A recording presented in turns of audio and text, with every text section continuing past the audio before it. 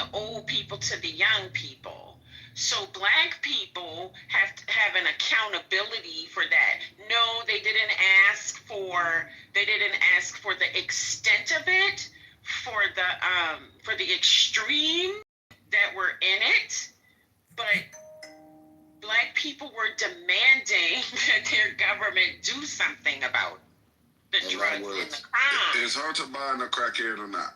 That was the politics of the time, too, Dr. Because you a crackhead. Yeah, you sound like you're you do something. But that was the crack and crime surrounding crack was the same thing as what immigration is right now. Like, it was the topic of the time. It was what people remember. Dukakis and they found.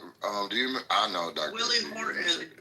Yeah, that was a big thing, and they ran. That was what you ran on, just like how people do trans and immigration and whatever.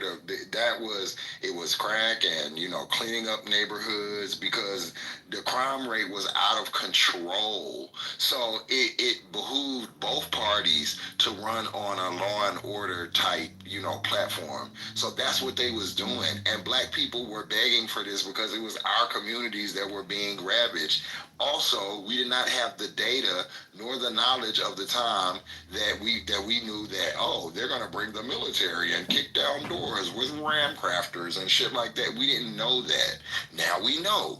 So we fixed it. We rectified it. Y'all act like y'all don't like this whole thing. I get it. If you want to have the point, but at least take say, okay, Joe Biden wrote the crime bill. Got it. You're partially right. But you have people giving you the other pieces to the story, and you just won't take it because you just want Joe Biden to be a racist. You can have him be a racist, but you got to have the other pieces to the story. Go watch it. It was televised and everything. You can see exactly what happened. You can see the Black people in there campaigning for this because I was fucked up. So that's all I'm saying. Y'all be so rigid to try to keep your same opinion. But that doesn't hold on. That doesn't take away, because I've heard what y'all been saying, and obviously I'm not going to take away from your points, because obviously if your opinion is that he could have redeemed himself right from racist talking points or racist bills or opinions, right? That's your opinion. But to me personally, I don't think that's a great. That's not my opinion. That's okay, let me finish. I'll let y'all go for mad long. Bro. How you let? I was respectful. This your room? To your this is your room to let people go. So if we have a different opinion, but you don't have the power to let. I just want to get that verb correct, but you can continue. So we get Rico. Go ahead, Rico. They're letting you finish. There you go. Don't go in circles. You be going in circles, bro. And it's not an opinion; it's a fact. I don't know. You can Google it. Yeah, go ask Gemini AI. It'll tell you. So, Rico, just to say this, I don't care, I don't care. If you as a Black man think that, that's your right. I don't believe in taking that, trying to tell you how to feel about a certain person. What I'm just saying is the facts and what else he's done. If you want to, rock with that, go ahead. We can't tell you to not feel that way.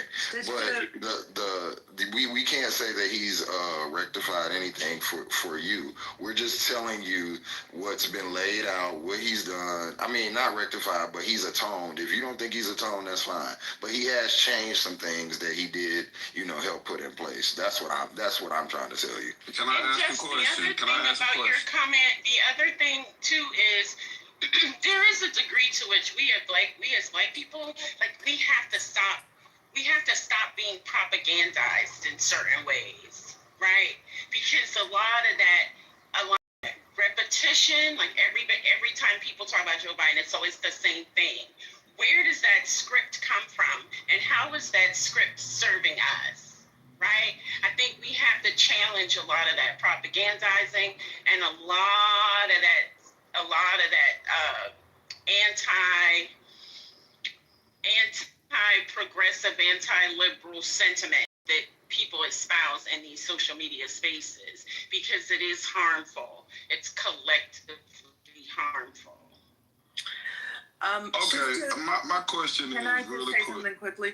Sister Told Ya made a good point in the comments, which was that apparently I didn't know this, the crime bill, there was like a preventative side of the crime bill, and that part was stripped by Republicans. I don't know if anyone knows anything about this. So we're gonna act like mass incarceration didn't happen because of this bill. Lord. It's all been Jesus. litigated already. Literally, you can research it. You can go look up Maxine Water atoning for the crime bill. What happened was George H.W. Bush, Ronald Reagan, they sensationalized what was going on. There's crack and drugs and crime in the community, yes. And black people were tired of it. And the Republicans saw that as an opportunity to, quote unquote, go across the aisle, and they added all of this shit in the crime bill that nobody asked for and nobody needed, under the guise of this is going to be the war on crime. We're going to stop crime and fix up y'all's communities. That's how we got stop and frisk. That's how they got the 3-strike rule in California. Literally all of this legislation, all of this shit was being passed right after the other, because they sensationalized what was going on in the communities, had people all scared and terrified, and making legislation from a place where they did not see how it was going to actually be implemented and how it would actually fuck up major people's lives. And then once they did, they went back and revised some shit. I don't know why that's so hard to understand. And the people are still alive. You can ask James Clyburn, what did you feel about the crime bill, and what did you do to fix the mistakes that y'all made? So I don't know why we over here acting like we don't fucking understand. Was it Okay, stripped so or the was it people that underfunded? died Because from if this you read it, crime bill, you Was think it they stripped said or was it thank you underfunded? 20 years later? That he so-called atoned, like the people that died from that shit. That's my point. And do you think they said, "Oh, thank you, Biden"? 20 years later, You're an imbecile. I'm sick of you. You're an imbecile. People die from bills all the time, so we're gonna just persecute everybody who ever passed a law where somebody died? Like, what is wrong with you? Is your brain atrophied? This is ridiculous. I'm sick of you. We moving on, because this is absurd. I'm getting dumber just listening to this shit. politically correct. Okay, great. Jay, please don't say nothing real quick. Pure blood. So for the past month or so, you have, like a bitch got in the comments, said, different things, and we invite you up. You definitely don't have the brain power to substantiate your claims, and then you make little, ad hominems attack. Homegirl, I'm not the one of the two. You are a broke bitch who doesn't even believe that you're black. Please go find you a therapist, a psychiatrist, and some money before you keep playing with me. Do this again with me today, and I'm going to cuss your ass out on every set that I see you on. And I'm dead ass serious. I'm about sick of you, girl. Now, you was cool at first, but you keep on pushing. Now, I'm going to cuss your bitch ass out. Keep on fucking with me, ho. What was said? Bitch, you heard every motherfucking thing I said, bitch. Nah, what was Now play the. Go read it. Go read What you it. doing, friend? What you doing, friend? hurting liberals? You keep talking shit. I always invite you up here. I'm cordial to you. I don't say nothing disrespectful to your dumb ass. But I'm not the one to be played with like that. So I'll let you.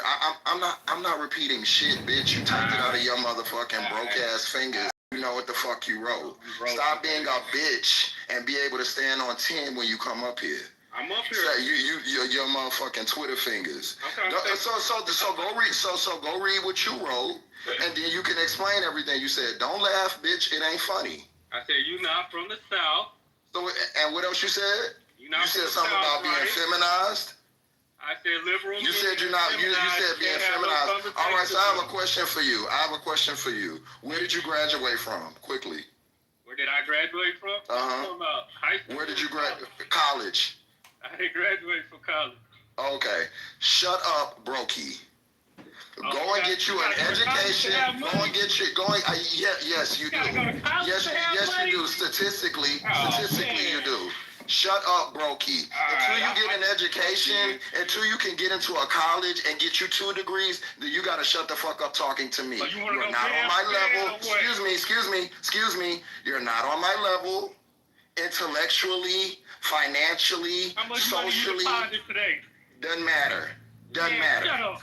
Doesn't matter. You know you talk to, boy? I do. A broke bitch, a broke self-hating bitch. I know exactly who I'm talking to. And unfortunately for you, I know exactly who the fuck I am. You don't. Go find yourself and go find you somebody to play with. You dumbass bitch. I don't need to be from the South. You don't speak for black people. You fucking Indian. You shouldn't even be here, Ghost Town. Bitch, if you don't take your motherfucking booty pox and take your ass on up the street, fuck out of here. You sit up here on every day and fucking represent a lost tribe and represent a ghost tribe. Hey, let's talk about shit real quick. Nah, you can't talk no shit. You can't afford to talk shit. You need to be working. Listen up. 1, you're not from the South. 2, spell that. You're not married. You aren't either. What? 3. You're not. Put an ugly ass on the phone if you're married, quickly. Hey, don't worry about it. We got Jerry Jones in the house. Hey, Jerry! 9 o'clock when you get off work. You, cause in the chat you talk about your side bitches and everything else. They give you $5,000. I don't have to depend on anyone. Would you like $5,000 from me? I got it. Do you want to give it to me? Hey, Jerry! I know you bum because you're my bitch. I ain't finna touch you. Wow. She's my bitch and you're my bitch. That's how we do. We do levels here. Since you want to do patriarchy, you're my bitch. You don't get to talk until you accomplish as much as me. You don't get to talk to me. Thank you. You go back downstairs. We can continue. You bragging your ass. That's one thing here.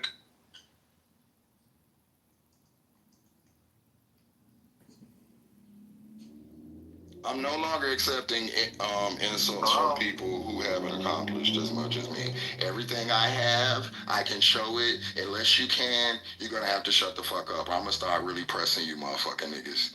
Because, bitch, y'all don't have no words. Y'all don't have no bars. I will really eat y'all up. And the thing about me is I can find you, and I'll pick your motherfucking looks apart. Y'all better leave me the fuck alone. I play with y'all a lot, but, bitch, I ain't no motherfucking arcade.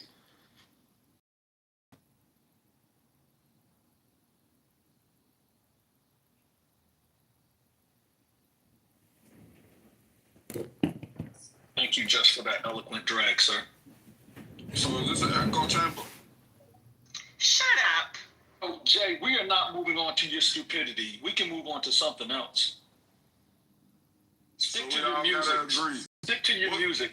You might be good at that, but intellectual conversation, you're not good at that. So, hold on, we all have to agree on the same thing. No, we don't have to agree on anything. Let's have a spelling bee. Can we have a spelling bee? We gotta have a spelling. Yeah, let's have a spelling bee. A spelling bee or a quiz off. Let's do that. Can we do that? It's my fave. So we all have to agree in here? Like... No. We just have to have a spelling bee. Can you do that? We're not doing onomatopoeia. Do you want to have a spelling bee or not? All right, spell pterodactyl. Do you want to have... Are you serious? With me, man. Are you serious? I don't know. Some of these people maybe shouldn't be able to vote. I'm beginning to feel that way as well. I'm sorry. I'm feeling like some of them shouldn't be able to vote. What are you doing at a booth? You're not even accepting nothing. Like people are giving you all you. If you mad at Joe Biden, just say that. You could keep on saying the same thing over and over again. People are giving you new information that's verifiable. It's not like you got to even take it from us. And you just, no, it's Joe Biden. I don't understand. There's literally videos of him lobbying for the crime bill. Okay. What do you say? And didn't I just tell you that there are videos of the National Black Caucus doing the same thing? Lord There's a video of George H.W. Bush in the Oval Office with a bag of crack. So wait, let's just pause there. So if there's a video, okay, hold on. if there's a video of Joe Biden doing it, but there's also a video of, let's just say, black people, but specifically the National Black Caucus doing it, what does that mean? Does that change the meaning to you or at all? One of them was the president, the other motherfuckers wasn't. Okay, do you know what a caucus is? Not the president. But okay, got it. Do you know what it is though? And do you know what they do? Not the president. Would you like to know what it is and what they do? You sound like you want to say it. Go ahead, buddy. I mean, it's really not about this. I'm really just trying to give you some information because you're walking around silly right now, bro. We So, wasting our breath so- because the argument don't even make no damn sense. Talking about one of them was the president and one of them ain't the president. He wasn't the president when the legislation got passed. He was the senator, just like the people that was in the House and in the Congressional Black Caucus. So if you don't know, then you don't know. But you really need to just educate yourself instead of forcing people to try to educate you. Because you're stuck, you're hell-bent on being dumb and trying to argue this point that don't make no fucking sense. It's apples to oranges. And at the end of the day, he wasn't the president when the bill got passed. And to circle back 20 years after the fact and try to remedy some shit is just further proving the point of him not being a problematic president. 20 years later, it's crazy, but y'all got it. Harry, we been knew we got it.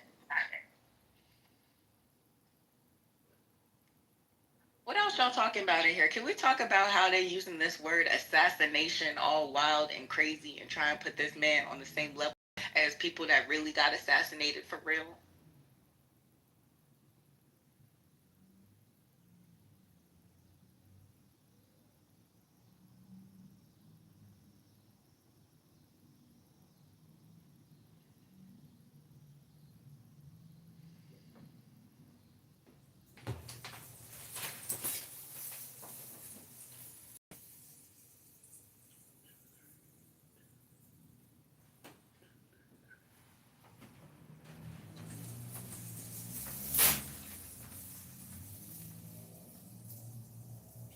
Somebody said, what is real assassination? I feel like real assassination is when you're actually a political activist for real, like a Malcolm X, like a Martin Luther King.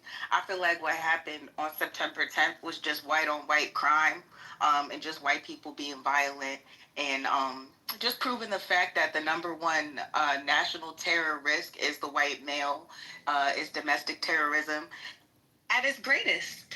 That's what I mean when I say it wasn't a real assassination.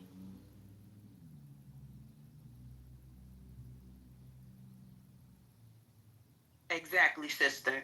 Exactly.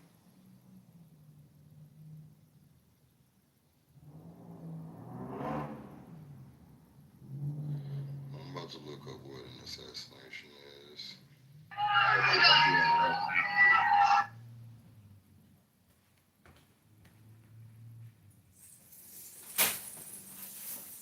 No, for real. I had to look it up earlier too. I was like, let me familiarize myself with what an assassination is, because why are we using this word? He got shot. Murdered. So I also don't want to, give any more credit than it's due, but from looking at it, what makes it an assassination is the target is high profile. The motive is not personal, but political or ideological, and it's usually premeditated. So that seems to fit. I don't know. I just feel like it's relative because, I feel like everybody knew who Martin Luther King was. I feel like everybody knew who Malcolm X was. I feel like everybody knew who Abraham Lincoln was. I didn't know who this man was until the day he got shot.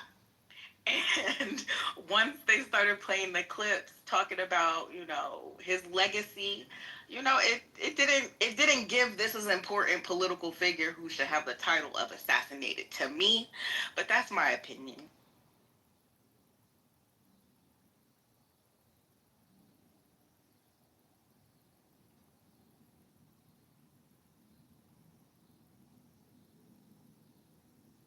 Yeah, so, I mean, where I'm looking at it, I would give it an assassination.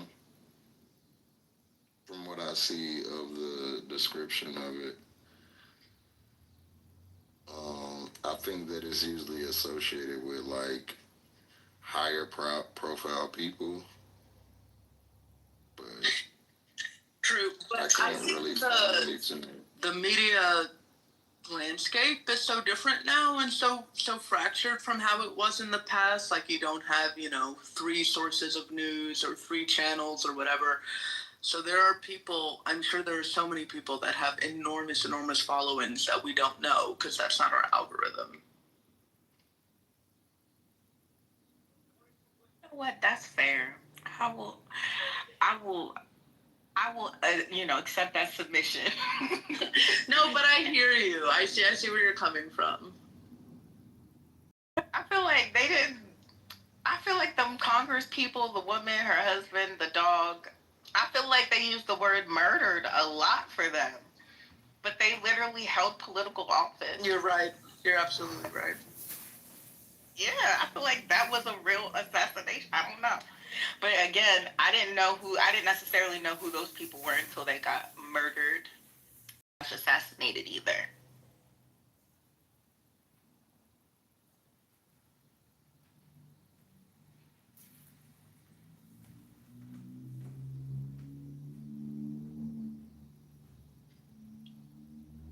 So you saying he didn't hold no weight? In my opinion, because I didn't know who he was. And yes, that is a narrow point of view, but that's my perspective. Okay. I mean, you literally made $12 million from spreading hate speech. Okay, so and I didn't know who he was. Like, does You making never money seen him speaking out of college before? But you know what? I think that's a perfect segue because I do feel like we need to be talking about who his funders are. So I've been looking at this, and there's a number of funders who gave upwards of, oh my God, 1.5 to 1.6, over 1 million, hundreds of thousands, almost 1 million. And I mean, I can say the names, but I don't think we know. Obviously you're not going to, I don't know the names. You probably won't either. But just to say that these are people who have strong support, they support not only, it's like one of the donations was coming from this group called Donors Trust, which is often described as a dark money conduit for conservative causes.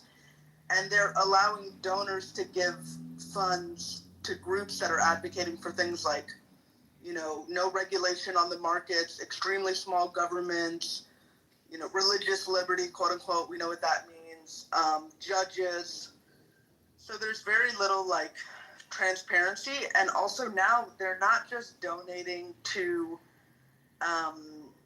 elect specific politicians, but they're actually donating to groups like Turning Point who can kind of set the terms of the public debate. Extremely anti-abortion, extremely it's really Handmaid's Tale stuff. And there's this group of very, very well-funded funders who are giving all this money out to people like Charlie Kirk. So people like him are the face of it. But actually, it's all of these shadowy figures in the background. They also donate a lot to super PACs.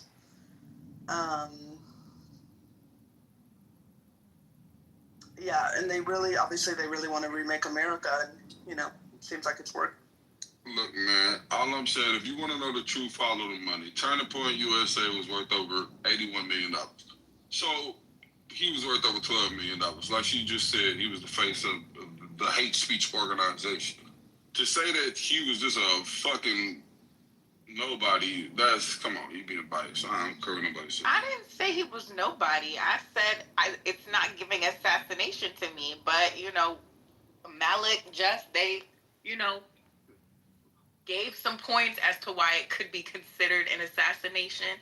I still feel like him a political activist is out of pocket because you're putting him in line with people who actually were political activists for real. This was Candace Owens with money, basically, in my personal opinion. Like I'm saying, like I think the truly the most effective people, if you want to know who's really out here reshaping things, it's the people who are funding these folks.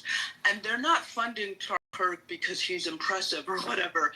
Like they're funding a particular message. He barely even had a following at all when he founded Turning Point. But they're looking for people that they can prop up so that they can stay in the shadows while other people become the face of this thing. And obviously they tell you what to say. And we know that even all of the, remember there was that court case about all of the manosphere, right-wing bloggers, and they were being like funded by all these Russian state entities.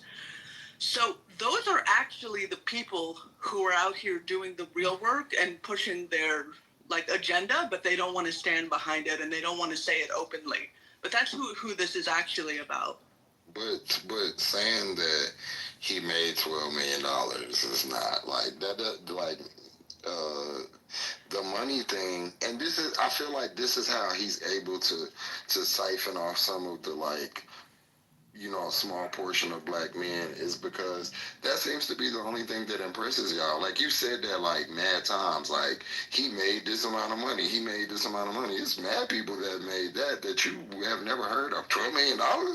That's not I don't have it. But it's people that we never heard of that made that, yesterday or whatever. So, but he's able to impress y'all with such little trinkets, bro. And it's kind of embarrassing for the rest of us, because it's like you so stuck on this $12 million, and then you he's somebody because he has $12 million. Like, is that your ruler?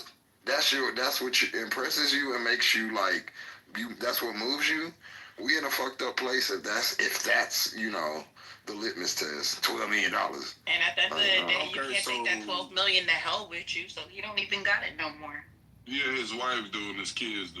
But check this out. And what they're about to get, I'm pretty sure it's gonna be a big crowd fund, and they're about to be a lot richer from this man passing away. But all I'm saying is, we can be politically correct, or we can be correct. And all I'm saying is, he was a successful hate speech person. I don't agree with too much of nothing. I don't agree with shit he said. All I'm saying. Damn, look, I got muted again. Let me shut up, y'all. You can stop right there. He was a successful hate speech person. Full stop. I agree with you. But the thing that we have to understand, what I'm trying to say, is anyone that traffics in that kind of hate speech, right, and has the potential to build a following or wants to be a public figure that way, fits a particular demographic, they will be supported. They're looking for messengers for this message. It's not like the messengers are already there and then they're getting supported. He was backed by Home Depot, a co-founder of Home Depot.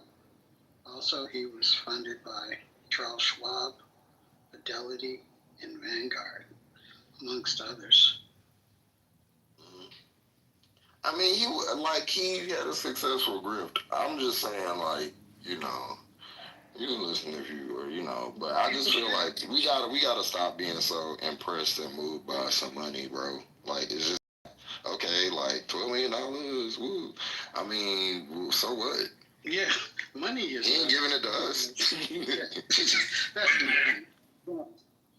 I mean, I don't even get why people are even talking about. I never said I was impressed, but you got it. But you keep mentioning it. Okay, well, maybe you're not impressed, but it's of note to you. And it's of course he's going to make money. He's a grifter. Of course he's going to make money. And then you accompanied it with, so I guess you that means he's nobody. Just because somebody has money, doesn't make them somebody, quote unquote. And it's just it makes me sad for black men when I hear these type of talking points, because it's bro, so okay, none of that stuff really means anything, especially to us as black people. Yeah, but Facts are facts. Okay, but what did it? So I'm really curious now because I hear so many people like say this stuff like, all right, so he made money doing a grift by disparaging people that look like you. He would have hated you. So, yep, you're right. So why? I mean, what is your ultimate point? Is it just that he's a prominent figure? I'm not sure. Like, okay, let's accept the premise. He made a lot of money. He was incredibly successful. Okay, and from that premise, your conclusion is what? My premise is there's a problem in this country where somebody can make $12 million from hate speech. Yes, and the problem is dark money. Okay, that's more valid than, I mean, I think, okay, I take that. So I think so too. But my thing is, I don't want us as black people, or black men especially, to be so moved because that's how they play on us. Is because, like, I'll say something that you ever seen when Meek Mill was jumping up and down on the basketball court at that billionaire house? How stupid that looked. That's how we look when we be like, oh, you made some money. Ooh, that's a lot of money. Like we gotta like chill on that. They be getting us. I'll land. Yeah, the way I see it. Oh, go ahead. Yeah, the way I see it, he raised $12 million to get a president elected, and now that big beautiful bill got passed, so he was part of that. So if we don't care, then we're gonna not pay attention, because if you're in the Super Bowl, you're gonna look at what your opponent has going on to make sure that you're equipped enough to go to battle against them. So we're not saying we're impressed, but we gotta make sure we're paying attention. Otherwise, there might be some shit in that we can learn from to overcome them. So that's all I'm saying. Just pay attention. Hey, guys.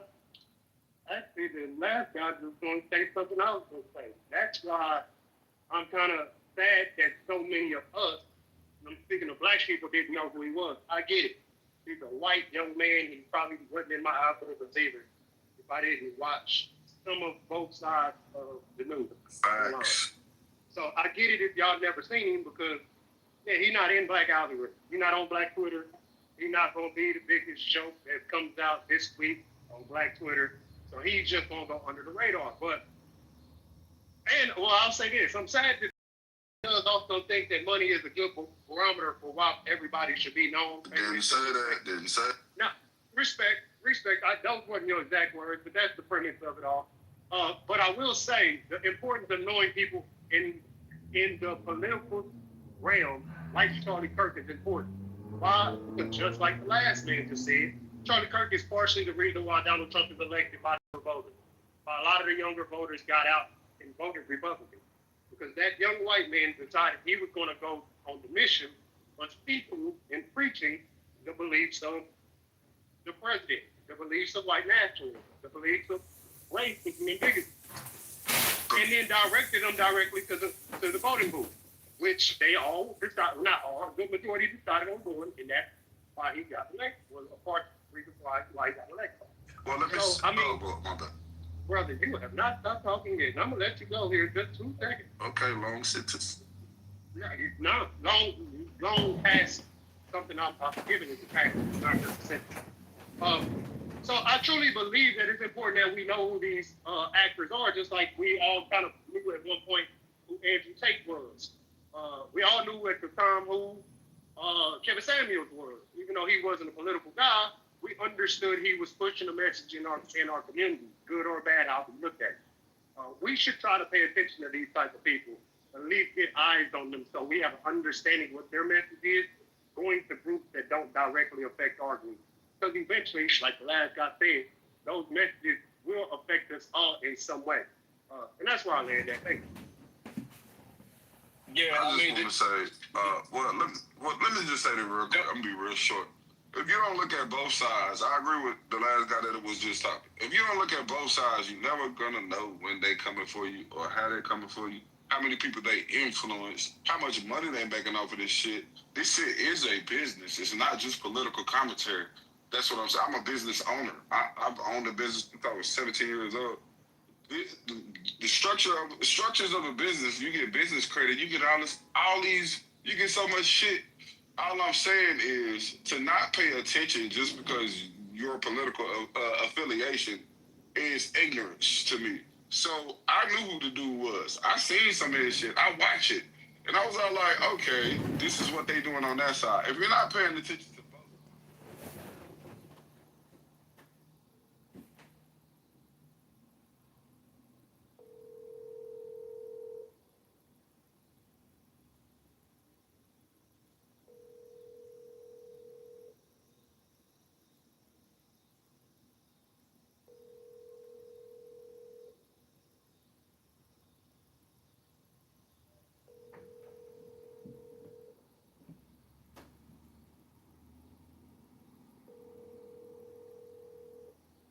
Your call has been forwarded to voicemail. The person you're trying to reach is...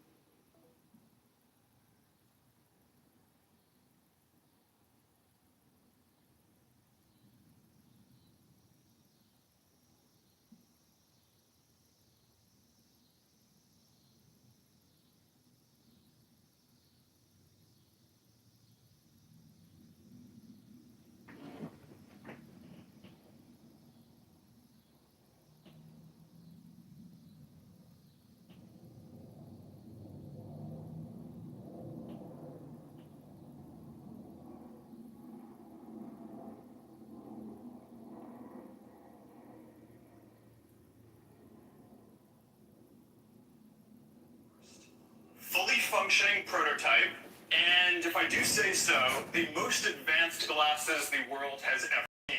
About a decade ago, I started putting together a team of the best people in the world to build these glasses. The technical challenges to make them are insane. They need to be glasses, they're not a headset, no wires, less than 100 grams. So this isn't just the first full screen, full wide field holographic AR glasses. This is also the first device that is powered by our wrist-based neural interface. We are getting closer to achieving the dream of Reality Labs. This is over.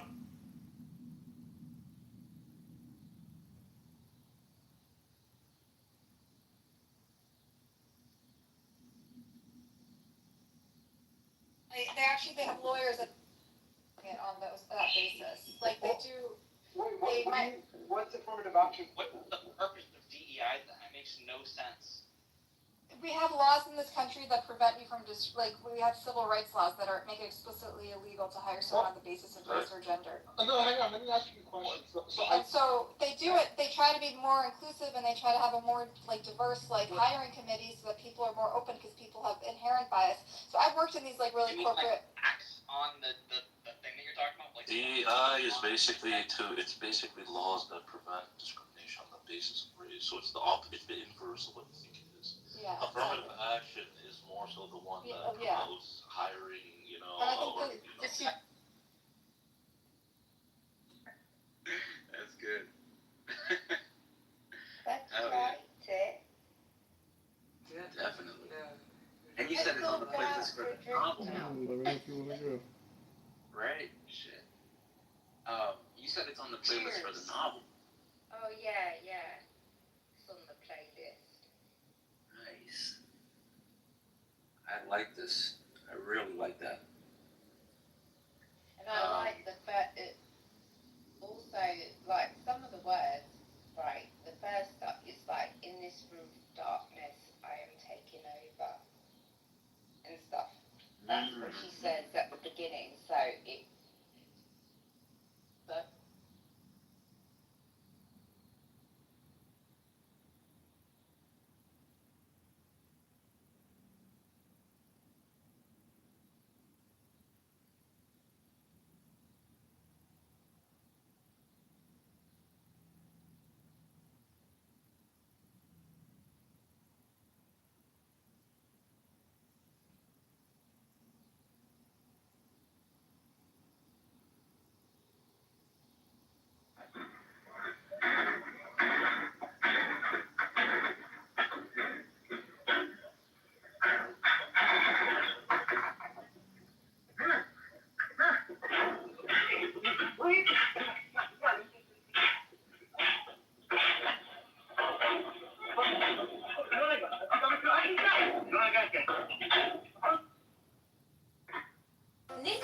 Gaza is a graveyard, but rather than end arms sales, extend sanctions, and stand by international. חשוב שידעו כולם וכל עם ישראל שידע שכל מה שיש כאן זה מתוך התורה הקדושה. וכל המהפכה שקורה...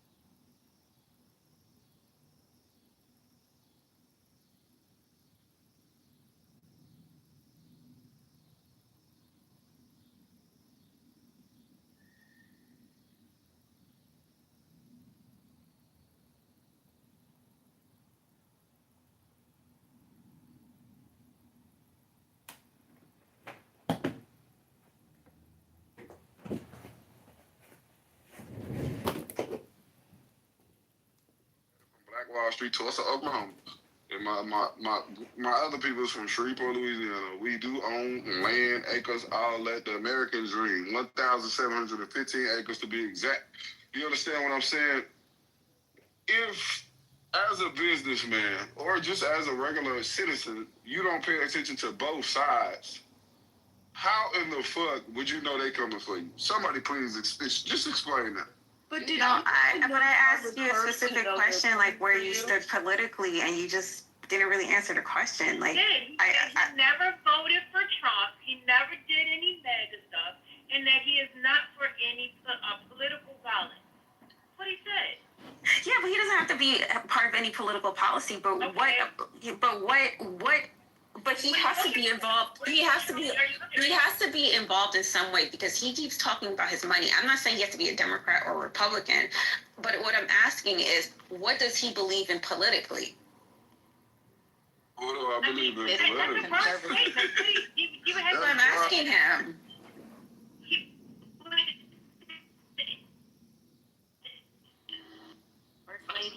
This is what Democrats lose. Okay, so that's just gonna be something that you can talk about. Well, she pretty much explained it. Like, I believe in great people. If you're not a great person, I don't believe in you. If you got hidden intentions, I don't believe in you. Does your family vote though? Because Louisiana is like one of them states that has the highest population of like black people, but like black people don't vote in them states. It's like Louisiana, Mississippi, Alabama. It's like the largest concentration of black people. So is your family politically active? From Oklahoma, you know where Black Wall? You know, have you heard of Black Wall Street? Hold on, have you heard of Black Wall Street? All right, I'm tired of Broken Arrow, stood up. So they're not going to let me finish. You don't want us to center you no more. Let's move on. No. It's not about centering. We're having a group conversation, right? And I went to college. This is what we did in college. You know what I'm talking about? So check this out. My daddy from Black Wall Street. There's way more black towns than because somebody gonna go, Black Wall Street got destroyed. Yeah, we have the most black towns in America, in Oklahoma. Google it. Check that out. But anyway, I'm for black people. Straight the fuck up, but I'm for good people too. You ain't gotta be black to be good. I'm just for good people. You feel me? And all I'm saying is, look into these people that y'all wholeheartedly are so. And I'm just gonna shut the fuck up.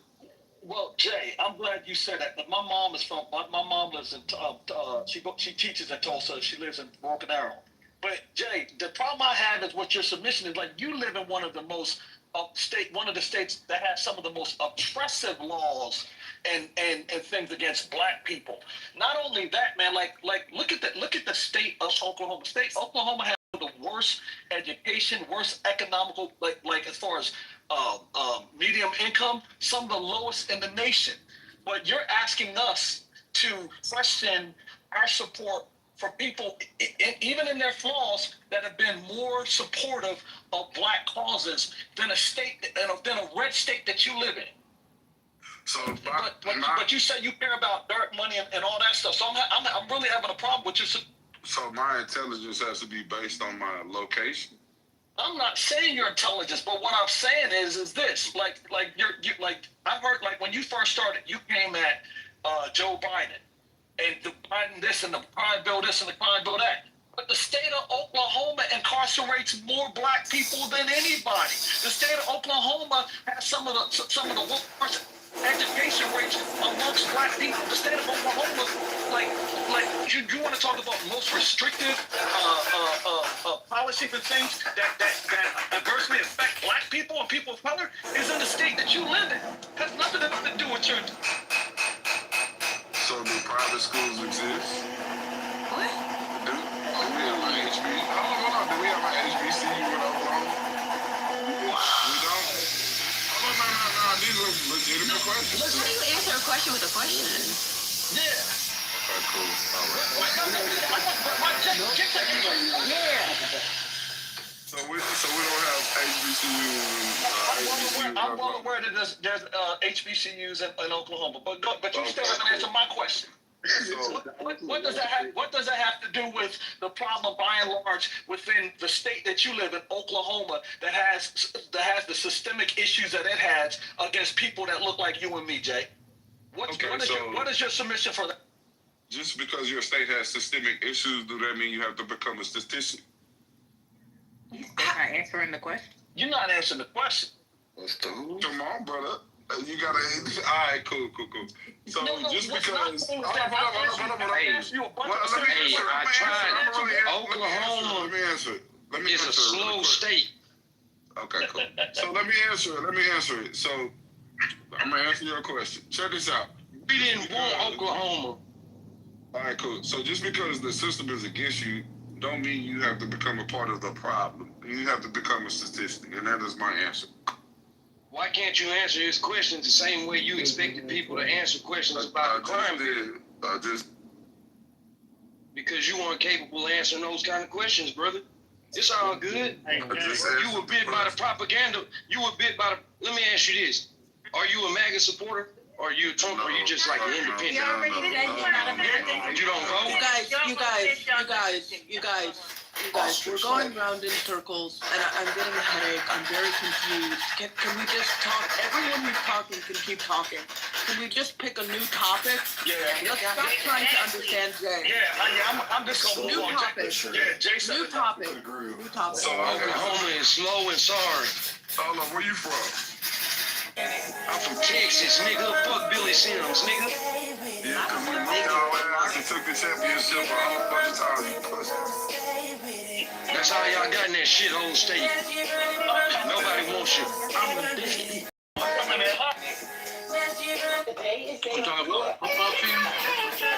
Look, man, I'm just trolling the nigga from the remedial state.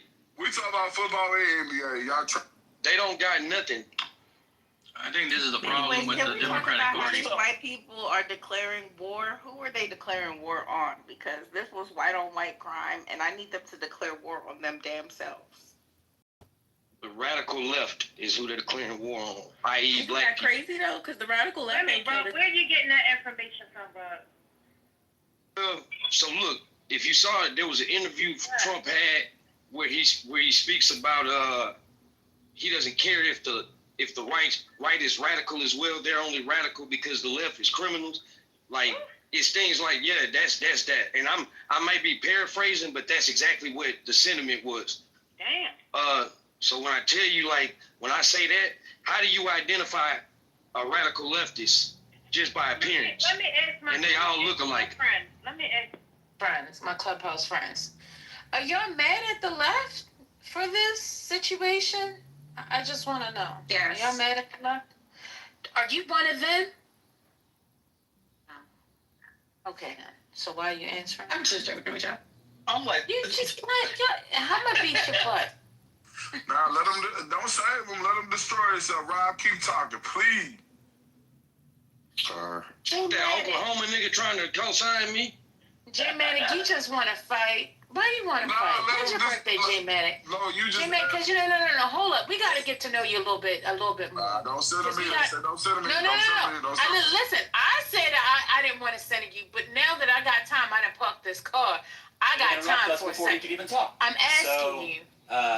When is your birthday, sir? 200 people deported without due process in El Salvador. That's it. You're Leo. Got it. Why y'all like to be was actually loud? deported. It was not a U.S. citizen. That's not a liar. It's not a U.S. citizen. It was actually People will fight with you, but they want to fight. They will fight the argument all day long. What about the voting bill? You didn't even vote. Hey. You're right. Non-voters are hilarious. Hey, Kiana. What's up, Kiana? What's up, Rob? Hey, first lady. You sound real good. You out the Hey, lady. what's up with it? What's up with it? What's up? I know some of you. Wait. Let me just say this. Hey, I'm gonna put the PTR right now. I'll put the PTR now that I saw on Twitter. Some people are gonna go to hell. I can promise you that, because. When I put it on, I was I'm driving. Okay. When you just keep looking at my PTR, you'll see it. Just give it a second. Well, you can tell us what it's about. What's going on? Okay, let me just tell you what it's about. Right with it. You know that infamous Tupac picture where before he got shot. I saw that. That's dirty. It's the picture of like how a couple minutes before he got shot with Suge Knight, they have Charlie Kirk and He is to depart these lands. That's nasty. I ain't going to hell with y'all. I don't laugh at that stuff regardless. I don't care who it is. Some stuff I just don't laugh at. I get it. That's the culture. Oh, go ahead, Jay. Go ahead, Jay. You got to be the center of attention. Go ahead, Leo. What that man just said. So, y'all know, this man Charlie Kirk didn't shake up the Republican Party until he just said the Epstein file should be released. You understand what I'm saying?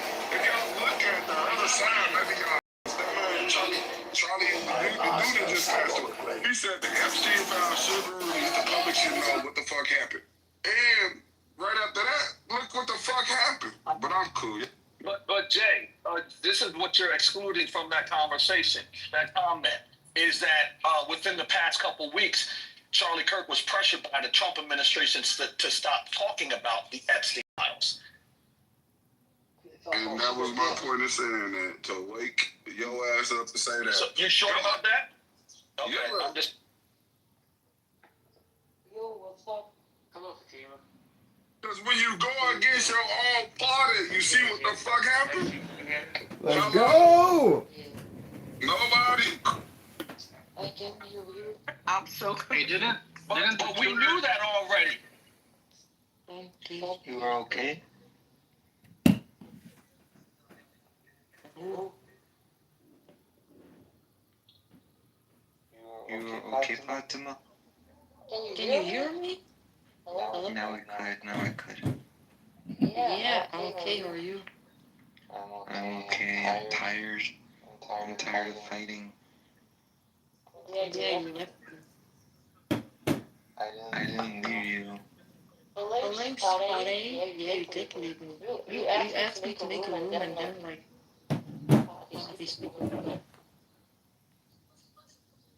Jamie, can you please mod Fatima? Why? Because you need to have a platform. Oh, I see what you want. You wanted me to share my opinion. Yeah. About the whole situation.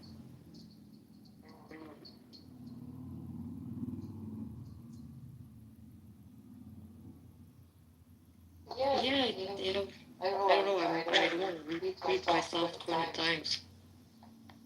Are they still in Almost room? Let me see.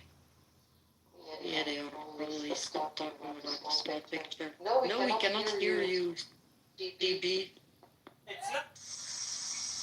Oh, he's having some audio issues again? Okay. Right there. JB louder. Yeah, well, Louder. Louder. we can hear you now, JB. Thank you. So, nice. Louder. You may be able to hear me better down there because you're reading the deck. MG, how you doing? So when I open rooms, it's not letting me, I can't speak for some reason. That's why I need you to come in so I can mod you. No problem, no problem.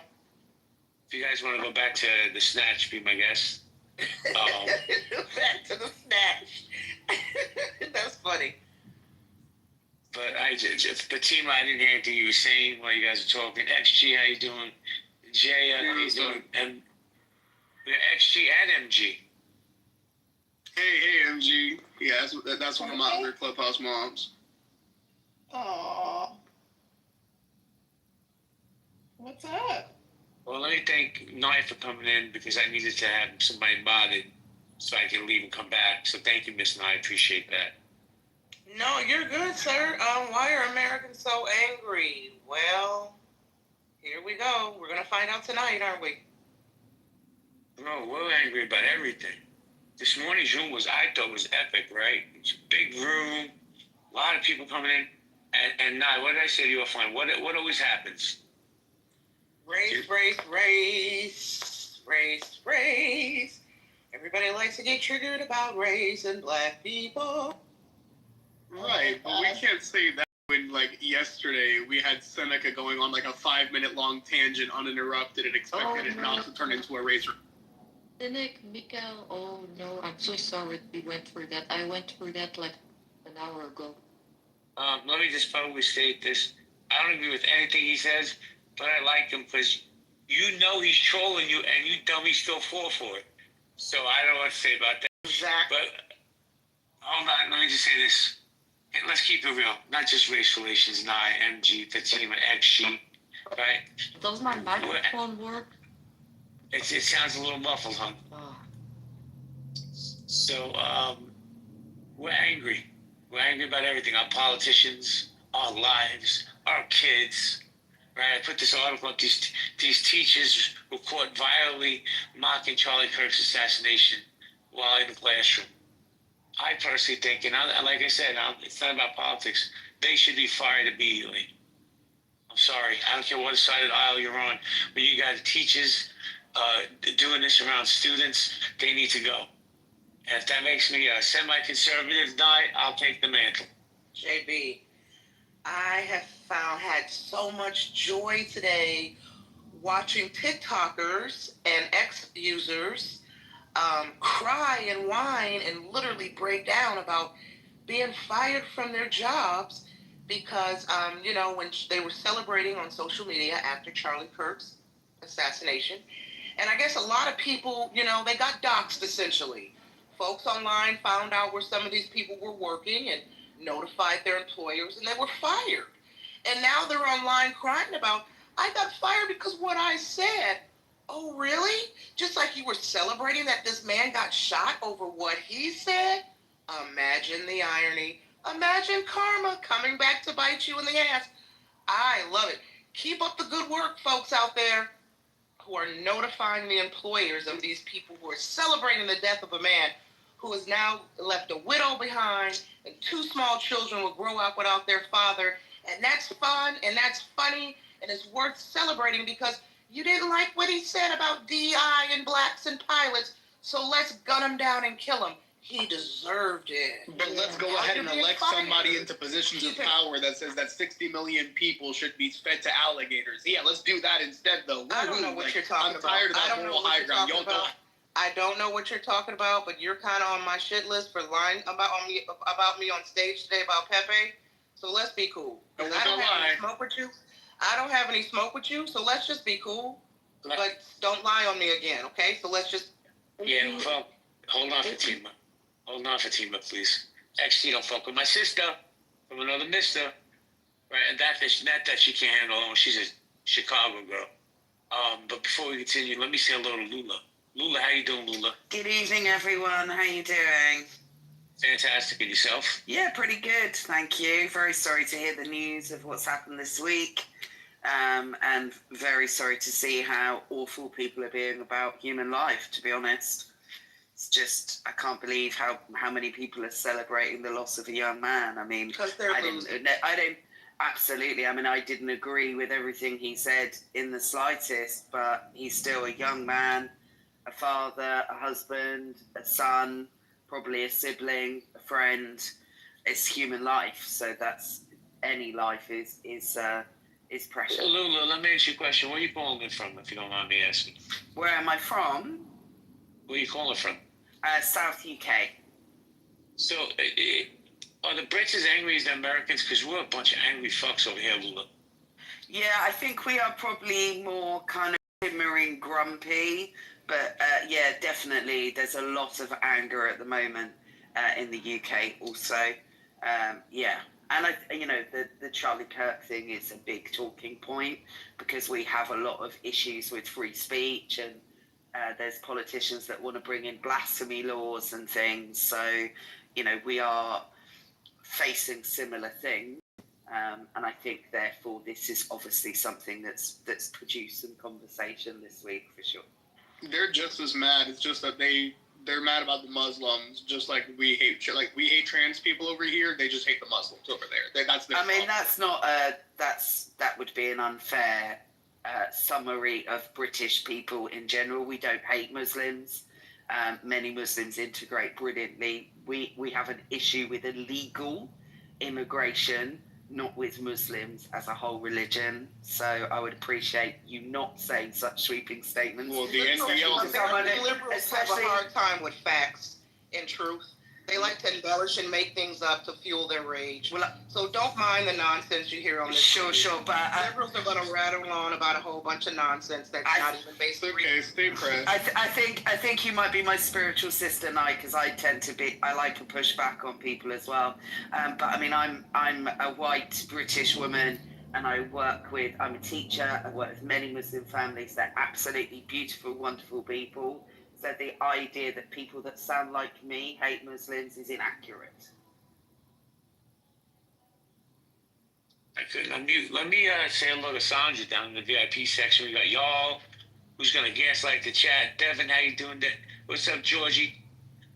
So let me say hello to MG. MG, how you doing? What's up? How are you? Man, I'm fantastic. But you and I've had discussions online, offline, and I can feel. And I'm being serious. I can feel how sad you are for our country. Why Americans? Why are we so fucking angry all the time about something?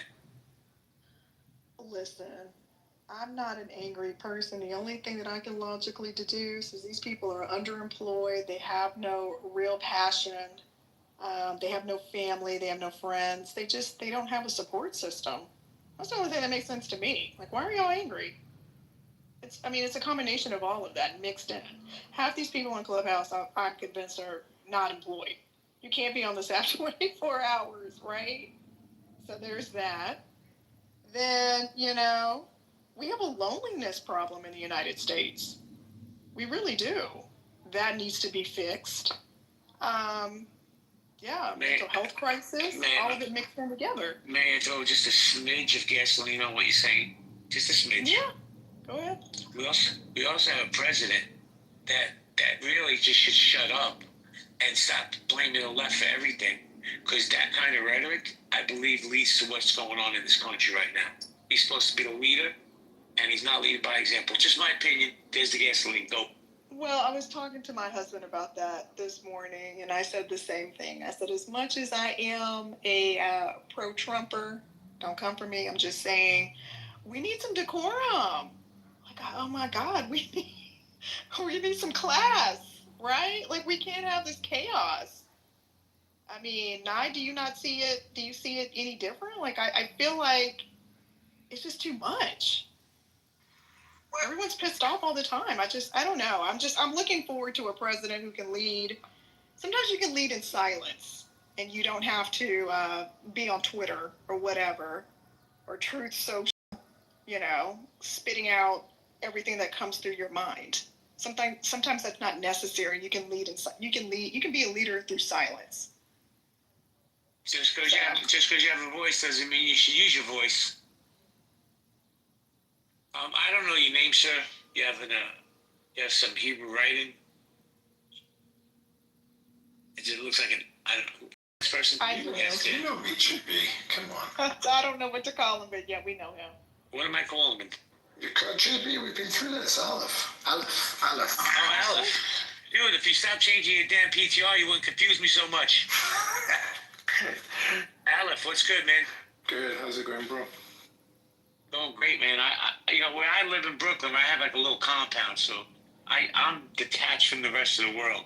So when I come on Clubhouse and I hear, bro, no bullshit. I don't care what color you are, what political affiliation you're with.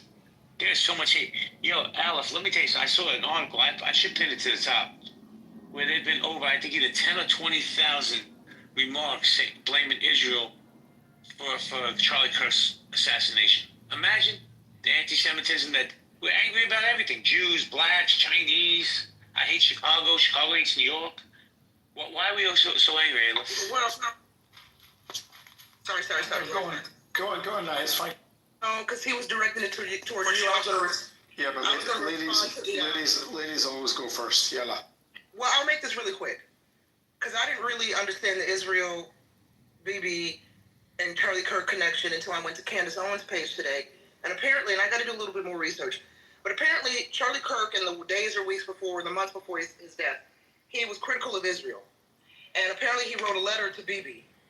And Bibi, according to Candace, used this letter today to kind of, in some sort of propaganda machine, to criticize Charlie. And she's saying what Bibi did with this letter is not fair, it's not right, and she's calling on him to release the whole letter. I guess the impression that I'm getting, again, I need to do research, Bibi is using this letter to suggest that Kirk was anti-Israel, and apparently that's not the case. And so that's the talking points, that folks seem to think that Bibi or Israel government had Charlie Kirk assassinated for whatever he said or put in this letter and his criticisms of Israel, which there is a clip which I watched today of him calling out the Israeli government and Bibi Netanyahu for something. I don't even remember now at the top of my head. I shared the clip. But yeah, JB, to answer your question about why Israel's involved in this. So I'll just come back also and say that anyone can criticize a government of a democratically elected country. There's absolutely nothing wrong with that. That's why people have democracies. You don't like the government, you can call them out. You don't like the leader, you can call him out. And it's everybody's right to be able to do that. That's free speech, especially when it comes to democracies. When it comes to Israel and Charlie Kirk's possible, disagreements with how the Israeli government is handling things, he was entitled to his opinion. And Bibi actually has come out on the last 24, 48 hours with many comments on Twitter especially about how Charlie Kirk was a supporter of the state of Israel and how he was a lion-hearted friend of Israel, in Netanyahu's words, and that he was murdered for speaking truth. And an organization that I'm close to, also a Jewish organization, says the following, that political violence has absolutely no place in this country. There's absolutely no reason, no excuse, no political view, and no issue that justifies violence against a fellow American. And Charlie was a shining light in these troubled times for the American Jewish community, and we are deeply saddened by his passing. And people with goodwill, and these are the two words, goodwill, must condemn this horrific murder. He was a fearless advocate. Charlie was a fearless advocate also for freedom. He was a supporter of Israel and the Jewish people and a friend. And he was cut down actually whilst doing what he loved to do, which was communicating with the next generation of American leaders on college campuses about the issues that affect us all. And we should not, and we will not let this murder win.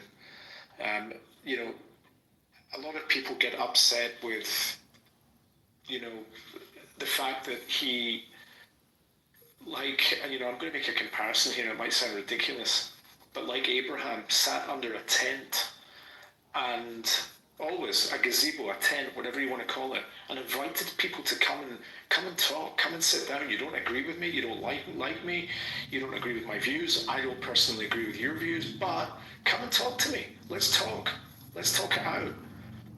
You can hear my point of view, I'll hear your point of view, and if you don't like it, that's fine, but we're still human beings, we're still in the same country, we're still part of these great United States.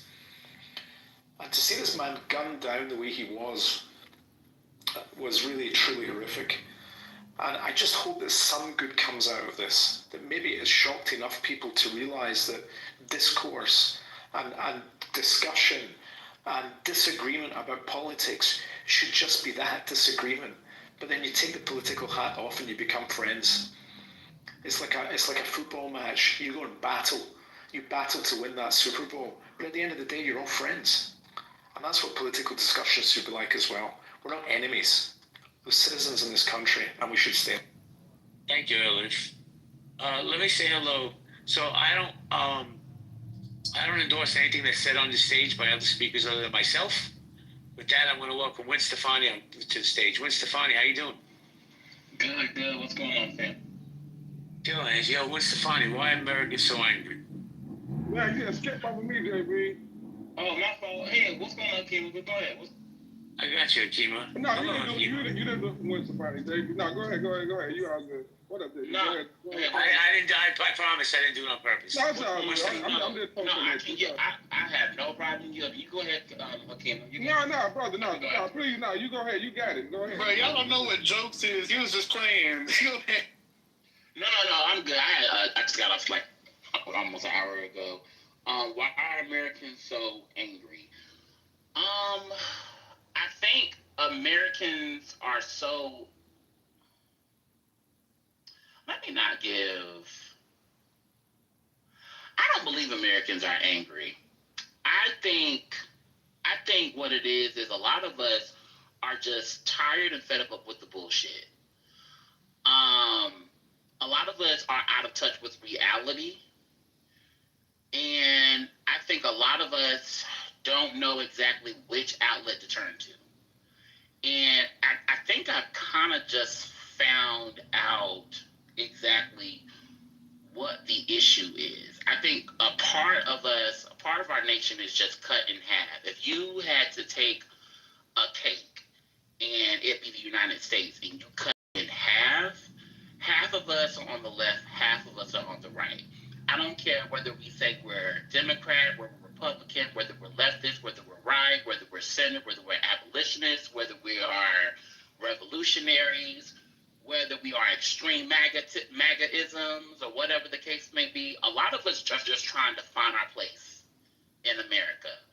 And I don't think all of us are angry. I think all of us are just confused. A lot of us are fed up. And a lot of us are out of touch with reality. And I don't endorse anything that anybody says on this stage either. I don't want anybody to endorse anything that I say either. But anybody that can look to anybody and say that it was a great detriment and a great loss, absolutely anybody's life that's lost to the hands of gun violence, yeah, that's horrible. It's deplorable even. But I'm sorry, these past few days, this week, I have felt like I've been demonized and I've been forced to try to echo and verbalize some form of empathy for a person that I had no spiritual connection to. And one would say, oh, you're angry. No, I'm not angry. I'm just frustrated because I feel like people are trying to impress upon me their views and their customs and their values, and everybody's value system isn't the same. And that's what makes us beautiful. In the midst of all of this quote-unquote anger, frustration, that's what makes us beautiful. But to make me feel like I'm obligated to have some form of empathy for a person who did nothing but gaslight, and all he talked about was the reason why the black community was the way that it was. As if we didn't have nobody in the black community to speak about it. And I think the problem is you got us all jumbled up together, cut in half like a cake. A lot of us don't know where we stand in the nation. Such a beautiful, beautiful, ugly nation. We're trying to find where we stand. And it just really dawned to me today that I think we need a new civil rights movement. We do. We need something that's going to fuel us. We need to pivot. Like, he's dead, he's gone. Okay. For those who want to grieve him, grieve him. But I think what it is we don't need to hold back and say, well, I don't think it's not right for me to express my First Amendment right. No. You don't stop expressing your First Amendment right and and doing your thing on your own platform because somebody loses their life. Just because they did it the wrong way doesn't mean you have to do it. Land your plane with Stefani, please. And I have a question for you. I think we need a new civil rights movement. I think the right has always had it right. They have leaned and yearned towards their social media influencers. They are attached to Donald Trump. It's time for us to really wake up and really smell the coffee and really stop trying to just, not acknowledge the elephant in the room. You attach yourself to Donald Trump. There's no good in Donald Trump. He is an evil man. He is a wicked man. He has no soul. He's soulless. Thank you. We need to really, really just acknowledge that it's time for something new. Wait, I have a really quick follow-up. Can I ask him a follow-up question? Sure. I just want to say, guys, if you're on stage, ping people in. Okay? When Stefani, rock with me for a second. I won't take long, okay? One thing I've learned about social media, especially on this app, our people, our beautiful black people, and not all, let me make clear, not all. Am I included? Yes, boo. One thing I've learned personally, we don't like black people who call out our bullshit. We don't like black people who hold our culture accountable, okay? We get angry. Hakeem was giving me some laughs because he knows he's giving me shit for giving criticisms, right? Some of our elders, even some of our past civil rights leaders were critical of the culture and how we can improve, how we can build black better, as I like to say. So, Stefani, what would a new civil rights movement look like to you, considering we don't even like to hear the criticisms or the suggestions on how we can improve, especially in a public forum where, dare I say, white people might be listening? What does a modern black civil rights movement look like? And what do the leaders look like, in your opinion? What their talking points? Sure, and I'm trying to be long-winded. That's my answer to you. You. Just what you said, just what you did. Right there. Prime example. I have no problems being criticized.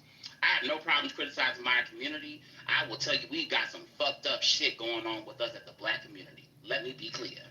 But there is a difference between holding the community accountable and gaslighting the community. On the premises of, let's have a conversation, let's build. But you don't do it by gaslighting a sovereignty of people that you feel like is a detriment to the whole entire nation.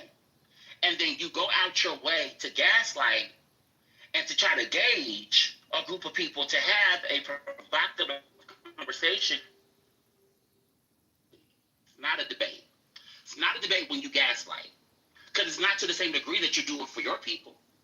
And when you go out your way to try to purify something, like for instance, i.e., you spent most of your time on your platform trying to purify the fact that your people is not the reasons why your people is stuck in the rut that you're stuck in. Your people are stuck in the rut that you're stuck in because you don't know how to be resourceful and how to be efficient with your resources. You don't gaslight, though. You don't gaslight by saying, well, if it wasn't for you all bombing Black Wall Street, then we'd be farther than what we are. But then you turn around and you say, that didn't really happen, though. I'm sick of the bullshit, Nine. I'm sick of it.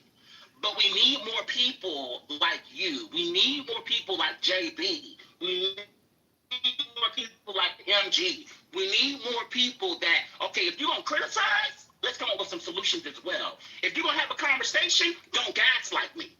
And let's be honest, this motherfucker gaslighted a lot of us. a lot of people who were not knowledgeable, and a lot of people who were knowledgeable, he didn't go near. But it's the gaslight for me now. So no, I disagree with you, my sweet black sister.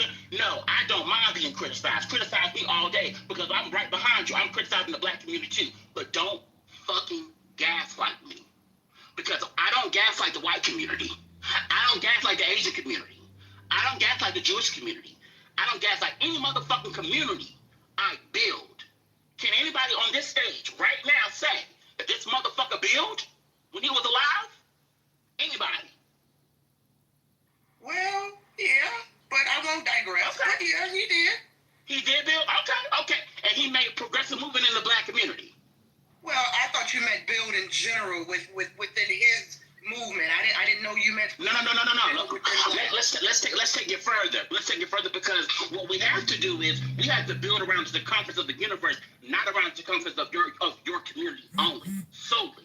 So my question to you, sweet sister, and to everybody on the stage, while this is live, did he build and did he provide progressive movement for the black community? He did. Yes or no? Listen, Gwen Stefani, I can say this. If this man's rhetoric and talking points, especially across college campuses, help open some eyes for some black people in the community as it relates to certain social and economic issues and how they view politics, the Constitution, freedom of speech, our rights, then yes, he did. But tangible though. What tangible progressive movement did he make for us in our community? I think mental and spiritual enlightenment is not tangible. gonna cut it. Wait a second. Wait, Stefani, hold on a second. And I'm going to say this respectfully because Hakeem is giving me side eye because he wants to go. But wait, Stefani, let me ask you a question. I say this respect. I'm just trying to get some clarity. Why is it his responsibility to build into your community? It's not. It's not. Have you heard me say that? It's not. But you're asking why. You're asking what he built about your community. Where are your leaders building in your community? I'm just curious. No. I'm not asking. I'm saying when he was alive, because since this week, and I'm not crying wolf, my sweet brother JB, but since this week, our president has lowered the flag to half-staff for this motherfucker. And we actually saw live people jumping off buildings on 9/11. Babies were murdered, killed. I ain't never seen a motherfucking president lower the flag at half-staff when any other body was killed in any other community. None. So I can appreciate now, and this is what got to have these open and honest conversations. It's not a race thing with me. Never has, never will fucking be. But I'm looking for real, progressive, tangible fucking movements. Not no emotional, spiritual, economic viewpoints. Hell, fuck that. We've had that long enough. I'm ready to put foot to work, foot to neck. I'm ready, grassroots. What were the progressive movements and progressive? Gwen Stefani. Did he make before he died? Can I give you this example? He did inspire Candace Owens to create Blexit. So, and if the Blexit movement was definitely for black awakening in the political sphere. Now, y'all might find that funny, but, waking up our people to the trick bag that is in politics on the right and the left, especially the left, because we historically primarily vote left. I don't think there's anything wrong with that. And if that's laughable, this is why we'll never have a new age civil rights movement. No, I think why we'll never. Stefani, I gotta jump in there because I got other people I haven't spoken yet, so I'll come back to you. I appreciate it. Hakeem has been patient. Then we're gonna go to Marquise, Maga, Rick, and Marshall. Hakimo, how you doing, man? God damn it! I almost fainted, Winston Funny. That was a big mistake. I should have went first. Like, what the fuck? You want to go now? Yeah, it was a good submission, though. I agree. I agree with Winston Funny as always. But I want to answer Nav's question briefly. Then I want to make I want to answer the question. Like you say, like, what's wrong with him speaking on black issues? First of all, because he don't care about black issues. He's just talking about it, just punching down. He's not giving solutions or trying to help or move anything in the right direction. That's not his intention. But black on black crime at the moment he was shot in the neck by a white dude. Imagine that. But, no, it's ironic. I agree. It's ironic. Yeah, right. So he should have been focusing on white crime opposed to worrying about black on black crime. But let me go to my point though. My point is to answer the question to the room. Americans so angry. I don't think Americans are angry. I think they just have too much time on their hands and they get in a position where they are too. They just say shit that's dismissive or mean because they don't got nothing else to do. They feel like there's no consequences for it. But then sometimes you find out there may be consequences. But to talk about like political violence, like Trump did this. Like go back to 2016 when Trump ran. What were the things he was saying in his rallies? Maybe he should have been roughed up. I promise you, I will pay for his legal fees. You know what I'm saying? He's saying he provoked, like he's saying like violence is the answer. One time he said like the problem is we're not being violent anymore. He literally said it. Like Trump has been pushing violence since he walked down floated down the fucking escalator. He's been pushing fucking violence. So to be confused and act like why are people violent? Because he demanded it. And he rewarded it. He rewarded the January 6 people with fucking pardon for being fucking violent. Like, let's be for real. Let's not pretend like who is not the number one culprit of what we're witnessing right now. So you hold on. Let's keep the queue going. No, do you want to say something? I just want to say something really quick. Hakima, I'm going to send you, not that this matters, but I'd just be curious at some point your opinion. It doesn't have to be today. I'm going to send you a link of a compilation of Democratic leaders calling for violence and promoting violence too. I'm not saying either one side is good than the other, but I'm just curious. I mean, we're always Trump, violence, but nobody says anything about the left and the violence that they have spewed or at least attempted to encourage among their voter base. Can you give me a few examples? Just a few. Nancy Pelosi, Jasmine Crockett. What's that woman's name on the West Coast? What was the violence? The black woman. Babes. I would rather just let you hear it from them directly. I'm going to send you the link. Give me 5. Send it to me too, Nye. But let me just say this. The difference between Jasmine Crockett and anybody else that's going to be on that list, they're not the president. They don't have the biggest bullhorn. They don't have the world's attention. Jasmine Crockett can say something and maybe get, 50,000 people on Twitter to follow. When President Trump says it, he's going to get 2 million people to follow. And JB, and I bet you whatever she sent me came after 2016, after Trump done amped up all this negative fucking energy throughout the nation. Okay. So you're right. It is. So I understand it's okay that the left did it because it came after Trump. So you're right. I won't even waste my time. I pointed out where it started at. I never said, I don't care about the Democrats. You know I don't. I pointed out where it started at. So so it'll be okay to be like, yeah, you're right. Trump did start this shit. But then, okay, the Democrats escalated. Not ignore the fact that Trump started it and say, okay, the Democrats did it too. At least acknowledge that this asshole started. I know. I'm waiting the queue. I got you, JB, because I didn't speak out. Okay. I got you, actually. So we're going to go Marquise, Rickson, MAGA, Jason, XG. Marquise, good evening, sir. Me, if you don't mind. Got you, Marshall. Marquise, how you doing? What's up? Pretty good. Can you hear me? Yes, sir. The mic. All right. What's up? I'm just going to try to keep it short and answer with efficiency. Gwen Stefani did have a point about he wanted a civil movement or whatever, and I think that to answer the question of the room, why Americans are so angry, it's because of a lot of the action, a lot of the events that have taken place that we haven't really had a control of. About the fact that laws have been changed that we really haven't been aware of. About the fact of what fucking Camel Toe Harris did as far as bringing immigrants over just for the sake of votes. And then we had the withdrawal of Afghanistan, the war in Ukraine, and Israel and Palestine. All of these things were were caused without Americans saying, hey, no, is this what we want? Is this what we want? No, but it's what you voted for.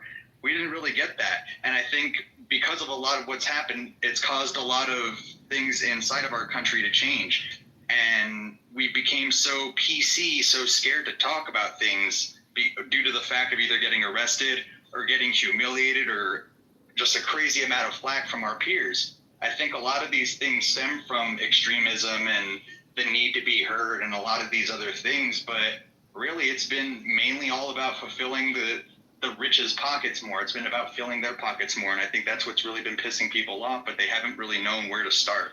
So I believe, to kind of piggyback off what Gwen Stefani said, I think that I don't think there needs to be a movement. I think there just needs to be a harder lesson in order for the people to say, you know what, it's enough, enough's enough.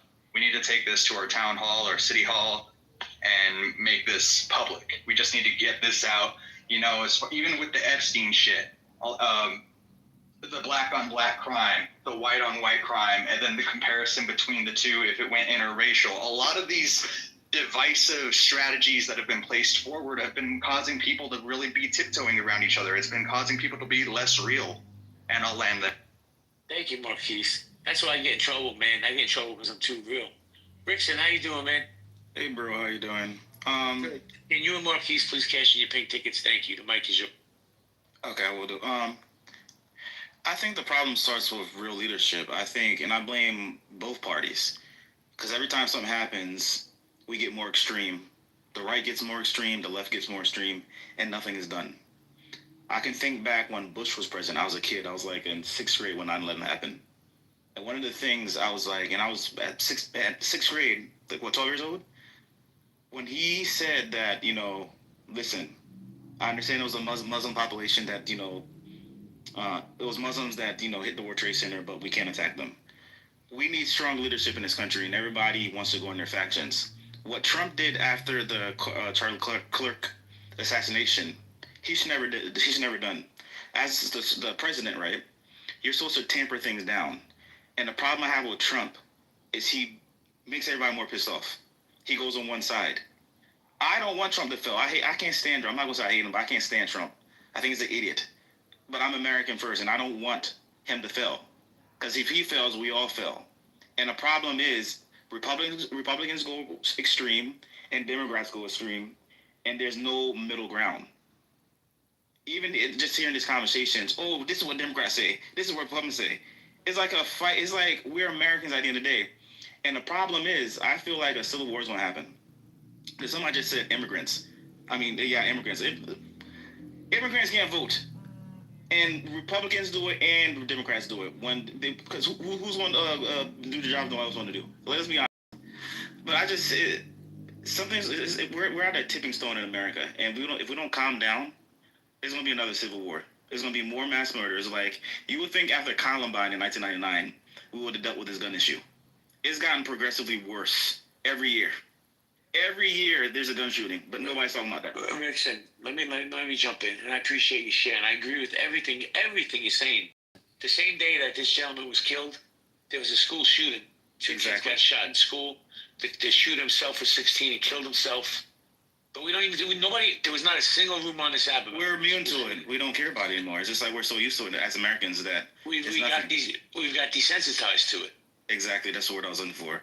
Other countries look at us like we're crazy because it just doesn't make any sense.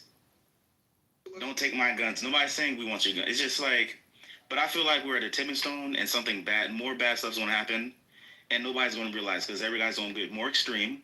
Republicans going to get more right, and Democrats going to get more left, and there's not going to be any common bound to keep us as Americans in our land. Thank you, Rickson. Appreciate you. Hold on, Marshall. I'm going to go to Jason, then I'm going to come to you, Marshall.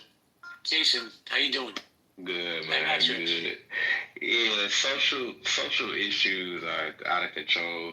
We more emotional now than we probably ever been.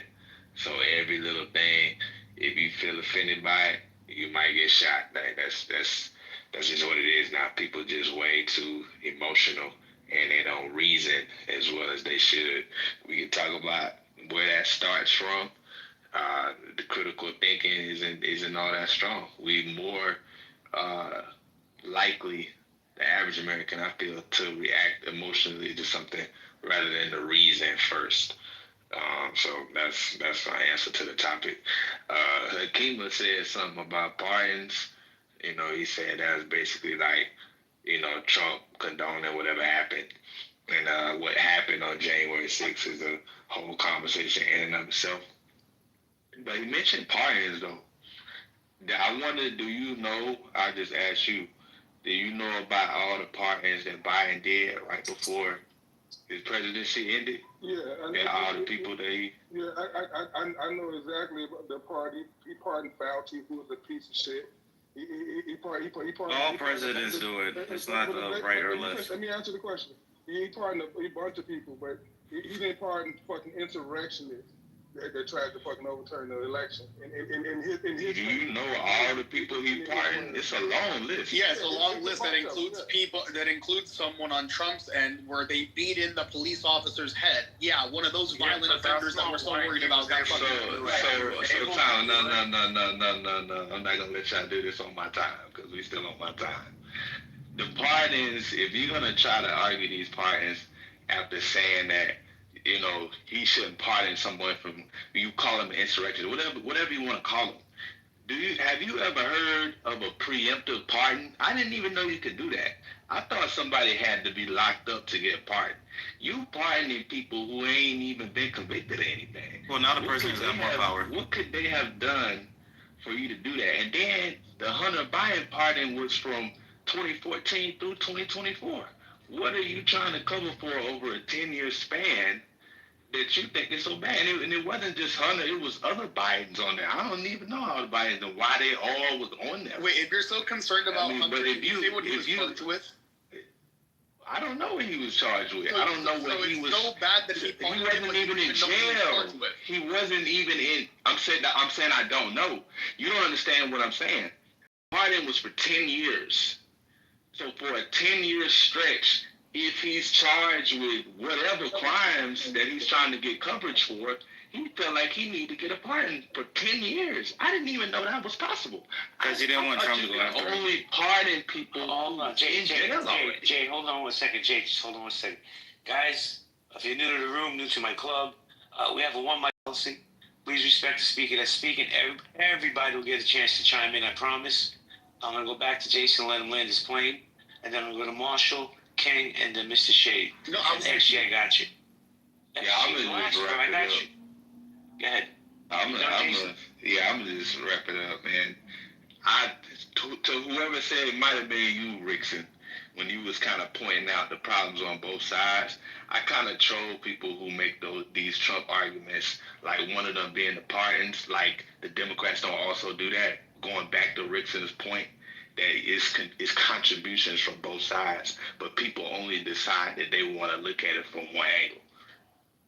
Thank you, Jason. You know what? I did make a mistake. I'm going to go to XG, King, Mr. Shade. What about me? Hold on, JB, hold on.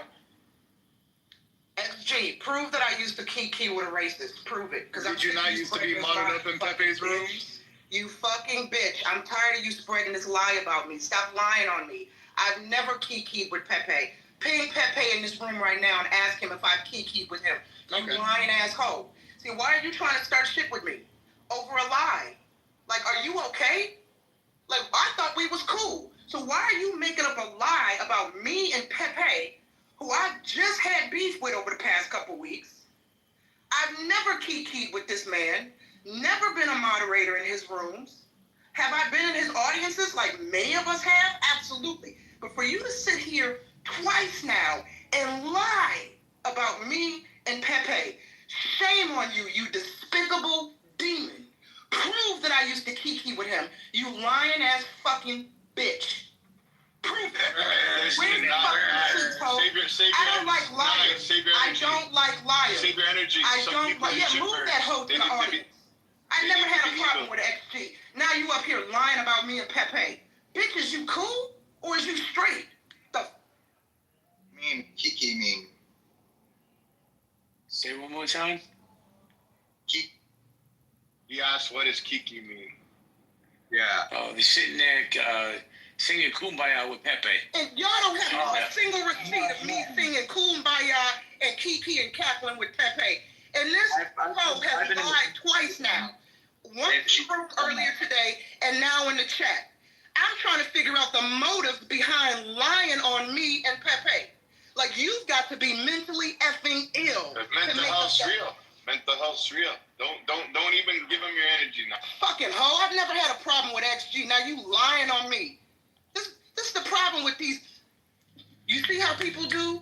Constantly lying on black folks, constantly lying on black women, okay? He's so triggered, he got to dig into a bag of lies to offend me. And it worked, ho, because I don't like liars. I don't like liars. Can I ask you a question? What did you miss? XG is lying. I'm sorry to derail the room, but I don't like that. That's not cool. Of all the people to lie on me on, and this hoe don't have one receipt to prove what he's saying. You lying ass hoe.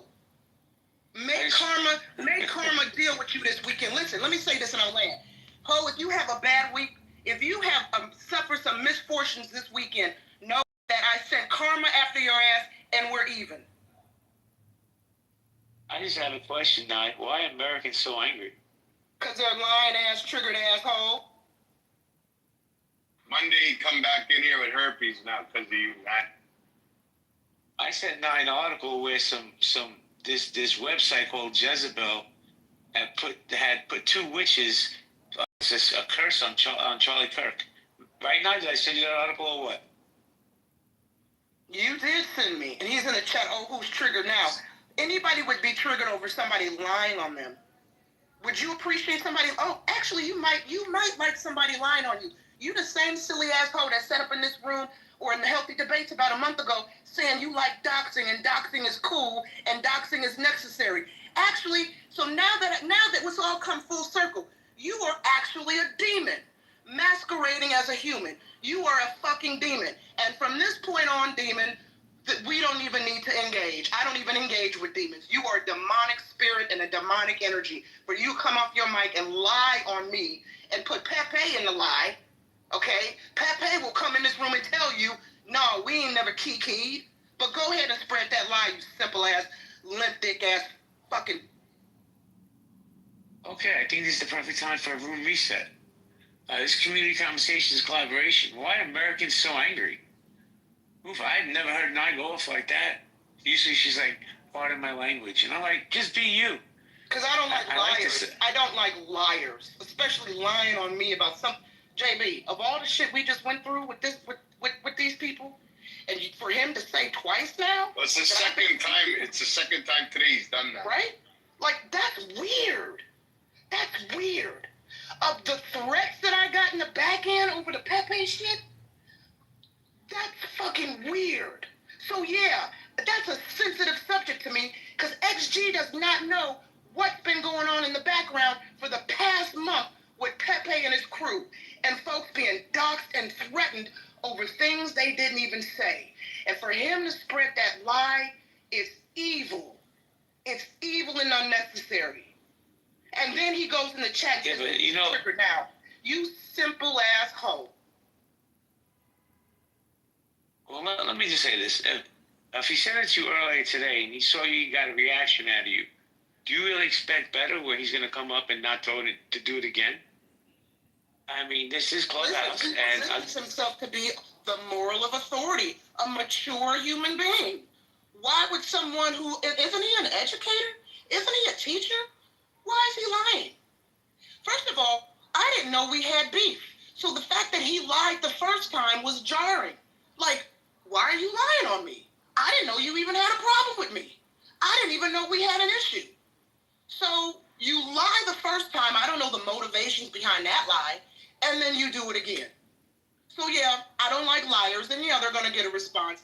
On this app, with that individual, it's weird, and people take shit and run with it, and you start spreading the lie after a lot of people have been privy to what's been going on behind the scenes, and now you're spreading a lie that Nye and Pepe were kikiing and cackling. Bitch, what? Can you imagine the rooms that'll open up about that? Off of a lie that started in a space that I'm modding? No, we're going to address that and nip that shit in the bud right here, right now. let me say this. Actually, I'm going to talk to you directly, man to man. I know you won't, but I think you should come up and apologize to her. I don't know if she'll accept it or not. I She don't sounds want his pretty apology. heated. I don't want it. He can take that apology and shove it in his ass where his boyfriend fucks him. I don't want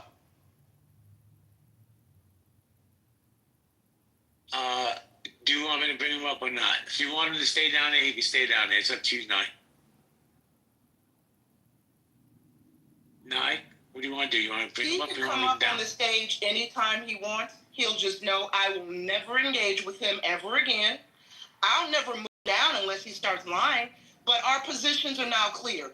This is your house, your rules. He can come up anytime. Because like I said, I've never had problems with XG.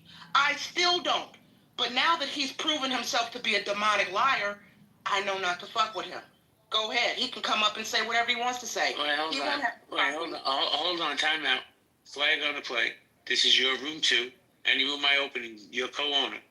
So if you, and actually, I gotta tell you, I don't do this high school bullshit, but I'm gonna take Nye's side every time. So I mean, you like coming into my spaces. I enjoy having you. But if you're gonna lie on the woman, she's my friend in real life. I'm Team Nye every day. So you might think it's funny and it's cute, but obviously it's not. So yeah, one, I don't think it's funny or it's cute. The context as to why it was even brought up the first time was because right after Seneca was speaking or some things, somebody had said people just love listening to anti-black things. That's so wrong. People shouldn't be doing that. And Hakima was there, so he can testify that did get said. And on top of that being said, afterwards, Nye was trying to act like she wasn't part of those spaces, that she didn't listen to that type of stuff. And I'm just like, but weren't you in Pippin's spaces a few months ago? Weren't you also kikiing back there? And that's the point that I brought up. Not that she was kikiing within the last few weeks when all the doxing shit's going on. Because yes, I have been here for that, because I've listened to the spaces about JB, because he held them for like a week fucking straight, and it was only about that situation. So I know that situation happened. Actually, fact check, it was 3 weeks. But okay, fair enough. But like I understand that situation happened, so I'm not trying to group you in there as in, oh, look at Nye, she's definitely part of the ops, she's part of Pepe's side. Like, no, that's not what I said. What I was saying is, don't act like you're above the listening to quote-unquote anti-black stuff being said on Clubhouse 24/7 or finding it entertaining or being confused on it when you yourself were around those spaces laughing it off. And the same way when right after that got said and right after you got pissed about the Pepe Association, Seneca went off to say some anti-black shit, and what did you do right afterwards? Put the laughing emoji. So you proved the point right in there. And if you think anything I'm saying is wrong and you need an unbiased person to start talking, ask Hakima, because he was there for the whole... Anyway, JB, this is more half Negro babble. Let's move on to someone with something more intelligent to say. Let's move on and keep the conversation going. I'm not listening to this this moronic babble that is actually, he just made this up on the spot to justify why he's a demonic liar. Hakima, did I make that up? Move on. Let's just move on. Let's just move on. Hold on a second. AM, I don't even know who you are, so just chill out. You don't need to interject in something that's going on between XG and Nye. Thank you. So we're going to go back to the conversation. Why Americans so angry? Wow. Mr. Shade, I'm going to go with King, then Mr. Shade. King, how you doing, King? What's up, bro? What's up, bro? How you doing? I always like when you come to my spaces, even when we don't agree. We don't have to agree. I just wanted to share a couple of new developments. They're saying now it's being reported in the media, and I posted an article. They're saying the dude is a groiper. Oh my God, that's bullshit. Not true. I know. Who's they? Wait, time. Okay, King. It's being reported in Newsweek. Vanity Fair wrote an article about it. Hey, King, I'm sorry. Hours ago. King, some people may not know what a groper is. Can you tell people what that is? So a groiper is another one of these, I say, antisocial online communities. They were part of the people that used to send around those Pepe the Frog memes. And Nick, they follow Fuentes fan base. Nick Fuentes, and so they're saying that this is what they're reporting.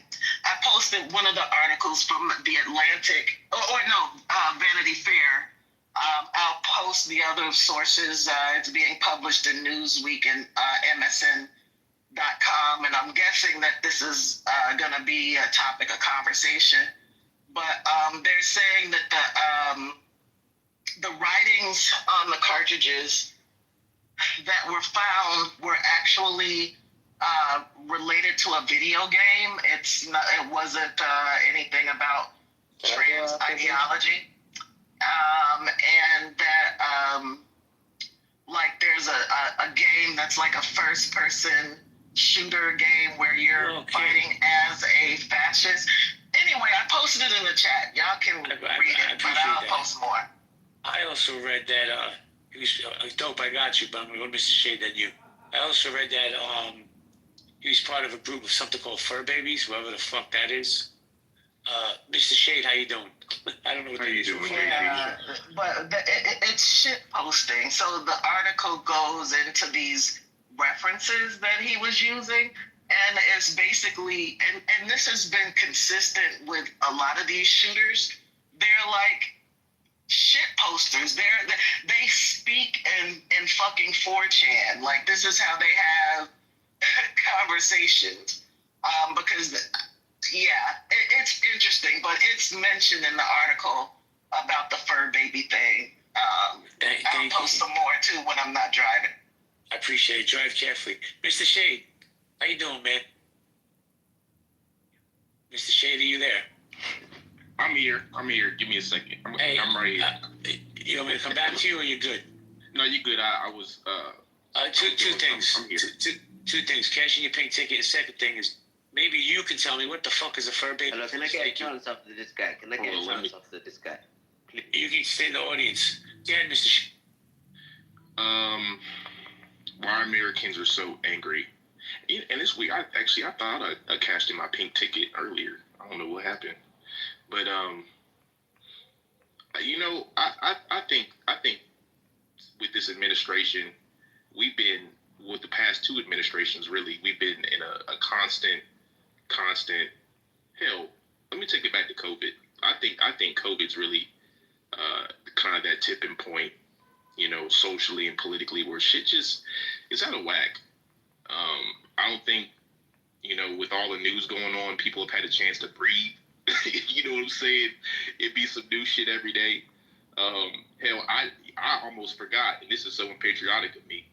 I almost forgot 9/11 was 9/11 because of what happened to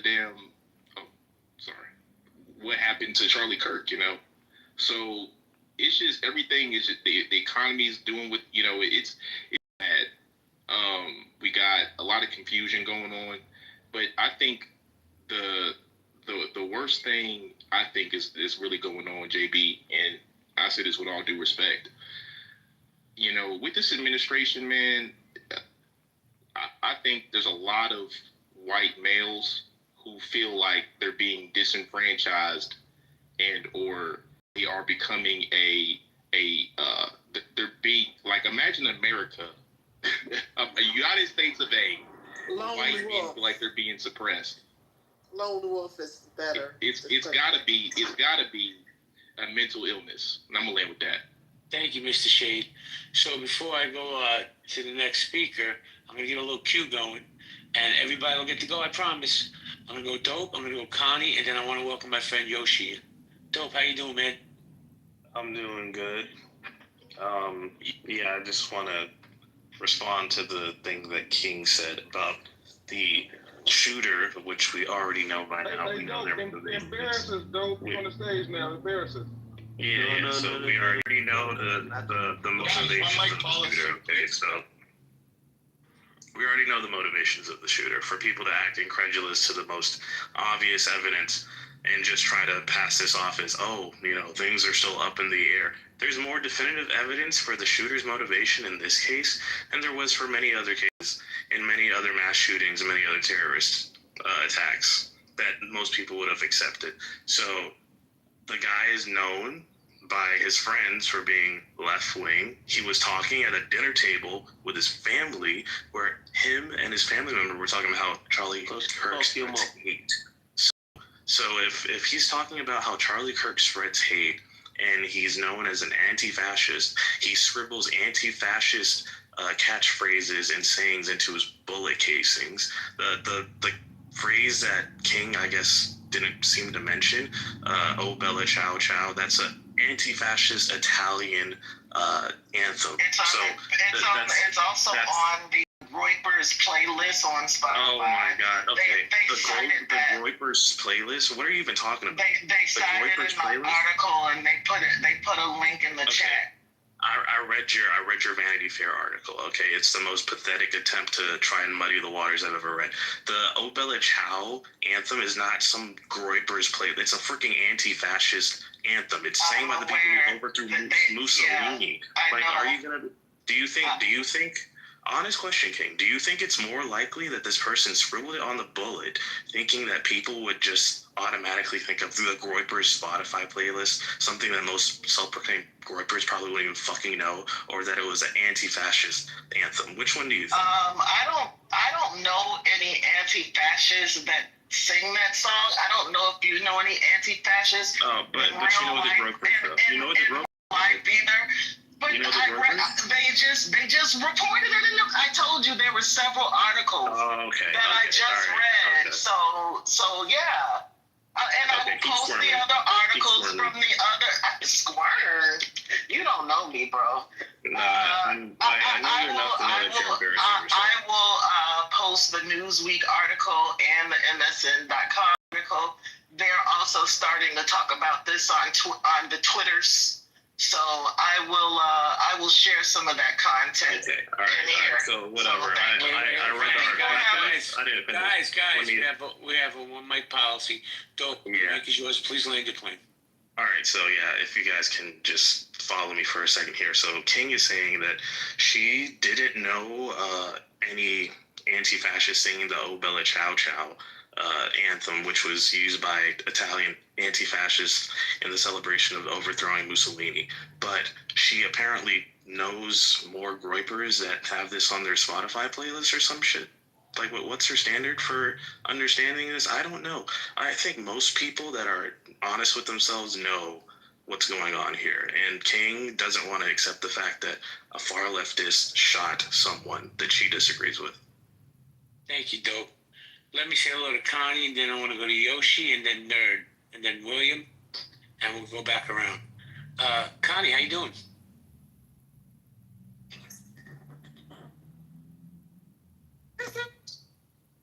You're in the Matrix, Connie. Quiet room. And yeah. Connie, you're breaking up on you're in the Matrix, Connie. Okay, can you hear me now? Because I'm just traveling. Yes, somebody go ahead first and let me get out of this area. Oh, here it goes. I'm out of it. I hear you. Go ahead. So I was saying it's one of the most sane rooms because I remember doing a temp assignment at the Turning Point. Now, as the years went past, they had a lot of Secret Service, and it was hard to even get through that street. You know, it's walking distance from the White House. But I remember when I did that one-day assignment, just, doing envelopes for his membership list, I saw a kid, and he didn't even look 18. That's how youthful he was. So focused and purposeful, and I just really give my condolence to the family. And, a lot of rooms on Clubhouse have said some, bad things, but I just lost a sister. So I know what it's like to want condolence and sympathy and empathy. And, there's an old cliche that people say, and it's we're all in this together. I think we are.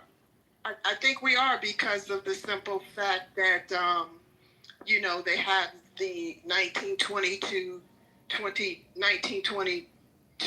lockdown that's going on, right now with the the HBCUs, because these young people, they just say anything, out their mouth, and it's kind of hard to persuade them. So yeah, that was just my point. You guys are doing a really great job of keeping the room with serenity and dignity. And I yield my mic. Appreciate you, Connie. Do me a solid, please. Cash in your pink ticket. Yeah. And also I wanted to tell you that Candace was talking about the same thing you guys were talking about, and she crashed the internet on YouTube. And so she had to open up a second room. So you guys keep up the good work. Thank you, Connie. Bye. Appreciate you. Let me go to my friend Yoshi. Yoshi, what's good, man? Hey, how's everything? Doing fantastic. You're a little low, sir. It's still low, yo. You have your AirPods in or something? That's much better. How you doing, man? I'm super. Yeah. Do you want to chime in? Yoshi, let me ask you, because I legitimately have a lot of respect for you. Why are Americans so fucking angry, Yoshi? There's several reasons. It's multifaceted. People are, like distrusting of one another for various reasons, whether it's sexuality, gender identity, race, religion, political affiliation, occupation, you name it. If it's men against women, contrary to being married, it's just, the list is not short. So there's many reasons, and we've nurtured and cultivated a society that has learned to feed itself to an extent on negativity, and it's easily accessible because of social media, and we get drawn into it, and it affects our thinking, it affects our emotional state, it affects our health, and we project it outward. Let me ask you, and I love your shit, man. You always been balanced in my spaces, but let me ask you a follow-up question. From what I've been seeing on Clubhouse for the last few days, right, since Charlie Kirk got killed, why is there such a strong emotional reaction to this man's assassination from every walk of life? Black, white, Spanish, it doesn't matter. It doesn't matter your political affiliation. Why are so many people so engaged in what happened to this man, in your opinion? Well, like for me, I work with him, but I was invited to the inauguration, so I was like, wow, President Trump wants to call the Department of War. Last time he said that was for D.C. if they didn't accept the National Guard martial law. But a lot of people just like angry, and it's this generation. And I don't know if it's because they got to clean up the mess from my generation or the generation before it or what. But these people that are 20-something are angry. Thank you, Miss Connie. I want to, let me go back to Yoshi. Yoshi, I'm sorry, go ahead. You said you wanted to play these people on this app. I just got to say that. So there was, he was abrasive to a lot of people's sensibility for various reasons, and, sometimes we tend to want to focus on one personality, and we tend to think that person is the embodiment of all the ills. That we sometimes we lend ourselves to the idea that an individual is the embodiment or manifestation of all that's wrong in our lives personally and in the world in general. So Charlie Kirk was one of those personalities. He said things that people were offended by, regardless of Yoshi, in your opinion, just your opinion, right? Do you feel that he's a racist? Yoshi. Yeah, I do. Yes, son. Yoshi. Yes, son. Yeah, I do, but that doesn't bother me because that would be an emotional response. So it didn't bother me. I was more, when I heard him speak, instead of having an emotional response, whatever topic it was that I was of interest, and if he seemed to have more information on that topic, which allowed him to articulate his view on that topic with such fluency that he gained the upper hand in the dialogue, then I was inclined to research that topic. And if he was misrepresenting the information, I was inclined to engage that topic on that level instead of being angry and having a visceral response. And that's what I think people should have done. I don't care about his sentiments or what he thinks about black people, whether it's in general or on a specific topic. What does that bother me for? I know that exists in the world. So I happen to live in a time where, unlike let's say my great-great-grandfather, where those individuals, they are increasingly marginalized, meaning they don't hold the gears of society in such a way that they did before, where they can just adversely affect my life. So I don't need to deal with them on that level. I could deal with them on a level of the information, that battlefront. And he was willing to engage those ideas, even though I think he was filtering his ideas through that racist ideology. But that doesn't bother me, not in the least bit. What a fucking great share, man. Yoshi, I appreciate you so much. Thank you. And if you like, because I but with that being said, I wanna say, his death for me, it's a symbol of, like, it's an attack on free speech. So regardless of what you think about him, regardless of whatever it is he was trying to accomplish politically, he was engaged in dialogue, and that's why I think people should have met him. And he wasn't deserving of being murdered, by no means, because it's not only him. That lends itself to anybody who says anything that someone is offended by, okay? And so we shouldn't celebrate him being killed, regardless of whether you were opposed to him or not, because it's not about him as the individual. It's about us as a society. And if we can't engage in dialogue, what does that leave us? We become the animals that you hear making noises, the growls, the hawk chirping of the birds while they fight. They're making sounds, but it's not intelligible communication. I don't think we want a society like that. So that's all I want to say. I appreciate you, man. Thank you. And I also want to say that the people that are cheering for him, you don't know what's coming up after him. The next person will be a lot worse and more empowered. So I'd rather dance to the devil I know than the devil that comes along the way. But with that, let me say we're gonna go nerd. We'll go nerd, William, tall lady, and then agent. Nerd, how you doing, man? I'm good. How you doing? Thank you for your patience. The mic is yours. I'm great. Cool. So, I was made aware yesterday that Charlie Kirk had said that, because I asked, what did he say specifically about black people that I should be, as a black man, should be offended by? Neither of those things, which was told to me, I was offended by. So number one, he said a moronic black woman was a DEI, almost a DEI hire for the president of the United States.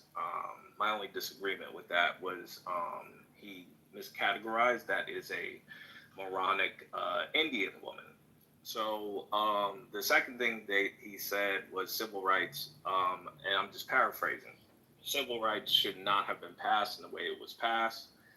It should have not been explicit or something of that nature. I think a lot of conservative black people are actually open to the idea of resegregation for various reasons. It may sound extreme, but integration has not exactly been the best for our community. The marriage rate went down. There's a lot of metrics. We're less religious. There's a lot of stuff that we lost when integration happened. So it's not as simple as to say that, hey, he's just saying literally he wants black people back in chains. I don't think that was the intention. Someone could correct me if I'm wrong. So I agree that this issue is he has been silenced, and now basically potentially what we have is a lowering of the IQ, maybe of some of the influencers going to come after him, because these people will be afraid that they will also be assassinated if they, say something that's maybe too controversial, something that hurts people's feelings. So what was the saying? The governor said of Utah or something said this morning that somebody, on social media, liberals have been saying that words are violence. That is literally, I'm going to try to loop this into my theory. My theory is this is a psyop. This 22-year-old man, or however old he has been paid, or something has been orchestrated.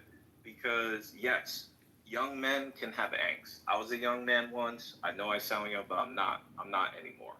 Young men can have angst, but there's only so much angst against a society as a whole that a 22-year-old can have. There are likely other people behind these types of events. I think that the Chinese Communist Party is potentially an actor involved in these assassination attempts. And I think that essentially, again, because you can say that this person has been disenfranchised, right? And I agree with Mr. Shade, but again, he's only 22. There's only so much he's experienced. He does not even have the wherewithal or just the conviction to say, hey, I'm going to kill this influencer because I don't like what he stands for. He just hasn't been on this earth long enough to really have that conviction, in my opinion, without someone getting in his ear and maybe hyping him up, giving him some training, or maybe giving him some focus.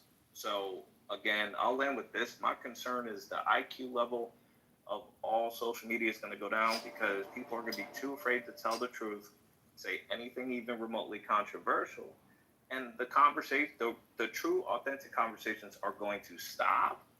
And then who knows what that's going to cause. But what I think that's my bigger issue. Sure, maybe he said some things that was off the wall in regards to black people, but the consequences is going to be felt by everybody, black or not.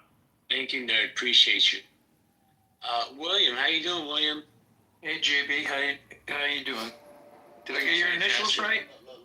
Yes, I got the JB. first initial right. Anyway, yeah, I never paid much attention to the man until after he got shot. And he wasn't part of my regular circle of my social influencers, the ones that I might look at once in a while.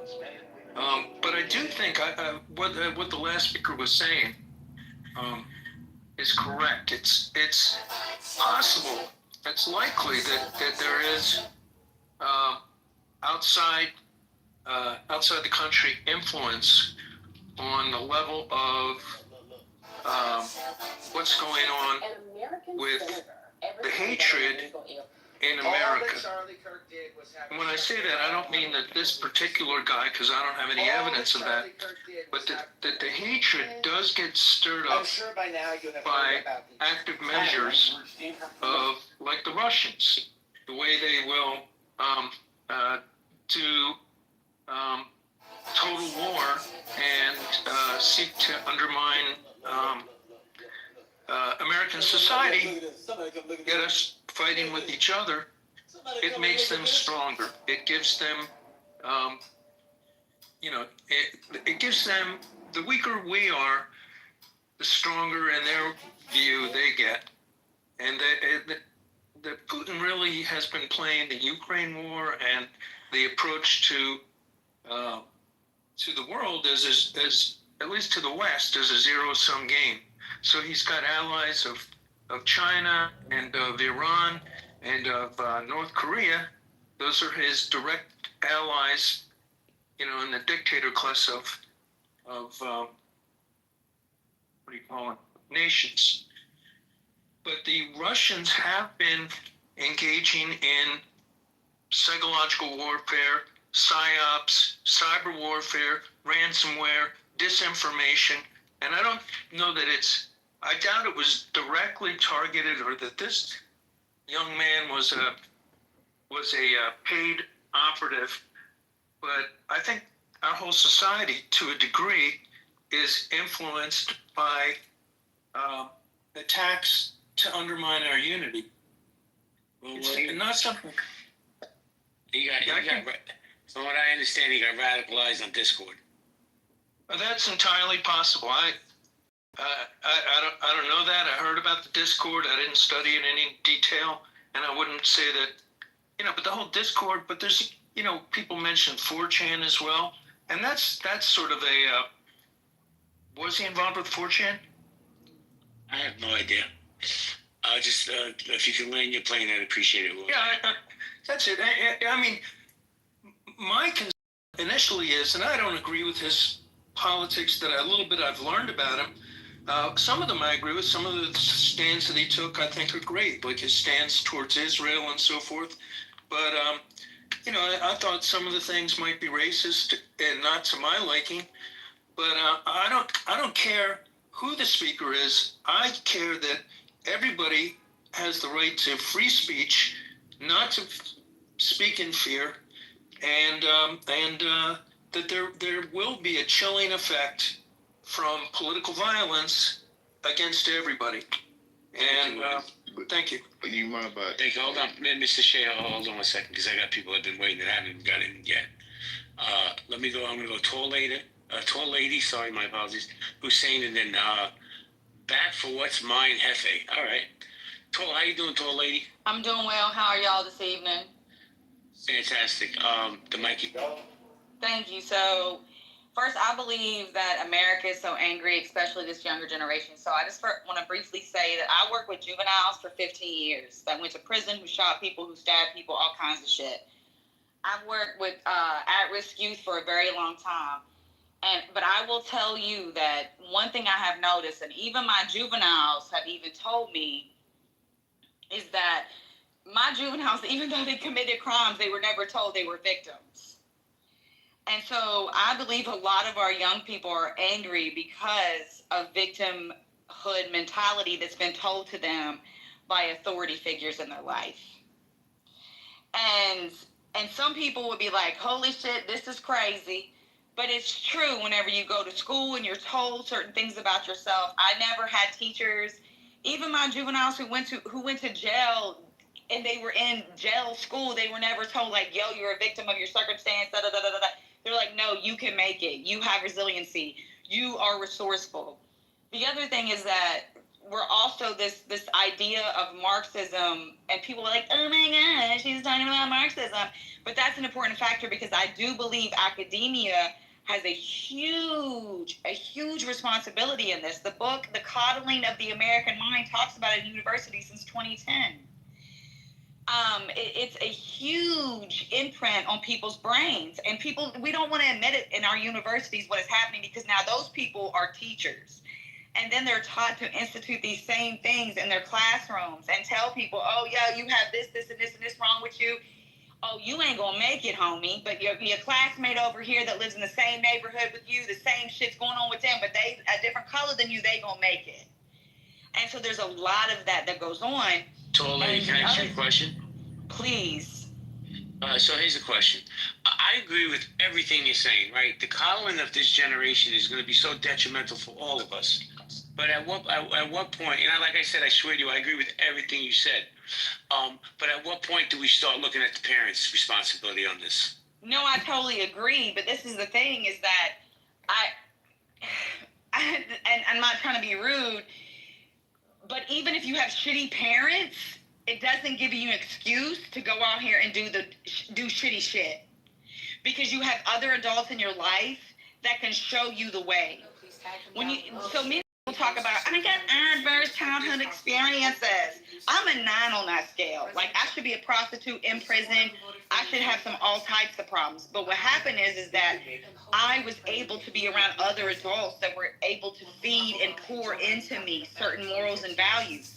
And that's a responsibility that, how can I say this, like, that we don't even give other adults anymore. Like, I'm sorry, like, I had a friend, I had a mentor that was that fucking sold drugs that was like, yo, you don't need to sell drugs. Your ass need to go to school. Like, but anyways, but I believe this generation is very angry because they're constantly being told they ain't shit in some way or another. And I have been in schools, like I have worked in several different schools. In Cleveland, I worked in a gang school. I worked in a rich school. I worked in a school that had kids who came from like movie stars, famous people and shit. And guess what? The rhetoric was all the same. All the rich white kids, yo, you should feel bad about yourself. So they put on these badges of oppression so they don't have to feel like that they're an oppressor to their friend who got the same amount of guap as they do, but they're a different color. It's fucking insane, but I'm rambling, and thank you. Yeah, but can I jump? Sorry. I'm sorry, who was that? BB. Oh, BB, of course. Go ahead. Can I jump in the queue? Well, we got a queue. It's gonna go BB, then Hussein, then back for what's his, MOG, and then Seneca. What's up, everybody? So yeah, no, I just wanted to touch on that people have been telling them that they ain't shit, but reality is they ain't shit. You have to like earn your way in life, and the problem is people just want to hand it out and say you're special. And I was talking to people today, and they were talking about, you remember how there was like first place, second place, third place? Now there's fucking 10th place, because they're saying everybody's a winner now. So nobody wants to be competitive because they're like, I'm gonna win anyways. No, I agree with you, Mr. BB, but that's the thing is like, I never ever in my life, even though I came from the fucking bottom of the barrel, I never got told, oh, you ain't shit. I got told, oh, you can get better. Oh, this is how you improve. Oh, you didn't score this on this test. This is how you study. This is how you do that. It's not like, I hear what you're saying because that is a part of the coddling of the American mind. That is a part of the coddling. So when you don't get what you want, oh, you must hate. Like, it's a different type of victim mindset. So like when I deal with clients, I have to tell them, oh, this person didn't like me because of A, B, and C. And I'm like, okay, well, let's try to turn this into how can I take ownership of my presence in the situation? Yeah. We're no longer teaching that. No, so I know, but like, so when I grew up, I was told, you ain't shit. You're a fucking idiot. You're dumb. You're this, you're that. And my siblings, so my sister said, oh, I ain't shit. And it was, so she's 2 years younger than me. And she said, okay, I'm going to prove to you I ain't shit. And she did shit. She purposely didn't want to do shit. And I said, fuck that shit. I'm not a victim. I'm a victor. So it's all in what you want. Like, how bad do you want it? And I find that these kids, they just don't want it. They're just like, fuck it. If you ain't going to hand it to me, I'm not going to want it. And then you have some kids that are, I'm going to take it. And that's who I was. I was like, I'm going to take it. Because, so then you can have I think there's 20 different mindsets. But I think what's real important is that, and somebody touched on it earlier, a lot of this is, and I've been saying it on this app for like 2 years now, a lot of this is symptoms of COVID. And don't get me wrong, it's not because of COVID. Because of when people spent time at home, whether they were locked down or whatever, and they had to actually be by themselves instead of being fake in society, they actually went through their thoughts, and I believe a sickness happened where then all of a sudden everything opened back up, and they had so much time thinking. It's like being in the hole. Like, I'm not sure, like if you ever, you know about the system. Very much when so. You put somebody, yes, very much. When you put somebody in segregation, and when you're in the hole, you start talking to your fucking self. You go through a whole wave of anxiety, like depression, and then you can choose to fucking get like really mentally depressed, or you can choose to do something with that time that you're by yourself, because it's extremely unhealthy mentally, right? But then, so there's two options, and I believe that's the problem with the youth today. There's two options. It's either sink or fucking swim. And the problem is there's so many life jackets out there, and these kids ain't grabbing them, and then they get pushed to be something that they're really not, because there's no real competitive nature anymore. There's no real competitive to be on the top. Can I just interject? I'm just so lost, and let me tell you why I'm so confused. because this is very confusing as a parent. So they doxed his whole family, right? His dad is a sheriff, whatever. And shout out to 4chan because they doxed him on day one. This young man that got charged, his father's a sheriff? Yes. Yeah, his dad's a sheriff, Oh, I didn't Tyler, know. whatever his fuck his name is. So he had like a 4.0 from whatever university, I can't remember. He had a scholarship. So he had shit. No, he's not a loser, dude. He has like a 4.0. Yeah. He had a scholarship. He comes from a 2-parent family. Like, I'm looking at the pictures of the mom and dad. You know, they look like, I mean, again, I'm judging off of pictures, so we don't really know what's going on in their family, but just, you know, what I have access to, it's confusing. He doesn't fit the profile of a loser. MG, from what I've read, you don't have to beat up, I just want to say this. From what I read about him, he was socially awkward, socially inept. So that could really play into a kid's psychology. Well, I didn't read that. So there's that. I didn't read any of that, of him being, you know, socially awkward. But everything else, like, I'm a little taken aback and confused. But I knew guys, MG, that I grew up with that had, like, I grew up single parent, and I knew guys that had 2 parents, they had money, they had everything, and they wanted to live like they were poor from the gutter. They wanted to hang out and pretend that wasn't their life. And they wanted to suffer. And I'm like, what the fuck's wrong with you? I want to live like you. But you want to live like me and our friends? Like, it was the weirdest shit. So I didn't know about the socially inept stuff and stuff. I guess that could play a huge part. But there's kids that have it all that want to live gutter just because. And what is also part of shame? Guys, hold on a second, guys. Before we continue, I got to get the new speakers in, and then we'll circle back around because they've been patiently waiting. Let's say hello to Hussein, and then back for what's mine is Seneca and AK. Hussein, how you doing? Hey, JB, Hassan here. How are you? Hassan, my apologies. Please cash in your pink ticket. I'm glad you're on the stage. Thank you for your patience tonight. Thanks for having me up. You know, I resonate a lot with the previous male speaker, Jesus, in 2025. Do I even know that he's male, right? This is just an example.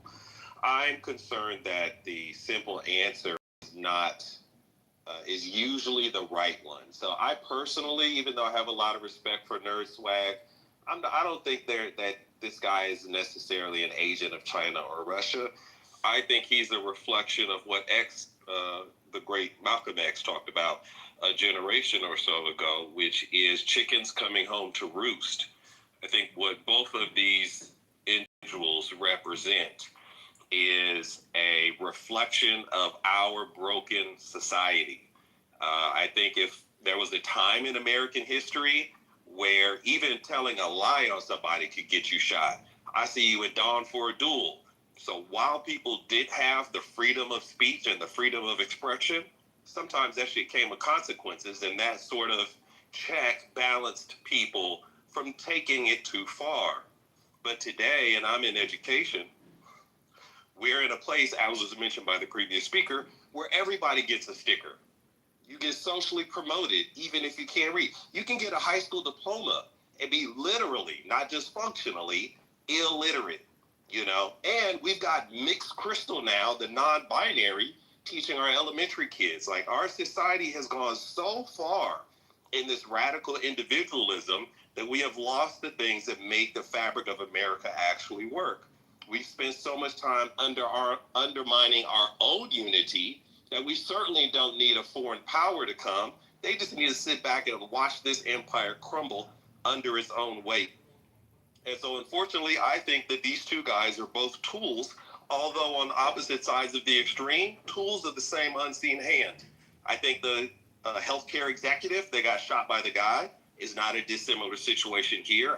As many of us, we don't know all the exact details, but he had his little manifesto. He thought whatever he was doing was righteous, and he was, attacking the system.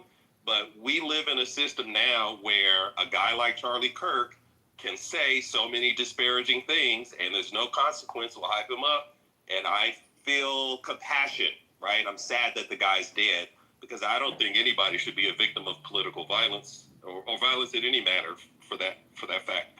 But the truth of the matter is he is one of more than 18,000 people who have been killed so far this year alone. And so, and don't forget the stabbing in North Carolina, and I think the very day that Charlie Kirk was murdered, 3 other people were murdered that very day, not very far from there. So we're in a society where of the 350 million people, there's going to be some wackos. But we've made that okay because we live in such a soft place. And so my concern is that this, and I'll close with this for me is a reflection of the society that we're in. And if we don't take a step back and say we need to really think about our social structures themselves, and really have some tough conversations about what it means to really be an American and to live in a healthy society that's focused on our well-being and not this extreme polar space that we've been holding for the last decade or more, we will continue to see this more and more and more. So I don't think he's a plant. I think he's a reflection of us, and we've got to do some fixing. With that, I'll yield back. Thank you, JP. Thank you so much. Appreciate you. Please cash in your pink ticket. I want to go to Back for What's Mine, Hefe. Back for What's Mine. How you doing? I'm here, JB. What's going on, family? Y'all good? Everybody good? Everybody Yo, safe? man. Everybody safe? Everybody good? I love that PTR. Heavy's the head that wears the crown, bro. That part, it's not for everybody, and sometimes you don't want it, but it's stuck upon you. I'm glad you brought it up because I wanted to go back to 1828, West Virginia, when they talk about the American.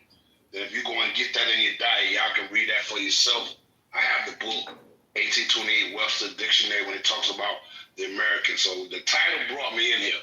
So I was intrigued by the title, but I see that y'all going off to what happened with Mr. Kirk. I didn't know him too much, but I started doing it. I said, oh. Hey, Back for What's Mine, Hefe. Yes, sir. You can speak about whatever you like. Okay, I'm going to tie things to the title because I do a lot of history, trying to dilute or challenge history. You dig? So when we look at 1828, what's this next year? Amongst one of the only lefties in your city or town. It's crazy.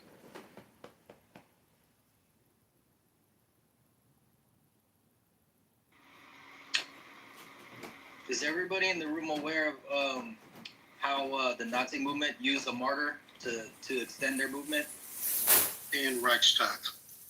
Horst Wetzel. So you guys look that up. They used him as a martyr. They actually drugged the person that murdered him. They drug him out, and they killed him, public execution, and then made it widespread.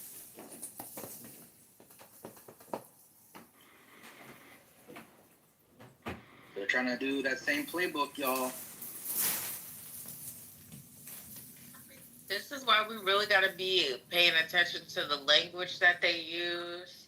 Also, where the fuck is Trump? Not that I care and not that I want to hear from him, but if this was Kamala's presidency or Joe Biden's presidency, we would have had, an address from the Oval Office talking about, Americans are stronger together and we need to end the violence and stop the hate and we need to be united and da-da-da-da. Where the fuck is that? Same place he is on January 6th. That nigga is sitting in front of his TV watching shit go down.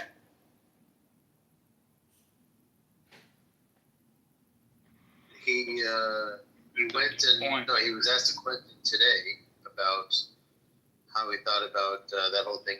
He had one sentence, he's like, "Oh, I feel bad, but let me direct you over to this ballroom that's being built now." I mean, this happened earlier. He's moved on. He's talking ballrooms now. I'm not kidding. I'll find the clip. I did hear about that he talked about in the same breath, Charlie Kirk and then the ballroom, which is a hot ass fucking mess. He said Democrats are rats. Be exterminated. And then it was the guy that said, I was up all night praying that this wasn't somebody from the United States, but it was one of us. I said, that's crazy. I think that was the governor.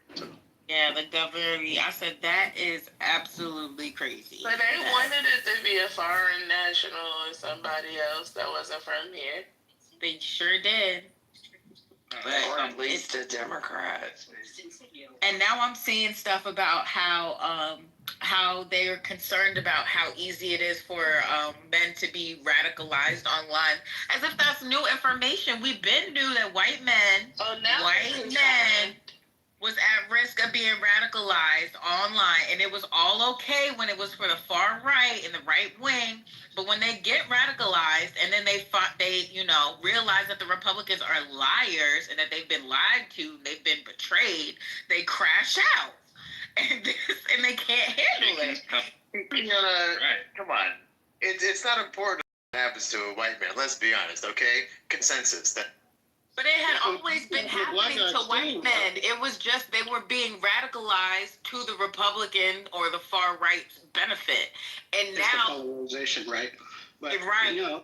We might see a sort of that kind of effect, our Congress effect with black men with black MAGA, because that's really extreme.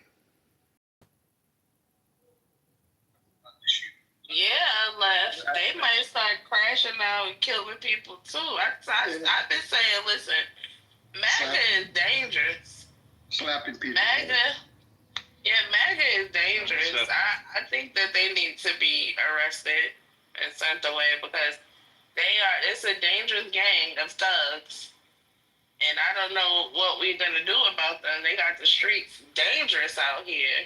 And it's all them. It's nobody else but them. And they don't have nobody, they have no voice of reason. Even in the Obama years, we had McCain, who was a voice of reason. He was a reasonable man. He made sense. We had Mitt Romney, like a broken clock. He was right, twice. And his whole time, marched with BLM one time.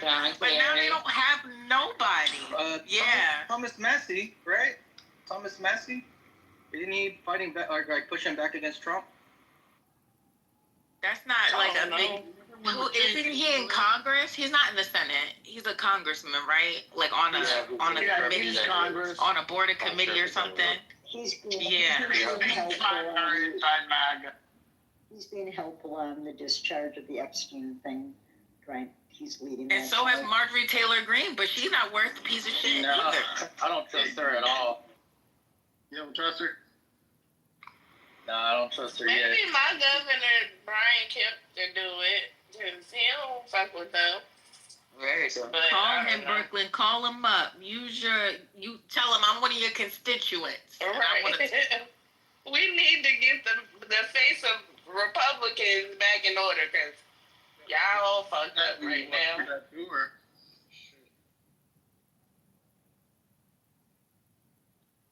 If the Democrats were smart, we would see this as like an opportunity to kind of infiltrate, rein it in, because there's all these young Republican people looking for somebody to follow for real. Like somebody should just swoop in and take over that shit. Let's become MAGA for a year. I think, but honestly, the Lincoln Project.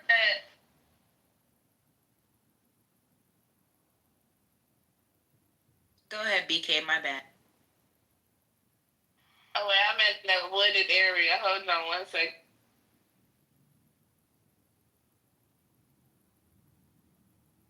All right, I'm back. What's our line about now? That's what We're talking about co-opting the young. I ain't say what y'all talking about, because y'all ain't talking about nothing. Y'all lying about stuff. I'm just playing. I just came back to let y'all know. I just came back to let you know. You better say. I'm going to bed in 10 minutes. All right? Thank you. I just want to let you know I threw my shoe at the phone. Please don't do that. I don't want you to break it. I aimed it right at your PTR, too. Why? What's wrong? What'd I do? That's not nice. Why are you trying to hurt me? You were singing. That's what you do when people be singing. You got to throw your shoe out. Oh, okay. I thought you threw cash apps. Don't throw the shoe. Hold the shoe now. Child. You come through now, girlfriend? Yeah, I'm up the wooded area now. Okay. I was in the boondies, so I'm about to be back in civilization. They got to build back better by you too, bro. But listen, I was saying this would be a a great opportunity for like a journalist of some sort to come out with some kind of op-ed about this MAGA thing, this white on white violent MAGA party, but I don't know if it would be like overstepping. I don't know. Would it be like, would they be, would they get fired? They'll get fired or they'll get sued and they'll pay on a settlement. But they did have a Well, maybe an independent, like Don Lemon. Yeah. It would have to be like an independent, like somebody that's on YouTube. Yeah, because this is the perfect opportunity to point it out. Like, all of because basically now it seems as though it's like the MAGAs versus the classic Republicans, because apparently the boy, although his family was very much so MAGA, it appears that he was like, he felt as though, what's his name, Charlie Kirk was more of a fascist than he liked, and that, he was kind of putting a bad name on the Republican, giving the Republicans a bad name. So it seems as though it might be like a classic Republican versus a MAGA situation is going on now. So I don't know. But whatever it is, somebody need to help them because they are very violent and they got these streets out here unsafe. There's several books out already, One is called The MAGA Diaries, My Surreal Adventures Inside the Right Wing by Tina Nguyen. And then another one is by Mac Gatz. I think some people may have heard of him. It's called Firebrand Dispatches from the Front Lines of the MAGA Revolution.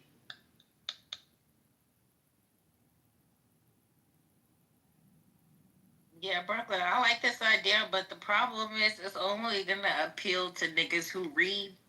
And so we really need somebody to put it in a format that they've already, in a podcast format. Of course it'll be on YouTube too. So we'll have a read to the niggas version of it.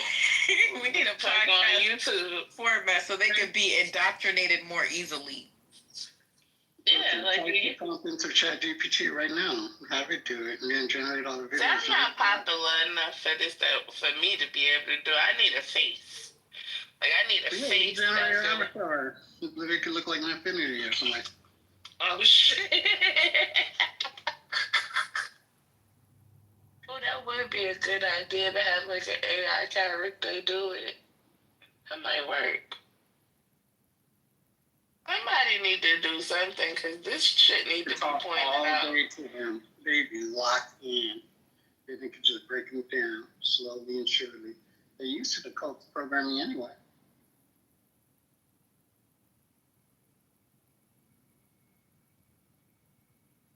Decoding the MAGA. It's a cult.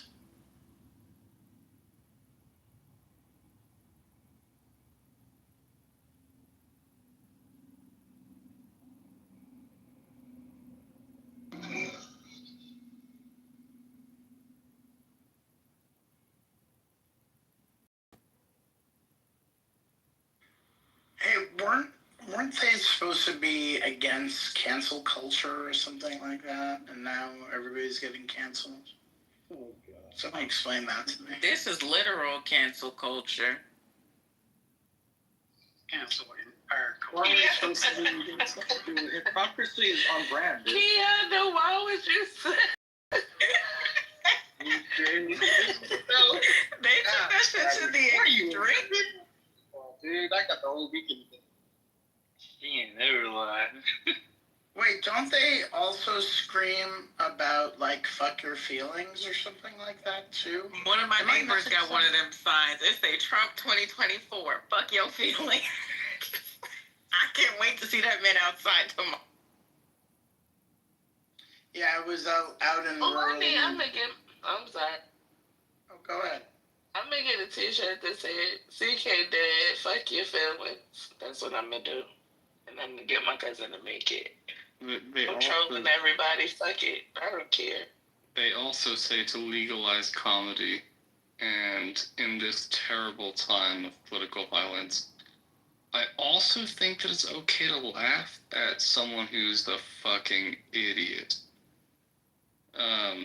Like, I don't understand, like, if someone makes this political violent cartoon or, like, it's funny to just say, yeah, dude finally is leaning left on the gun issue.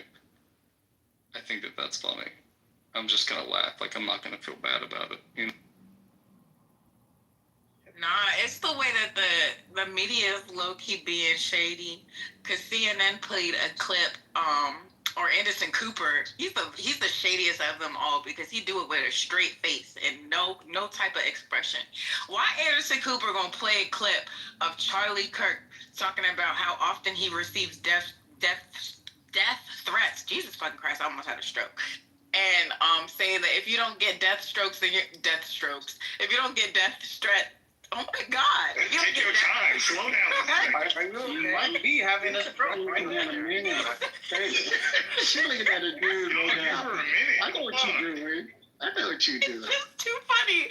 Because why Anderson Cooper played this clip? He said if you don't get death threats, then you're not doing enough for your country. No, he didn't. Yes, Charlie Kirk did. Oh. And yes, Anderson Cooper did. Play that shit on CNN minutes before his wife said her statement. No, did she? He said that for real? He really said that shit. I mean, it's kind of true though, right? Yeah. I'm beginning to think more and more this is some kind of psyop, and they set this up. And Charlie Kirk he died. He committed suicide to be a fucking martyr. At this point, cause this shit it don't add up. It's not making sense. Benson Boone is a psyop. What happened with Charlie Kirk is 100% real. I know it's real, but I felt like maybe he knew he was gonna get, like, you know, some people they'll just go to the extreme just to be super famous. Like, what if Charlie Kirk, like, death wish was to die as such a fucking celebrity? Yeah, to die a martyr. That's. I feel like him. Well, he might have been. The chronicle, like the people who chronically debate people, that all came from, like, not just Jordan Peterson, but like all of these like debating podcast white boys, right? So this thing, I think it was on stage, it might have been even Kiana, but like, you know, people, young Republicans, they get so indoctrinated in wanting to be right, because usually what happens is when you're living with family members and they have, let's say they have like a Christian background or something like that, and they're hard right, or even if they're just right leaning, you're gonna face a lot of pushback from people in like everyday life, just because it's a pretty small, like you have a small window, right, of like reaching people or talking about politics, if that's the lens that you see things. So what I think happens is, I think that a lot of people want to get really good about being a good debater, and then they get red pilled into the manosphere, the quote unquote manosphere, right, into like having to be right, which Charlie Kirk was, he was that person for all these younger, like, it's just a male model of all the incels, in my personal opinion. And I think that, like, when people see someone who's, like, you know, saying all what should be the wrong things, but they make sense to their values and their family and their kind of even their falsehoods, I think that, like, it emboldens them into being like, oh, I could do this. I could do the Jordan Peterson, Charlie Kirk thing. And it doesn't matter if they're really right or wrong, as long as they could debate it and try to debate it in what looks like good faith, right? So I think that whoever made that point about, like, there should be an op-ed on this, I think that there should be op-eds coming out about that daily, because there's a YouTube channel called Doomscroll, and it's by this guy Joshua Citarella, and he talks about how people get indoctrinated on both sides from a very young age now. And it's interesting, like, the shit's crazy. That was my 30 second, my bad.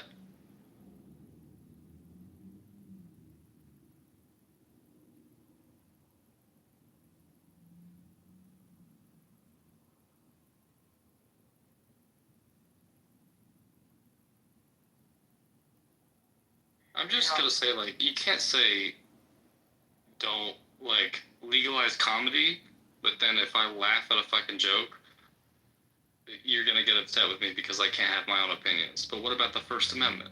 What about the First Amendment, though? So are they still deporting people that speak poorly of? I mean, speak poorly of what's his name? If they immigrants or illegal, whatever they illegal, they still doing that. You know, the guy who went to Honduras or El Salvador. No, yesterday they said if you are an illegal citizen or whatever, that you will be deported if you speak poorly of Charlie Kirk. No, if you're a visa holder. Oh, a visa holder.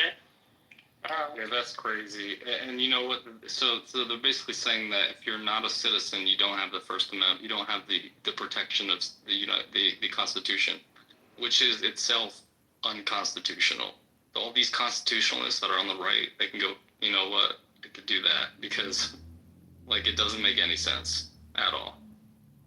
But what is constitutional and not constitutional anymore when they keep getting the Supreme Court and all of these high courts to rule in their favor anyways? Now they can discriminate against people based on how they look. Absolutely, but always the plan. Like, they always want to talk about the Constitution when it's Joe Biden, right? But then they don't want to talk about the Constitution. They'll say, hey, we don't know. We could change the Constitution with amendments. If you stay on here at 3 a.m., and there's all those rooms with you all know who, just everyone that you can think of, just in these rooms talking about, yeah, well, we're trying to change, you know, like that could be an amendment. We could do this, we could do that. Maybe we don't process. They're just spitballing because it's in their court now. Because their president's there. Like most normal people just want affordable health care and a fucking doctor and a pretty decent wage. And you have people out here spitballing like, maybe we could change the Constitution so that way, I don't know, it just benefits white people. Like, that's the world that we live in today. Shit's no joke. Did y'all see this? So apparently after Charlie Kirk stated in the summer that all the Epstein files should be published, Laura Loomer attacked Charlie Kirk, calling him a traitor, and the suspected killer, Tyler Robinson, followed Laura Loomer on X, and apparently now she's in the process of, like, deleting a lot of those posts. Trying to rewrite their own history. Which is so dumb. Yeah, they're scrubbing all of their social media right now. They need to take a page out of the Democrats' books and start eating their own, the same way we did that Harvey Weinstein motherfucker. That's how they need to do each other. This shit. Maybe they're actually gonna realize what cancel culture is, and I don't mean that with hyperbole, but like I think that maybe they're gonna start having to be like, oh, shit, I have to censor myself now. No, I have to like learn about how to deal with my own censorship.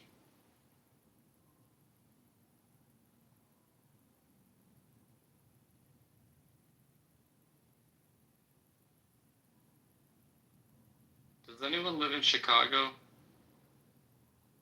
Not to dox anyone on here, but... Anybody in the shop? Why do you ask? Because I just got here today, and I just wanted to see if there was any, like, good spots to go out and drink. But this is a huge-ass room, so... And it is politically correct. Which part of town are you? What's up? What part of town are you? I think I'm in downtown. I'm like right on the bay. Monica just said, unadded, you fake bitch. Okay, Monica. Man, Jesus Christ. Really well. Everybody's behaving in here? No, where you been? See, mommy, see. No, Mel, wait a minute, hold up. Wait a minute, who was just talking?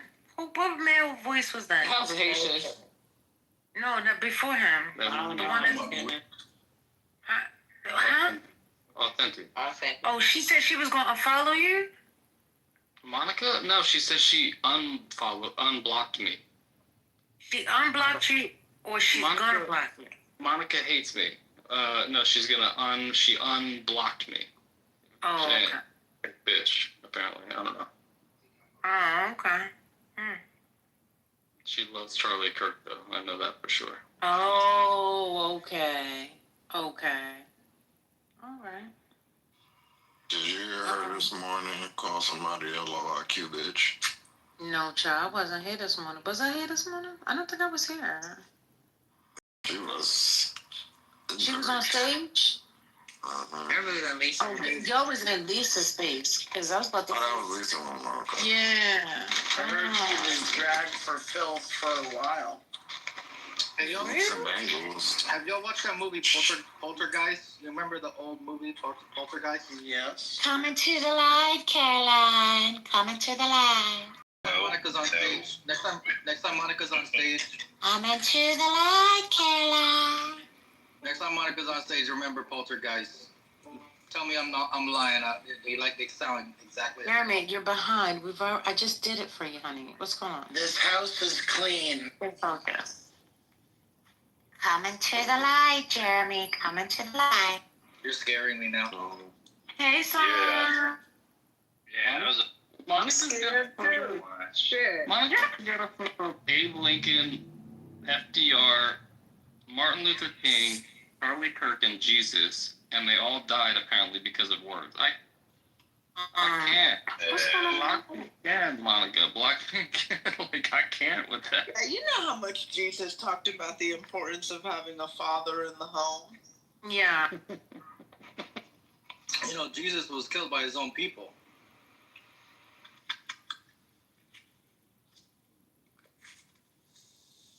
So was Charlie Kirk, apparently.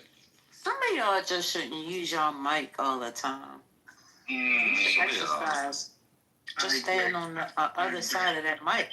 Oh, I just felt the spirit. Oh, I felt it. Here. Oh, my.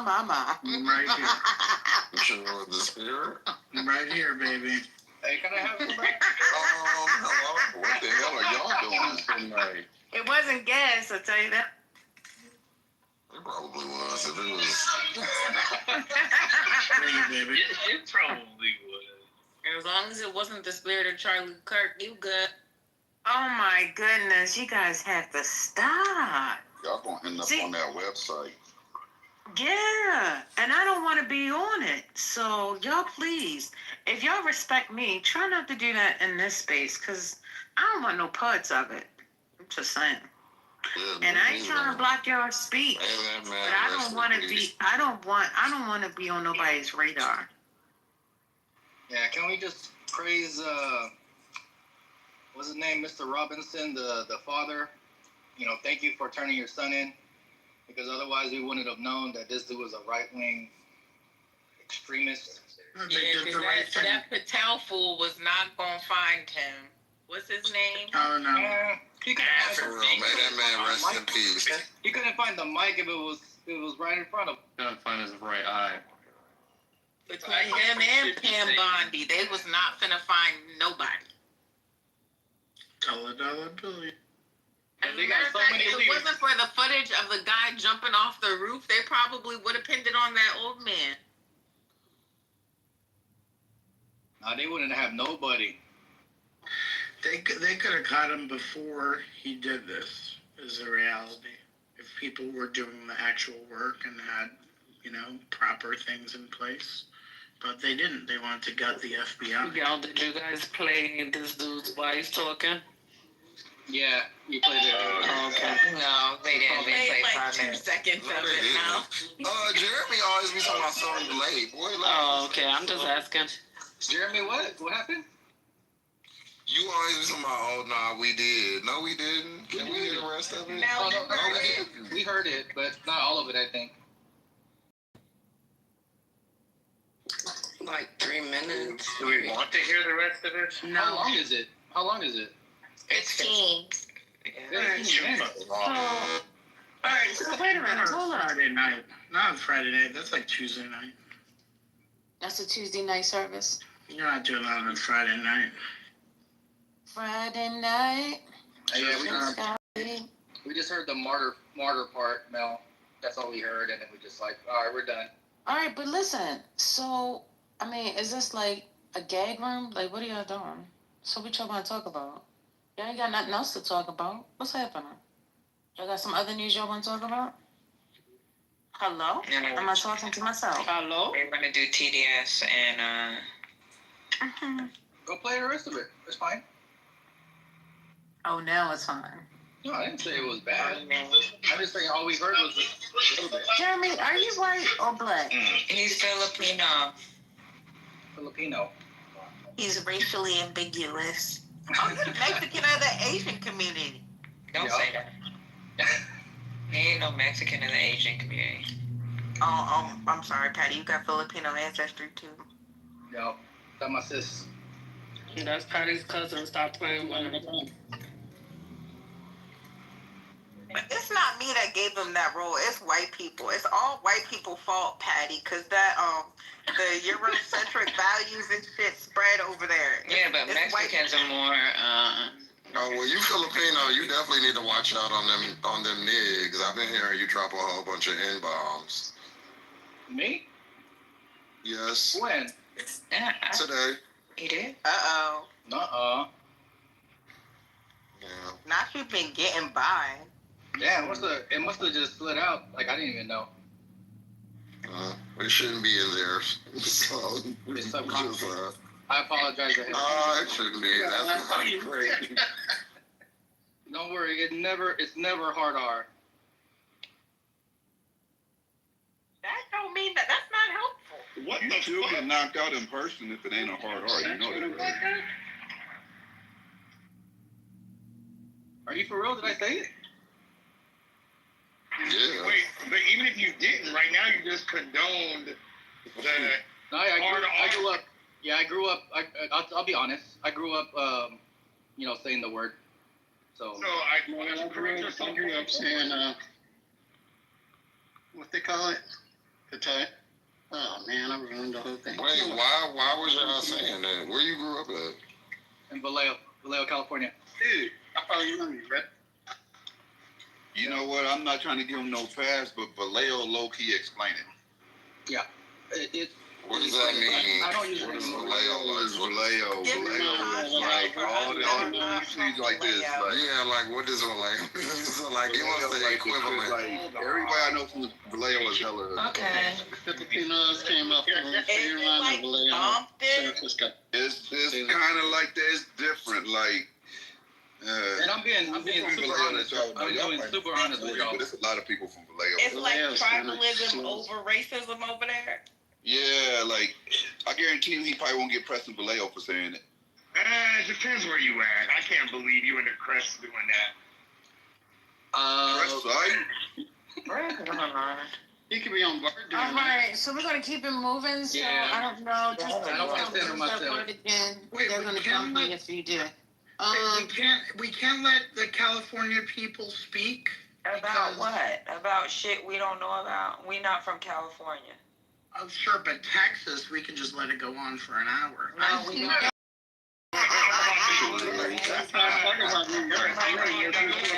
knew that's where he was going. I keep it a buck. We talk about New York all the time. I love hearing about New York. Yo, it's Fashion Week in New York right now. It's lit. Guess what? I ain't from California. How about that? Okay, that's fine. Yeah, I always love getting up. Andrew's patty is the best patty. Patty is kind of California kind of style. Not California style. Very much so, Patty. Yo, stop confusing us New Yorkers for Californians. Thank you. Well, They're not like us, okay? They're not like us, okay? They not like us. They definitely not like us. They too Hollywood. We ain't Hollywood. Listen to him. We ain't Hollywood. We gutter. They Hollywood. New Yorkers got big egos and small apartments. The Bay ain't Hollywood. The Bay ain't not Hollywood. They too Hollywood for me. They ain't Hollywood. Y'all got small apartments and big egos. Too Hollywood and too Hollywood side. But guess what? New York was there. It's about to be a girl fight. That's crazy. That person person that said something negative. I'm watching Handmaid's Tale. Don't make me go over there. No, not talking shit about NYC. Hello. West Coast Ever since you came through and crushed the building.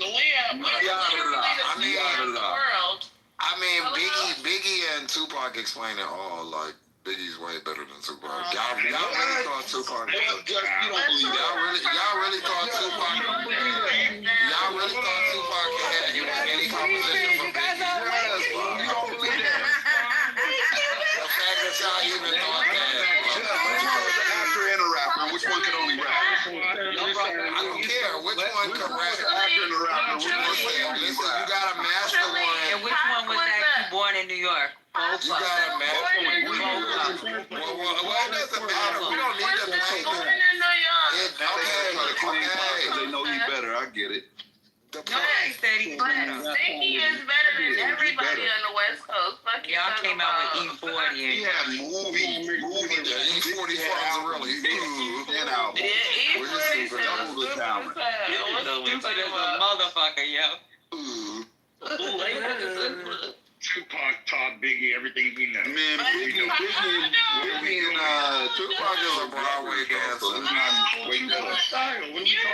Everybody mute, because I just want to make this clear to you, West Coasters. Fucking Tupac is not from out there. He was born in Brownsville. Now. Y'all claiming him. You gotta try to claim God. This is hilarious. He didn't come to the West Coast. I don't blame her. He was a grown adult male. Okay, so relax. Why would we want to claim Tupac? Thank you. Tupac was always corny. He was corny, but he was not He's even a legend. from the West Stop Coast. it. He a legend. You know, legends can be corny. Tupac said I learned my game in Oakland. Yeah, fool, I'm from California. Boy, you from Baltimore. You don't sit your motherfucking lives out of here. Tupac never claimed to be from California. Never. Yes, he did. He said I learned. he said he was He said Tupac was a... You want me to find the clip? Look at all these Californians. You want me to find that clip for you? Why you make him sound like that? Don't say that, dude. Yeah, They all sound like Arnold Schwarzenegger. Hey, Water, chill out. Mustard. You are not the representative from California. Yo, what's up, B? What's up, son? It's mad lit in here.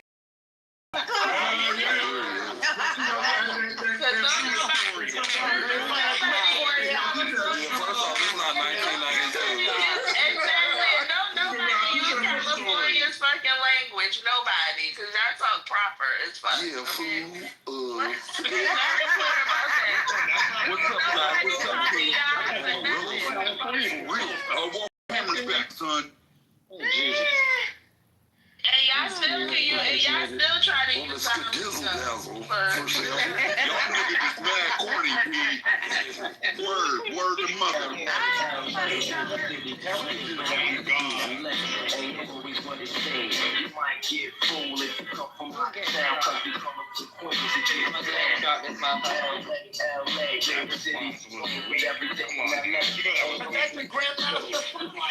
Wait, what is this? Who's playing this? Why is that? Play New York, New York. That was a better song. Yeah, play New York was a way better song. Yo. That's not really. Not a rip-off. They could have played that. That was crazy. So whack. Into the West Side if you don't want your CEO all in the videos. What's like connection? What side? What's like connection? Because y'all know them fools over there ain't like us over here. You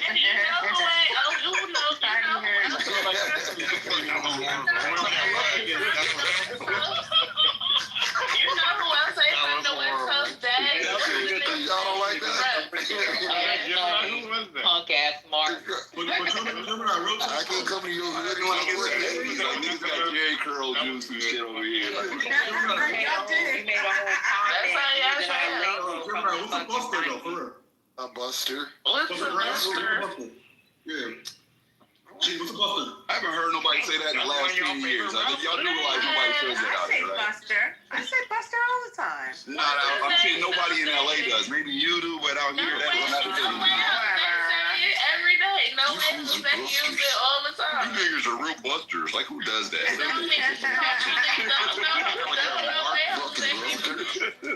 culturally, don't know where your Jose say Buster. He said, I wish I still had that on message he sent me. He was like, "Cause you're a fucking buster." he sound like 1980. He sound like a fucking. He sound like Big Worm. Movie. Yeah, he do sound like Big Worm. You just a big worm. Yeah, California. I used to, like, when I was young, I used to be like, I want to go to California. But then once I got older, it was really when I went to school and I seen the niggas from Cali, I was like, these niggas might be a little lame. And the way they dress. Might be terrible. The outfits was just real. because we don't wear Timberlands everywhere. Y'all be y'all don't wear Timberlands. At that time, y'all They be in lingerie. Y'all wear Chucks. Timberlands, bro. Like, y'all wear Chucks. Your girl will come to bed in lingerie, Timberlands with a do-rag. Nigga be having a size 16 or some Chucks. Oversized clothes and then tiny ass shoes. Then they button the top of their fucking shirt. Get the fuck out of here. Nobody buttons the top of their. You watching Debo on Friday? Nobody does that. You gotta watch it. Nobody does that. Y'all gotta start watching all these damn movies because y'all confused. I can tell y'all don't be out here. Well, clearly you confused about New York if you think all we wear is motherfucking Timbs, nigga. We are the They be in lingerie. I seen a girl in a lingerie. Look, she had lingerie, Timbs, and a do-rag. That's a crazy combination. No, see, you're watching the wrong thing. You gotta come to the city and see how fly we are, okay? Nobody got Look all through New York. Cali, you ain't been all through New York. Because if you've been all through New York, then you wouldn't be talking the way you talk. I've been on. I'm not fucking with New York with the clothes. It's not happening. But She's got a lot of family out there. It ain't even happening. You not fucking with us. So there's that. Most of the people that rep New York in here is not in New York, so that's just a lot. I got a job. I got a job. What's the problem? I do too, and I'm right here in LA. I got a job. Guess what? I got a job. What about the rest of y'all? Y'all just leave it. Yo, I'm here, so I'm from there. Scotty, you the only one. I'm gonna give it to Scotty. He there repping. Everybody else is fake. Y'all not there. Right. Haitian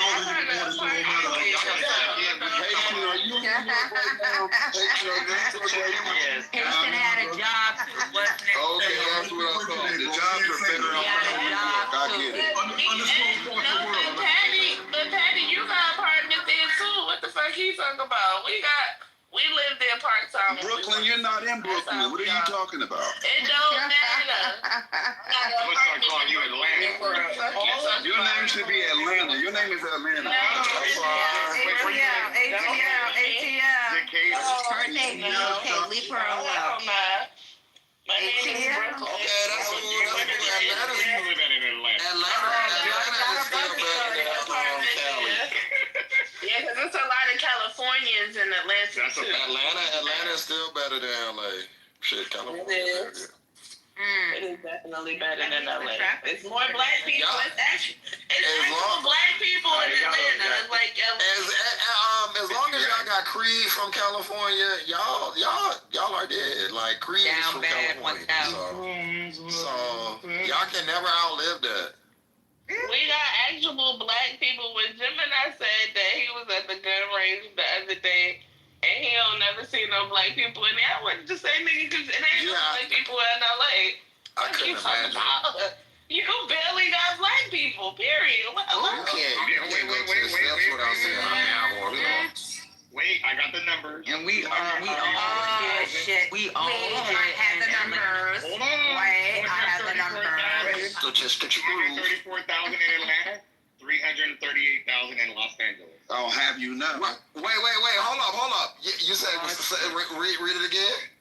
I rounded off. 234 in Atlanta, 338 in That's a lot. And this is wait, hold up. This is number of black people? What about the percentage? Why don't you that tells a story. LA is a much bigger city. LA is a much bigger city, so that shit Ask them what the percentage looks like. Go ahead, mute up right now. We got black politicians here. Well, We got honestly, black business owners. We don't act like black we people don't. out here. Oh my God. Now you're on your Republican number. We don't. Wait, First y'all was rapping New York, now y'all rapping Atlanta. wait a minute. Y'all think there's no black people in LA? Y'all retarded. Let me say something. Wait, are y'all okay? Can I just speak Hold on. Hold on. Shit. Not okay. It's fucking goddamn. It's funny how we can talk You politics. niggas want to make me motherfucking crash the fuck out. Good. Do y'all niggas understand percentages? LA is a way bigger city than Atlanta. So if y'all have 334, we have anywhere near close. That means we have a way higher percentage of black people. Hello! Y'all have a higher percentage, but we have more blacks. Period. There it is. Oh yeah, because you have more people. We'll be mad at black people here. That's all I'm saying. Yeah, nigga, it's more, and it's more in Texas. Like that's because there's more people in general. Don't Texas is, there are more black people here than tiny ass Atlanta, nigga. That's what it is. You understand? You have 40 million people. It's the most populous state in the. That's a little bitty ass city. Man. I'm not used to little shit. So, and apparently they don't got math classes out there either. Georgia. So you think Georgia? Y'all got more black people than Georgia, like percentage wise? No. So y'all know percentages is what matters, and by percentages, LA has the slimmest numbers of black people. Like we're like 6 to 8% out here. 6 to 8. Oh yeah. Wait, 6. Just, yeah, like the single digits. No, the percentage. Just, did you know? Wait, did you know that? What if I told you that Connecticut has more percentage of black people than California? I know California ain't got no black. How are you gonna switch sides like that? What is you doing right now? With the Republican man. Shout out to Connecticut. There's hella Trump country in California, on the east side of California. You just gotta know where. Like, you gotta go to the like outside of the main cities. Yeah, there's a lot of like white supremacy. Like we got the Republican strongholds. But if you go to the major cities, it's gonna be Democratic. You're not gonna see a lot of MAGA hats and none of that shit. You gotta go outside. It's almost in every. What I will say about black people from that side of the country, it's almost like I can tell y'all deal with white people. Like you could just tell versus a person from Can I say something now? from this side, like my bad. So y'all got more niggerisms. I got it. Can I say how? Yeah, because we're around niggas. We love. Don't be proud of that. Don't be proud of that. I'm so proud of it. Why not be proud of being black? What's wrong with Not saying black doesn't mean you gotta be a nigger. No. Can I say something? I know I need to crash out. Niggas live with niggas. Just because it's a black city don't make it a nigga city. That's the most. Wait. Can I say something? Just literally just said that. Can I speak? God damn it! Shit! Fuck. I think Brooklyn wants to say Because something. Barack Mike on Brooklyn. told the bold-faced ass lie. First of all, the black community in Atlanta is almost 50% versus what is it, 6 to 7% in LA? Okay. You motherfuckers be sitting here lying. I didn't say that. Atlanta has a larger black community, while LA has a more diverse, meaning that they have a lot of blacks from other places, but Atlanta has a lot of black Americans here, buddy, right? And we not accounting for the fact that most of the blacks in LA are mixed. Okay, whereas in Atlanta, that's not true. That's not true. They are. That's not true. Now you're lying. Now you're lying. They are counted as black. Now you're lying. Atlanta has 47%. 47%, exactly. And they're counting the mixed blacks. Let's start the fuck there. When I say that you don't see a lot of blacks there, that's because when you look around, most of them are mixed with a Mexican or something. I see a lot of blacks out here. What are y'all talking about? Go ahead. You want. I know I want. New York is blacker than LA, y'all. I New believe York is way blacker than LA. And that's And most cities probably would be more like percentage-wise. It's going to be most cities that are more black than LA. Like there's no fighting that. That's a given, right? But if we're talking population-wise, because we have such a large section, we're going to have more population-wise, like overall. But y'all still don't got more niggas than New York. The percentage is what counts. When you black events, so when you have black events out here, you'd be surprised at how many people show up. It's a lot of fucking people. A lot. But y'all influence ain't big out there because y'all. Nah, our influence it should be bigger. You right about that. I wouldn't know. Y'all still make up a small slice of the pie overall. We do. And we do. If your argument is that you have a lot of people, your population is high. Your population ain't bigger than New York, and they got 22% niggas. So it's more niggas everywhere than it is in Cali. Y'all win the nigger war. Do y'all ever wonder why that is? Well. Yeah, I can tell you one of the reasons, Just. I can tell you that off top. We're right next to the border in a popular city, so a lot of like the demographic of LA has been changing rapidly. Like there's a lot of Hispanics just coming back to the point where they're dominant. Like that's what happened here.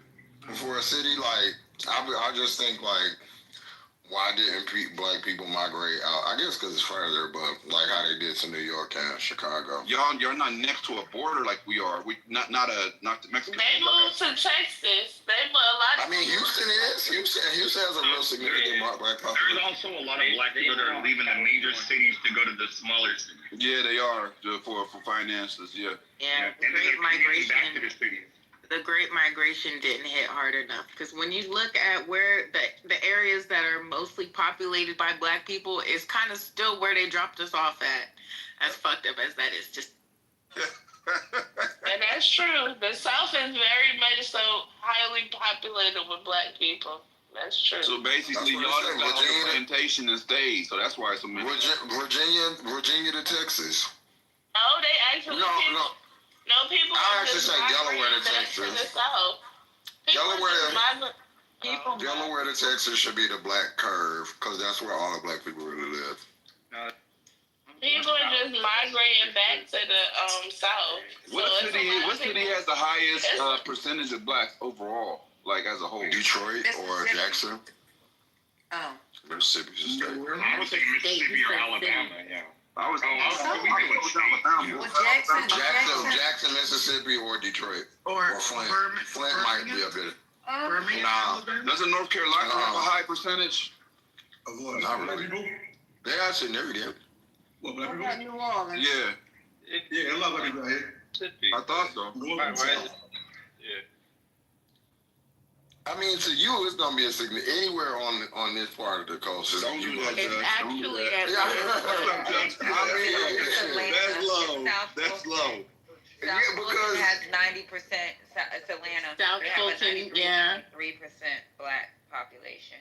Yeah, I saw this though. Like, and this is a serious question. At 80.5 and Detroit at 80.4. So that's crazy. It is South Fulton. That's crazy. Statistics. Let me ask y'all this, and I'm being dead serious when I ask this question. Do y'all think it's a significant advantage?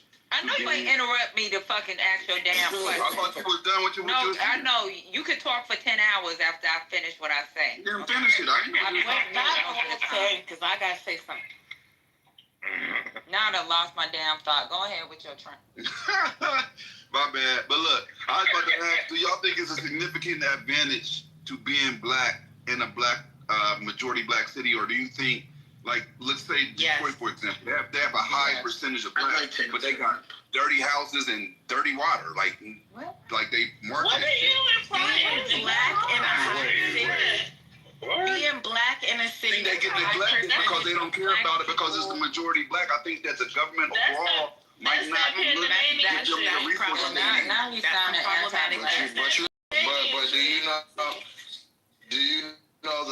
do you know the history of Detroit though? No, Detroit was like when you talk about cities like DC and when you think about Atlanta or whatever I don't know if people think about this, but a lot of people think Atlanta's like Wakanda or the Black Hollywood.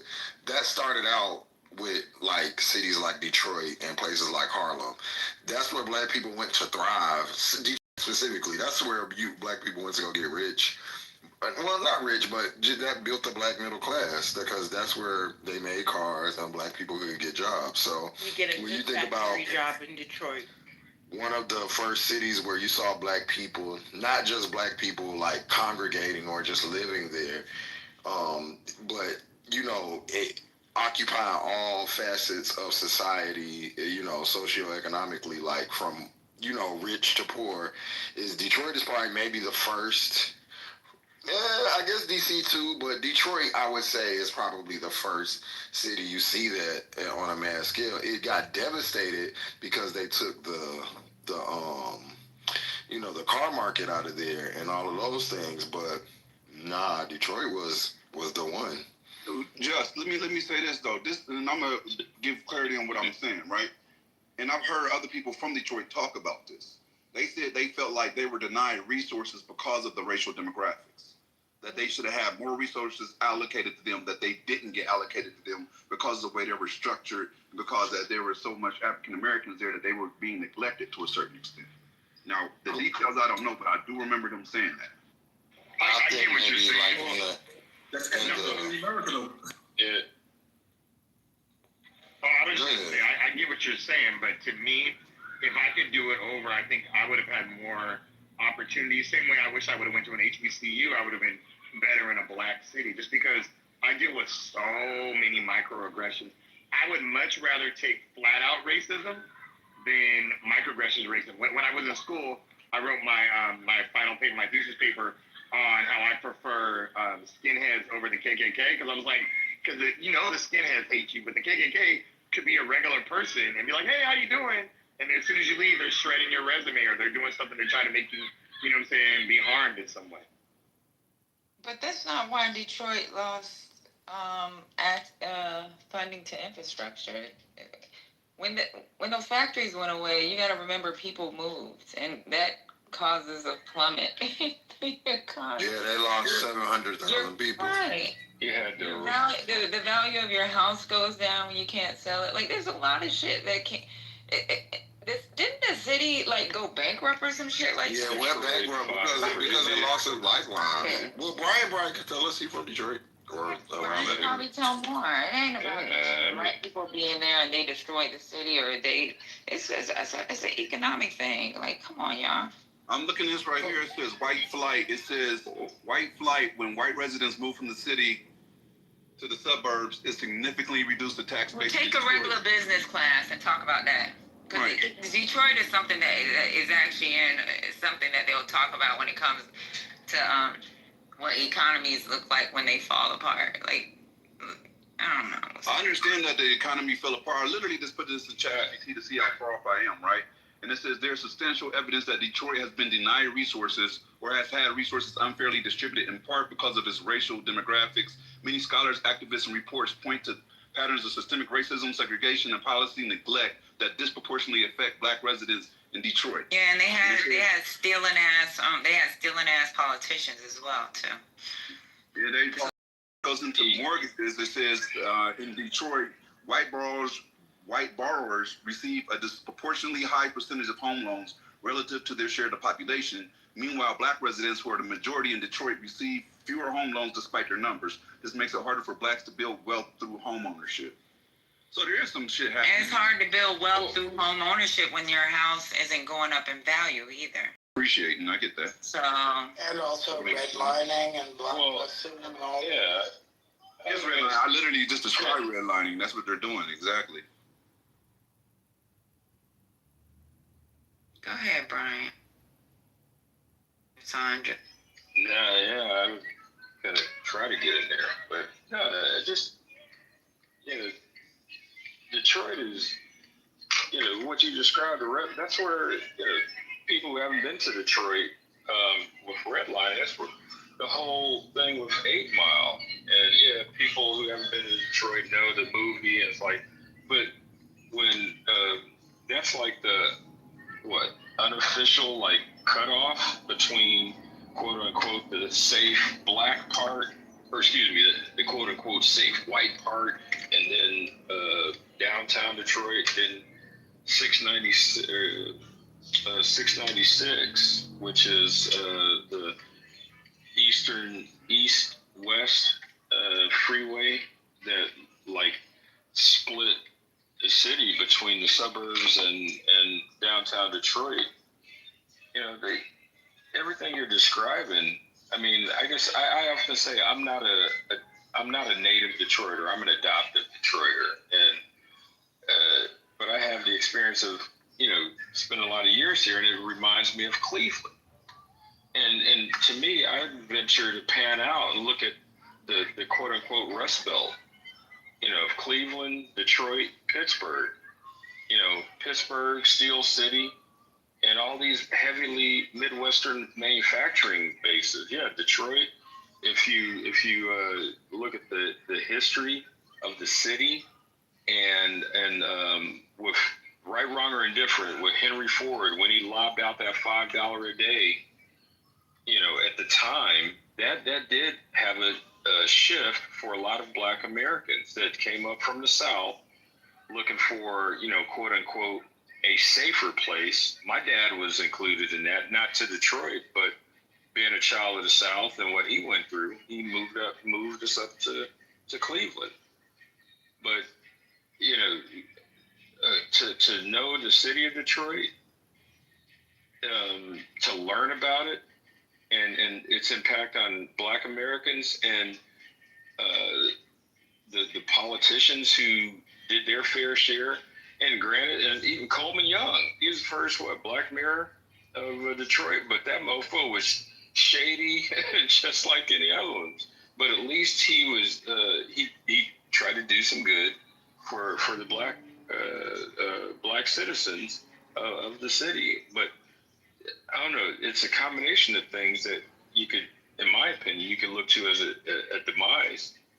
And then the rebirth, I mean, the riots, the racial, the bigotry, the racism that was prevalent in the police department. It can go on and on. In my opinion, the auto industry is heavy, but there are other reasons. Hell, Detroit, you're right next to Canada. I got one of my buddies who's in Toronto, and he shared his family history that they came up from the South, moved to Detroit. Then ultimately I think he said his great grandfather, and then ultimately his dad decided, well, hell, we here, let's just move across the river into Canada and keep it rolling, because they were looking for something safe.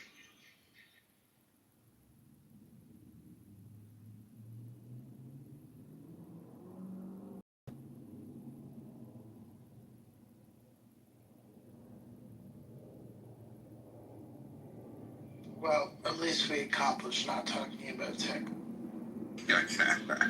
I was gonna say, if Jim and I, or y'all, Jim, if you had said the border the third time, Trent may appear. Right. Right.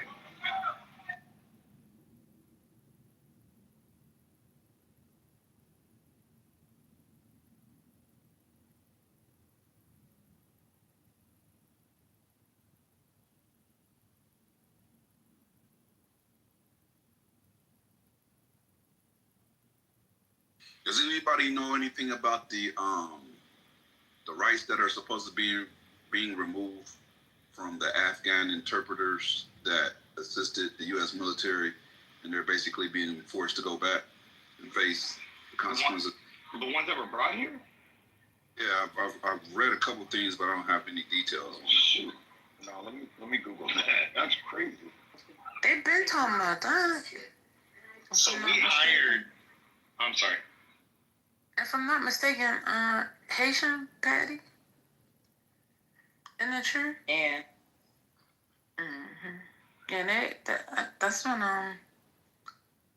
who else did they? Well, maybe this is a new country, but what was the country before when they were sending the people back and they was crying, saying that they might get killed? Iraq and Afghanistan. Oh, okay. So when they were bringing over mass, what you call refugees, I guess, from Afghanistan, the company I was working with hired a bunch of them. I know a bunch, well, I'll say 30, to work on manufacturing at the time. And most of them were translators that helped the U.S. Fucked up. You know what I'm saying? That's fucked up. If they really were helping us and then we send them back to face, that's crazy. So you remember when the initial shit happened, when it popped off? Mm-hmm. There was actually people in the military and out of the military, I guess mostly out, that were coordinating flights for them to get in here. Even active duty. I had a colonel. His at the time his interpreter was being blocked, and he had to get one of the politicians involved.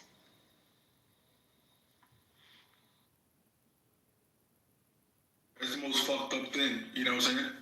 Some of these people made more sacrifices than these so-called patriots over here in your own country. The video I watched, Haitian, the gentleman was saying, like, just check. I work with the U.S. military. Don't do this to me. Don't do this to me. Like he said, the Taliban was already saying it was going to be an immediate death sentence when he came back. That's what he was worried about, was the Taliban. He said, basically, y'all sending me back to my demise. Like, y'all sending me back to death. I helped y'all. Like, but and ICE was just like, well, you come with us, we'll figure it out. And they just took him. Yeah. And his family will get killed.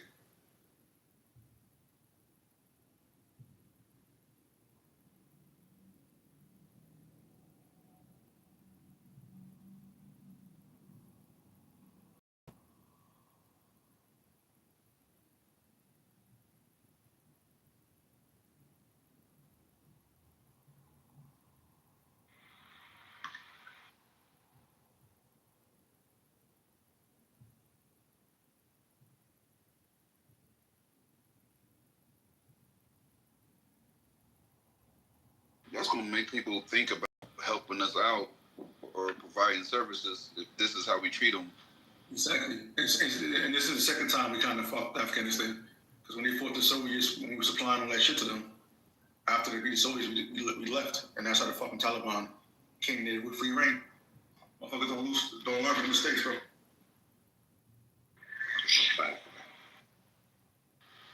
We keep alienating allies, man, left and right, people or countries. We go back on our word. We're not credible. It's been Republicans that saying that, and they're the ones that's supposed to supposedly support defense. So I don't understand. Shit's crazy, right, Patty? Because I know when I first went in the military, that was always a thing. Republicans want to go to war, you know? Now they're trying to play, I think this Democrats, they're full of shit, man. And this is what I'm winning at any cost. It's crazy. To that point of turning, like, backs on allies, I mean, I don't know, it's just my opinion or my feeling, and it's a feeling, I don't know if it's fact, but I feel like logically, you end up turning somebody, you know, against you later on down the line. Like, you know, that, like, how many times have we as a country, maybe intentionally or unintentionally, I'll just say, like, feel like, man, are we helping to breed terrorists that, you know, would not normally have grown up to be a terrorist? Or maybe I don't like using that word. I'm trying to find another one, but my brain is tired. But, you know, you're saying that these individuals that have helped our military on a condition that, okay, they'll come to America, and now they're being, you know, sent back, their families be killed, and if they do survive, now they looking at us side-eye like, my son's, you know, I ain't messing with you like that. If anything, I'm going to start plotting against you.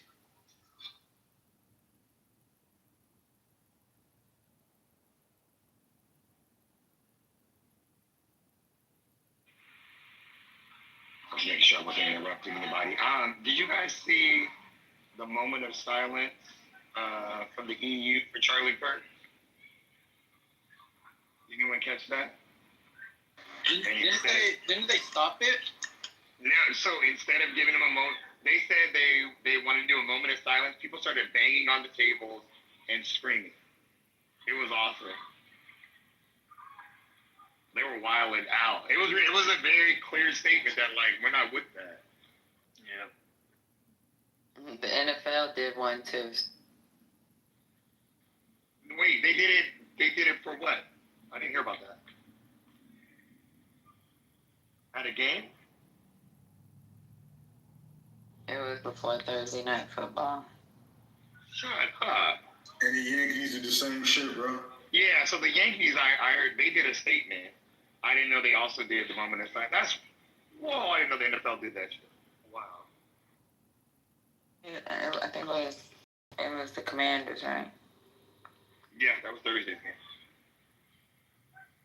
That is so disgusting. Dang, that league is so black. Guys are promoting racism. I know that. What were the players doing? Were they on a knee too? They took a knee. I didn't watch it. NFL continues. That to me, that's a reminder. They continue to show us who they are. Y'all can continue to watch. Y'all be watching. It's not like it don't change nothing. Y'all be in front of the TV on Sunday watching. So it was Thursday. Well, whatever. Listen, the NFL will always. I'd like to share with you guys. Thank you. You all can take a mental break. Public asks that you please join us in a moment of silent reflection following the murder of Charlie Kirk. The NFL condemns all violence in our communities. It will take all of us to stop hate. Thank you. The next one. What? And so when Colin Kaepernick took a fucking knee, it was a big fucking deal, and he lost his career. But a racist, they all for it. Take a fucking knee. We don't acknowledge any type of violence, but yet and still, hashtag Colin Kaepernick. This is some bullshit. All right. Wake it and up. y'all will be on the couch watching. They'll be on the couch watching. Did they say take a moment of silence or take a knee? Did they take a knee? No. I didn't say anything but a knee. I said moment of silence. But I said when Colin Kaepernick took a knee, it was a problem for a black man. So y'all was a big outrage. It's okay. Okay, so Colin Kaepernick.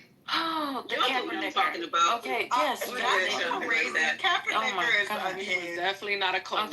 Okay, so yes, stay focused. So Kaepernick. Okay, but hold up. Listen, I think, and just listen to what I'm saying. Listen to the words. I think perhaps maybe the reason why, certain groups are picking, a moment of silence and contributing to that, not because of who he is or was, but more about the fact that this was done on live TV.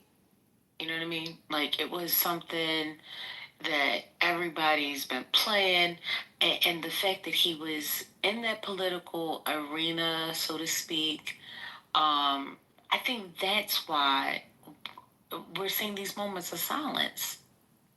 First lady, wasn't George Floyd on live TV? Who? Wasn't George Floyd killed on live TV? And you had a lot of white people that was jumping the ship and definitely speaking up, doing a lot of moment of silence and things. I'm just saying. I mean, yes, but I agree. But there were a lot of people taking a moment of silence for him as well. I agree, but I'm just saying it wasn't like, okay, Colin Kaepernick did it without them announcing it. I'm gonna be silent. The whole announcement came with a loudspeaker. I'm good. Okay, I'm good. I'm be quiet. No, he was agreeing with me. But that's the reason why you need to shut up until somebody's finished talking, because they don't know something. They can't hear what you're saying when they're talking. All they hear is somebody mumbling, and then it makes them think that nobody wants to hear them. Okay, not unless you have a but amen. Lisa, can you continue? Or that? Praise him. So, Lisa, are you going to finish or not? Yes, ma'am. I was just saying that in my own humble opinion, they announced it over the loudspeaker. They're giving this man too much. When C. Kaepernick took the knee for George Floyd, which was also on live television, his life snuffed out, he lost his career and the man that was next to him. So I'm just making a point, showing them. Wait a minute, Kaepernick took a knee for George? I thought he got fired before that. Yeah, I know, but I'm just saying, we are seeing people die on TV, and no one is saying anything about us that die on TV, and we taking Charlie Kirk and we're elevating him. I'm still confused about this. So and that's why I'm trying to offer a different way or different perspective in looking at that, because I'm saying, if in fact you were to judge during that period of time in 2020, there was a lot of hype regarding his death. And a lot of groups, a lot of different people spoke up and spoke out against it. They did take moment of silences. They actually had a lot of, what's those things, vigils as well. And then they even got to the point where they were rooting. I mean, well, even the NBA did. The NBA was a more, they said more when George Floyd passed away, so, or was murdered. I'm not saying that all, but not everybody has done it. We've seen the Yankees do it. Now we've seen the football do it. I think there'll be a few other people that will. And if I'm not mistaken, some of the players from football started, taking a knee during that period of time. And then Trump was like, y'all better sit your asses down and don't do it again. Y'all remember that? I remember Trump shutting it down because people had started doing it. Yeah, but not all managers said that. So they tried to do that, right? So, that's a private organization. How does a fucking president tell a private business what they can and can't do? He did. Right, he did, but it wasn't every coach, or not coach. It wasn't every owner that was on it now. Nobody said it was. I'm just making the point and talking to Lisa about what Lisa is talking about, trying to compare George Floyd to this situation. But Kaepernick was already fired before that because Kaepernick got ghosted when Trump was in office. Yeah, he was benched. He was still on a team. He was benched. He was. Can I play this clip for y'all? Yeah, sure. Go ahead. Sugar boogers. All right, booger sugar. That's coke. What do we do about our country? Because we have radicals on the right as well. We have radicals on the left. People are watching all of these videos and cheering. Some people are cheering that Charlie was killed. How do we fix this country? How do we come back together? I'll tell you something that's going to get me in trouble, but I couldn't care less. The radicals on the right oftentimes are radical because they don't want to see crime. Couldn't care less. What did that criminal say? I mean, exactly. He broke precedent with every other American president, in modern times, by saying something as divisive as that. He doesn't care less. Wait, can you replay that again? Let me hear this again, because I think he even shot his own self in the foot. Say it again. He did. Go ahead. You heard that? Okay. I remember that he has 34 felonies. Let's listen to it. And we're going to look into that. What do we do about our country with that? Because we have radicals on the right as well. We have radicals on the left. People are watching all of these videos and cheering. Some people are cheering that Charlie was killed. How do we fix this country? How do we come back together? I'll tell you something that's going to get me in trouble, but I couldn't care less. The radicals on the right oftentimes are radical because they don't want to see crime. And we're going to look into that. What do we do? Okay, the So radicals. he's justifying the radicals on the right. Not just justifying, he's showing that they messed up. That's where he messed up. He said he doesn't care. You gotta stop saying that cracker word. I said that shit around my dad, and I was like, where you get that word from? He doesn't care about bringing the country together. That's it. He said, I'm probably going to get in a lot of trouble, but I don't care. I don't care. Like, I can't get... He gets 34 felonies and becomes president. He ain't getting in trouble. He said, who going to check me, boo? Huh? Who going to check me? I'm going to go ahead and I'm going to say it right now. And he did. You know What what? y'all gonna do? We're gonna lose the midterms. Did y'all, I've been saying that. did y'all see the picture? This is what I don't understand. Like, they got a video and picture of Trump at the 9/11, I forget, ceremony or whatever it was, right? And he looks like he had a stroke, legitimately. I don't know if y'all seen that. His mouth is hanging to the left. Somebody got the picture. Right? Why aren't we highlighting that up? You always want to talk about Sleepy Joe. You look like stroked out Trump right now. Like, why are we not? As someone who had a mini stroke earlier, I fully agree. I think that we need to be talking about. You okay, babe? I'm better now that you here, First Lady. I'm not first lady. Oh damn! Well, she wants first lady. The first lady is already. They already marked that already a long time ago. Wait a minute! What is happening? I cannot be sold. What is happening? Please stop auctioning me off. She said the second PTR in order, please. I want But the way they marketed, Can you stay focused? they marketed in campaign Sleepy Joe to the point where the way that they marketed in campaign with Sleepy Joe, we need to do the same thing with his stroked out ass right now. Who's we? Who's we, Gemini? Who's we? Because it's Anybody obviously that not the opposes Democrats. MAGA, anybody that opposes MAGA. It's definitely not the Democrats. They're not going to do shit. They've been silent. They back from break and they said a damn. Well, not all of them. What's her name? Umar, whatever. She was talking out against Charlie Crack. She talked about him, but everybody else. Anybody got some clips? Anybody else saying anything? Wait a minute. She put out a good statement. She put out a good statement. And we listened to the clip the other day, Lisa. Now she put out a good. Patty? She put out a nice statement about the situation. Now saying people are full of shit. She's talking about people are full of shit. That's what I mean. I said she's the only one who spoke out. I haven't heard from anyone else.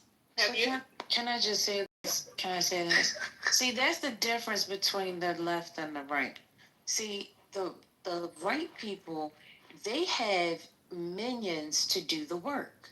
The minions go out, put the salacious things out there. People start talking about it in the media, and then guess what? The news anchors or the, supposedly journalists begin to start asking these people about these questions or question them about what other people are saying. That's how they get their story out. We don't have that. Yes, we do. We don't use our. Yeah, because why aren't you doing it? Because you're the person. Well, I'm not stupid. Okay, but so you have to. We don't use our stupids, and I've been saying this. We always be like, you can't.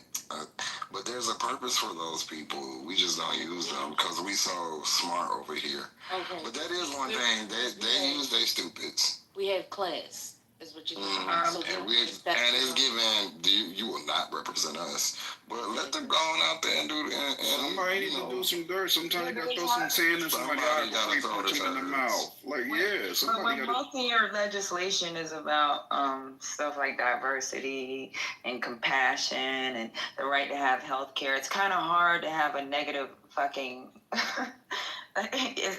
And Republicans, they're always talking about discipline and fiscal responsibility and they're always talking about taking away. So it's really hard to have that messaging as a Democrat if your whole messaging is about compassion. Especially when the legislation that's written, most of it's written about compassion. I get that. What I was trying to say is this. You guys don't watch The Breakfast Club, but did you watch it today? Oh, hey. I love that movie. So She said that's crazy. Oh my God. She said I love that movie. I don't know if you guys are so ghetto. Can I talk? Oh, now you want to talk, huh? Oh yeah, I've been quiet all these hours. Can I fucking say something? You can't a word. Hold on, let me get my mic. Oh no, please. Not about no damn Breakfast Club. What the fuck? No, I was talking about the Dems not fucking saying anything, and I was just saying, if you seen The Breakfast Club this morning, Jasmine Crockett was on The Breakfast Club. That's all I was gonna say. I know how much I love Charlamagne the God. I'm going on mute. I love Jasmine. Why y'all do my girl like that? Hey, Michael. Come on, come back.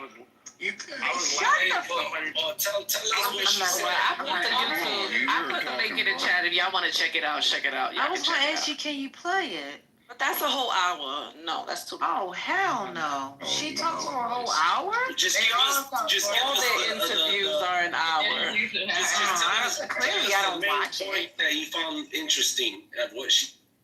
Who are you? Mira, cállate la boca. No, he. Cállate la boca. What up? Wait, He no español. I have a question. Hey, Jeremy. I'm a Charlie Kirk Everybody supporter. knows cállate la Oh, boca. wait a minute. We got a supporter. Okay, let's hear I'm a about it. Charlie Kirk supporter. Cool. I have a question though. Did you all see the Laura Loomer tweet about Charlie Kirk that she took down after the killing? Do you have it saved? I remember. She had posted something in July, because it was a beef, I guess, between her and him. So I don't know. I can read a little bit of it. All right. Well, before you read it, no, because I pressed pause for a minute now.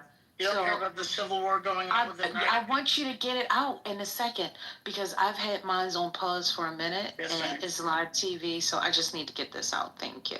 All right, so Marco Rubio, whatever his name is, he will be traveling to Israel in the coming days due to the dwindling prospects for Gaza, for a Gaza ceasefire and disapproval from Donald Trump's over Israel strike on DOHA less than a week ago. Okay. Now, the United Nations General Assembly voted by a large majority on Friday in favor of a declaration that outlines steps towards what? A two-state solution between Israel and Palestine. Did y'all hear about this? Oh, good. Okay. And backs a Hamas-free government for Palestine. So that's one thing.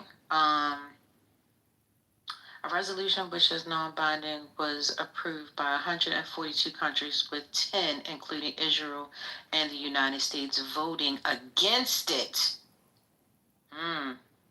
So they all voted against the two-state solution, so they don't want that. NATO has launched an initiative to reinforce the defense of Europe's eastern flank after a Russian drone incursion into Polish airspace this week. NATO Security General Mark Rutte, I think, announced on Friday. Also on Friday, Russia and Belarus kicked off major military drills to test the readiness of their armed forces. Okay?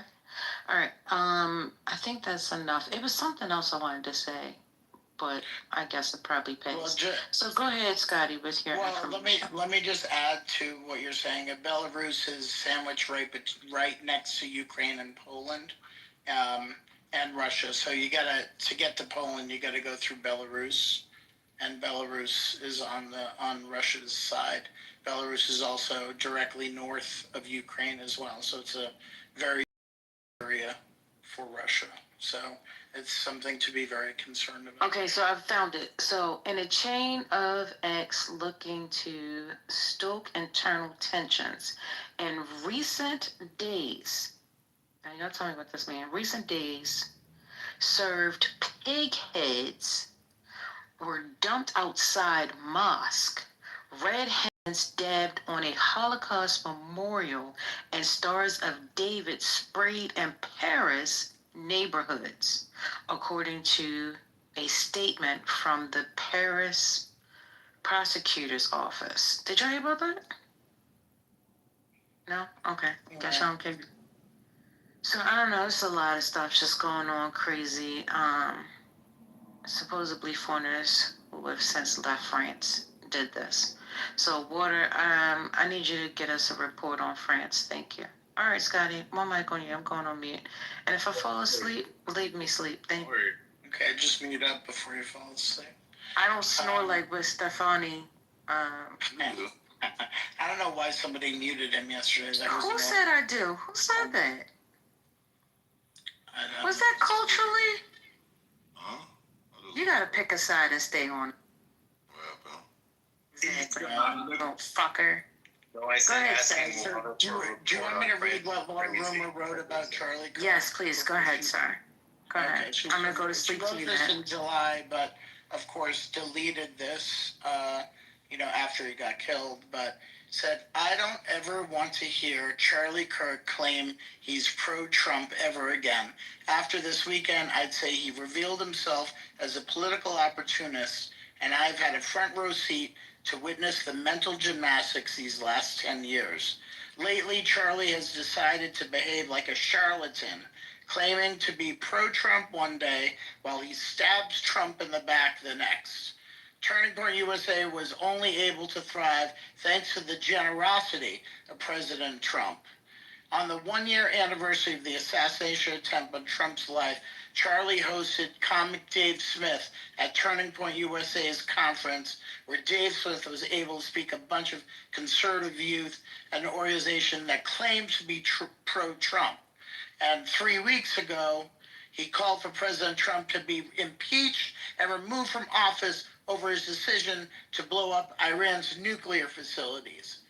Charlie played both sides of the Iran issue on the show, as we all saw, because he wants to play both sides of the aisle. The honorable thing to do is have a position and actually defend it to the death instead of flip-flopping. So there you go. And Smith, she went on to say, Smith, this is the comedian that was speaking with Charlie, said that all of MAGA should turn on Trump and abandon him. That's all. I think that shows Charlie Kirk's character. He doesn't toe the party line. He's a free thinker. He thinks for himself. He's not going to just follow what other people tell him. Anybody want to tell him? Who's going to tell him? I'm just Hey, remember when Charlie Kirk was asking for the Epstein files, and then the next day he got a call from the White House, and then he said, "You know what? I'm tired of talking about the Epstein files." Remember that? That's called walking the party lines, right? Yeah, but he since reverted back, but he just hasn't been as loud as he was initially. And what did good old Candy say? What did Candy say? And this whole Epstein thing, they're trying to make Charlie do some stuff over Epstein. My pretty, nipple freak. What's going on? She said it out of her own damn mouth. Her friend. He's a free thinker, though, right, Lisa? He's a free thinker. And he was. Sorry, I'm sorry, you guys. I didn't mean to chuckle. How many Democrats do you guys have that? Oh, what aboutism? What aboutism, guys? Have what? Nobody got no. What are you talking about? How many do we have? What is that disagree with y'all's party and they get called out for? Oh, all the time. That's what we always do. Did you hear me just disagree with my party? I'm talking about people that hold offices. All the time. Did you see the people who? Did I finish? Hold on, Spirit. Sorry, go ahead. Was he alive 2 years ago when they crossed over for Al Green, or was it 1 year ago? Were you alive, sir, when that happened? What happened? Oh, Lord have mercy. Bye. Al Green spoke out, and that really, the whole entire, everybody was basically acting like Al Green. You know that's Lisa. Ciao. Ciao. Listen, you are not paying attention, and I'm not here to educate tonight, okay? Go back and review the tapes. Go back and review the tapes. And that's not what happened, sir. Yeah, we disagree with each other all the time, dude. You are not the sharpest spoon, sir. Not the sharpest spoon. Oh my. The sharpest fork or the sharpest spoon? The spoon. That means he ain't sharp at all. He's not a fork. Not a fork. The driest wet The wipe. fork would be sharp, Lisa. I'm sorry, I'm not the sharpest fork right now. Just because Al Green was the only one that got kicked out doesn't mean Sexualizing the dumb shit. Hey, he's still trying to argue. Hold on. Go ahead. Sylvia. Hey, Sylvia. Spirit. You talking Sylvia? Sylvia. Sylvia is Spirit because he just called Lisa First Lady. So, I mean, no. That's Sylvia. That's Sylvia. His new name is Sylvia. Thank you. Everybody meet Sylvia. Oh, Lord, and then the road is blocked. I was waiting for the rest of karaoke. I just listened to his wife speaking. I agree. What did you guys think about it? We only listened to like 5 seconds. I definitely don't want to listen to her. But what I heard her pretty much saying is she about to pick up the torch. She said she about to light this motherfucker up, and you guys gonna know her husband's name the way the neighbors know your name. Yep, that's what I heard. And she's gonna continue making money, and I bet you they give him a statue.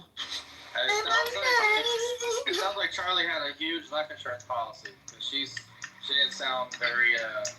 She said she paid already. I'm telling you, they're gonna give him a statue in front of the White House. We don't know none of that. If you think what? You see the way they going on? Oh my God! You would have thought this was VP. Yeah, but Trump be feeling one way today and be feeling another way tomorrow. He stroked that. Nah, he's gonna use this. If he remembers. Donnie's gonna use this to benefit him. Maybe. Talking about he was supposed to be president. Hey, was the martyr in the Project 2025? Was martyr in there? Oh my God. I don't think so. You can't put everything in the game plan. Right. But they said they had one. And they damn sure showing themselves mighty. But guess what? God is in control of all things. If y'all didn't know. Wait, did you say on that one? Yes. No, that's the same question in God, isn't it? That's the collection plate. Come on now. Shit. I didn't even hear what y'all talking about. Sitting here watching Jesus and Jericho. God is in control.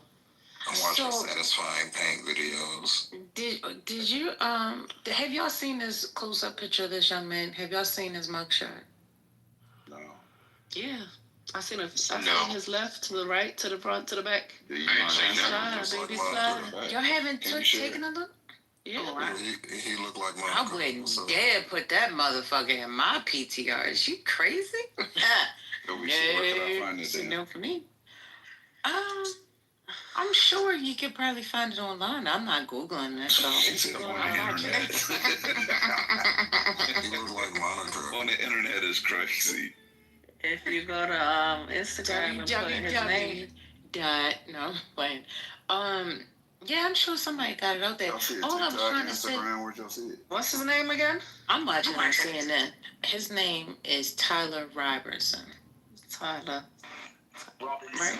You guys, as soon as you put Tyler Robinson, this shit comes up. As soon as you put Tyler, I mean, I gotta think about knowing your brother's named Tyler, but y'all think he's gonna be more popular than Luigi? Well, his brotherhood is questionable. I don't think so. You don't think so? You think they're gonna put Luigi was that girl. Luigi I know nobody's talking about Luigi no more. Oh, now Luigi had a different look than this guy, but I was saying or pointing out that he wasn't a bad-looking little boy. He was only 22 years old. He was a genius, though. He got a 34 on the ACT. Exactly, and like he had a full $35,000 scholarship to University of Utah. He would have been awesome in the military. Will we ever know why he's? But that's why they're saying that the shot was so good, because Buddy was a math whiz.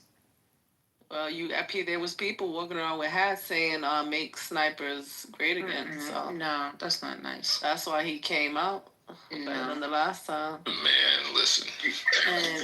Stop. What's going on in that brain? You didn't see people walking around with those hats? I ain't seen nothing yet.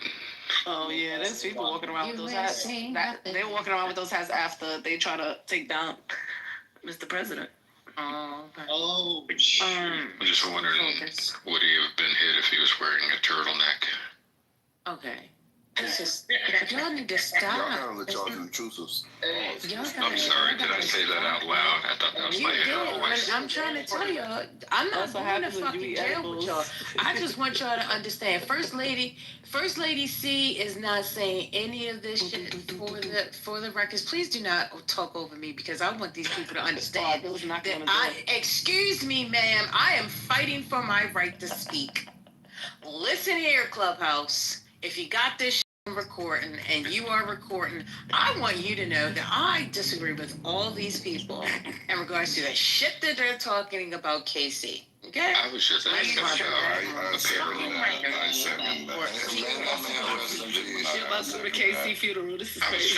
I was just asking about apparel. I mean, it is pumpkin spice and turtlenecks. Yo, checking out the link in the chat. It's his mugshot. They don't prove turtlenecks, bro, so stop it. They kind of do, though. Cut the shit. Why would you? Anyway, I think hello to the young man. They said that he has been, playing with guns pretty much all his life. Like, this is what his father did. They got a lot of videos and pictures of him with guns, like from little, like big guns, 50 guns. Yeah. This is part of their life and their lifestyle. So, but yeah, and still we don't want to talk about gun violence, or possibly, banning your guns because everybody's scared of the next person. So they should make a gun bill, and in honor of Charlie Kirk, the Democrats should do it. Now that would fuck them up. And what would that say? Like, what would be it? Make them vote on it. Have them on record voting against it. Yeah, no more The Charlie Kirk bill. Yeah. Civilians. Present a gun reform bill in the name of Charlie Kirk, just how they do other people. Make them Republicans put their money where their mouth is. Y'all devastated. Y'all devastated. Here's the Charlie Kirk bill for gun reform. Go ahead and throw that up. Let's actually fast track this. Let's actually fast track this to vote on next week of Friday. So make sure everybody's here and see what the Republicans do. Yeah, everybody high up hears this and does that. That's what I'm saying, Just. You need to be up there. See, you don't listen to me. What I'm gonna do? First off, no one's voting for me, so I would never get up there. You can be this is what I'm saying. You can be the background voice that they need, and they could get you an account, and you'll be like the ghostwriter for them. You understand? They have people that do that. They do. They're doing a good job. That's the problem. No, I'm saying that's a real thing. That they can have somebody. That's a real position that you can have.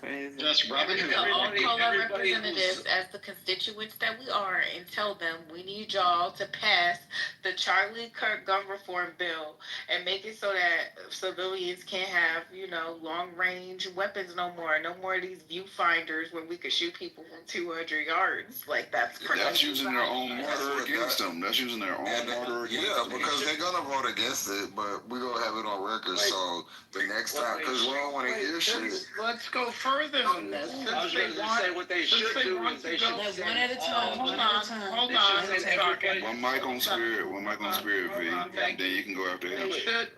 No, not real quick. It's real quick on Spirit, bro. Mute up. Super quick.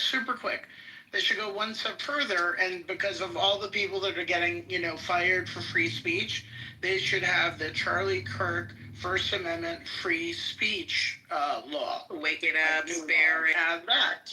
Well, how about instead of having that free speech law, how about all the people who want to censor people? They should all go move to North Korea.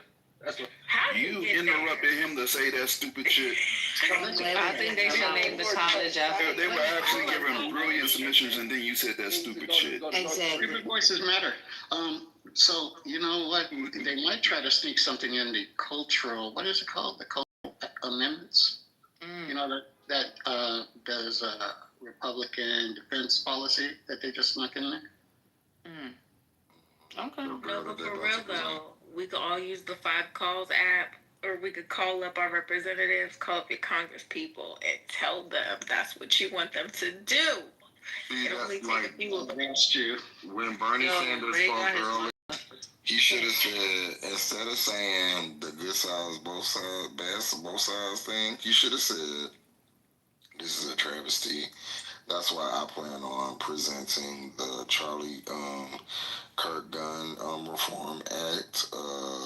And I know that my bipartisan Republican, House members would just love to pass this. I'll be working on that.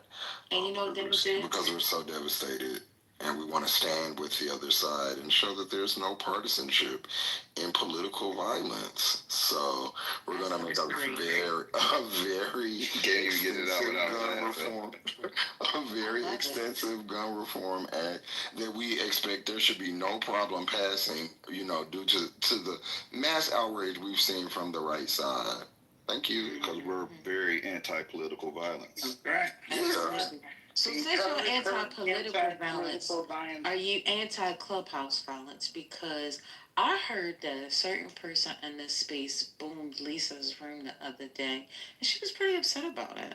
I don't know if she wants to talk about it, but... Oh, he's on stage. I see him right there. You see somebody? I see him. Robert did it. Wait, what happened? The name rhymes with Shopper. They said it's... Robert. They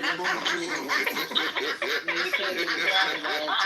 She was Shopper. This is crazy. That's funny as hell. Robert, you out here booming rooms, bro? Shopper is crazy. That's what talking about breaking news, or we asking you if you I'm boom glad that you're other on room. stage, Robert, because Robert... Did you boom that room, Robert? Hello. This is important. No, I didn't boom. No, that is tough. Said that he was protecting the integrity of my room. Bullshit. Bullshit.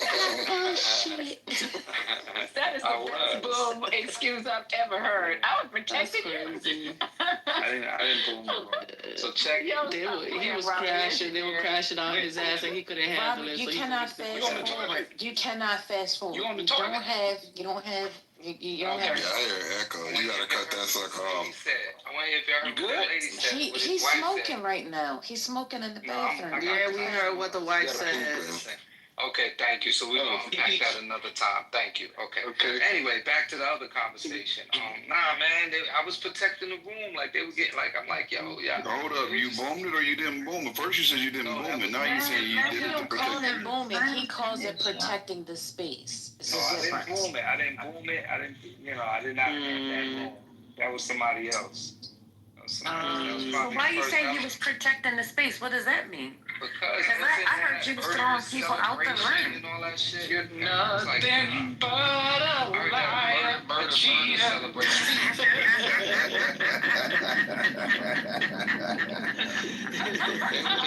They want to urinate on his grave. Urinate? Somebody said Damn. Somebody said Yeah, that. that's wrong. That's crazy. Nah, that's crazy. Is that Somebody said some shit like that. Wait a minute, Gemini, you wasn't there? I thought you were there. Of course he wasn't. Nah, I wasn't around for any of those That's my festivities. bodyguard right there. He wasn't around. Engaged in that type of activity. No. Oh, don't do that. Don't do that. Where's Dr. AG when you need it? You just press that button. What is happening? Who? Dr. AG. What is going on? What's going on? What's going on? I hear that everywhere I go now. Ever since y'all started saying that, now I hear that shit everywhere. Like, All right, so Rob didn't do it, Lisa, so sorry. he said it wasn't me. That's what they said. So your research continues on, or the other people said it was him.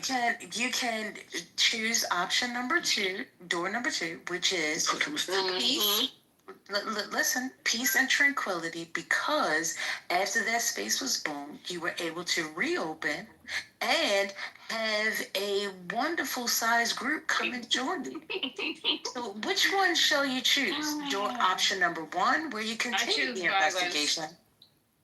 All right, so we're gonna bring State on stage. So if you choose violence, I got somebody. Oh my God! I got somebody for you right now. Wait a minute, State is in the building. Yeah, he's coming right now. Lord, come up here, State.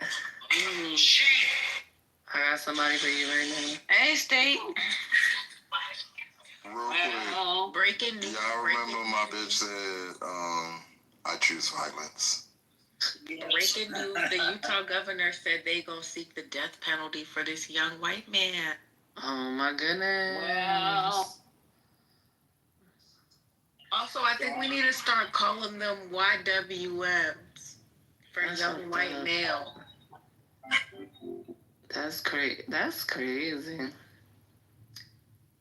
We got YNs. I think they need their own. Motherfuckers just wake up in the morning talking about, yo, I'm gonna do this. Let me ask you a question. Like that. Non-related to politics, but kind of related to politics, but not really. So what's that boy named? Young boy. NBA, Is that the one that got out? Is that the one that just got out of jail and like he does all this stuff, screaming and stuff? Yeah. Which one? The Would one y'all with the let 50 your million child kids? go to his to one of their concerts? Okay. How old? I didn't say yes or no. No, I said fuck no. Okay, somebody said no. What was the question? 15. Nah. 15. Nah, that's probably one of them. Talking about YNs, that's gonna be YN epicenter right there. Like That's what I thought. No. It is gonna be CY. Make sure they got a gun with them if you do let them go. What? It's not my son lucky. Not a 15-year-old with a gun. I'm joking right now. You can't go into You can't go into Clearly, of course, you can't go in the concert with a gun. That's a joke. No. What concert y'all been to? I used to pack my shit.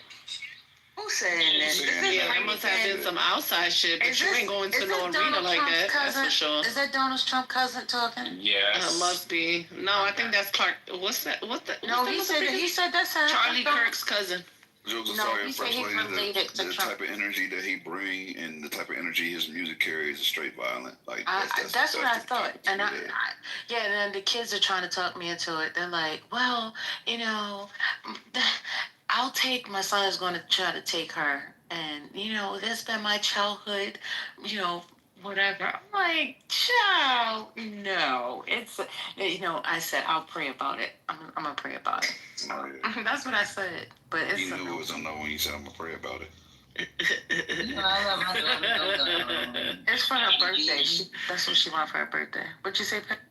I let my daughter go to Cardi B concert. I let her go to concert. Violent though, he's about murder. Like half of his music is about offing somebody. He's a baby daddy. And baby daddy with herpes. He's a 12 kid. He got 12 kids and 12 baby mamas. Like, okay. I cannot. She with him in Sexy Red. She said, "Get me pregnant." And Ew. was dragging her in the comments. I just want to be a fly on the wall at the pap smear. Ew. I want to know, like, what the, like, I want to see their my charts just to see all the shit they got. Somebody was like, "Oh, she look real pretty now." I was like, "Really?" Like. All right, so now Justice. Who you said look pretty now? You said look pretty now? He said Sexy Red look pretty now. Sexy Red look like culturally. Sexy Red look like every chick with a outfit.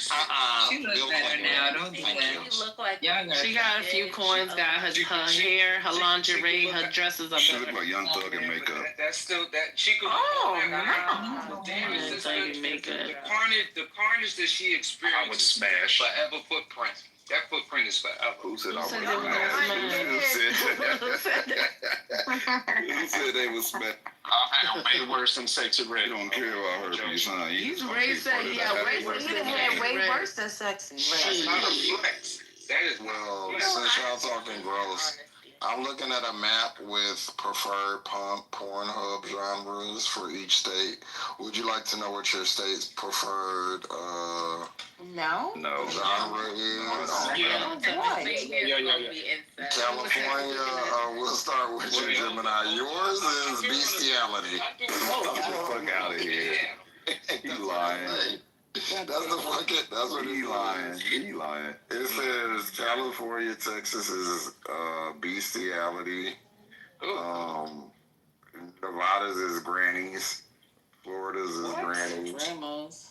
I ain't surprised by the This is this. But the majority, so Georgia, South Carolina, North Carolina, Tennessee, Kentucky, West Virginia, Louisiana, Mississippi, Arkansas. The majority of the states is femboys.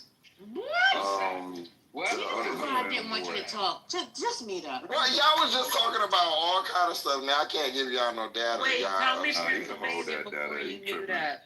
Pennsylvania is couch humping. He said Atlanta is incest. What is that? No, Atlanta is not a state. What is a couch humping? Like they literally humping couches? Google it, JD Vance. I'm not putting that in my algorithm ever. You got me fucked up. Georgia's is femboys. The FBI watch list Googling that shit. Exactly. I don't even know why you looking at that stuff. Where'd you get that from? Look, I just now. That list of suspects is here. I don't trust that list at all. Virginia's is midget porn. He's still that's great.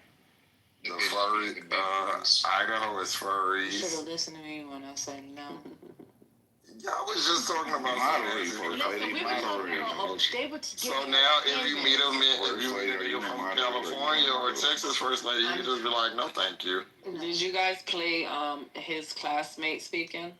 Yeah, I watched that. Oh no, not the classmate. I watched the guy that was asking him questions. I just put the link for the classmate. He's speaking, but they covering his face.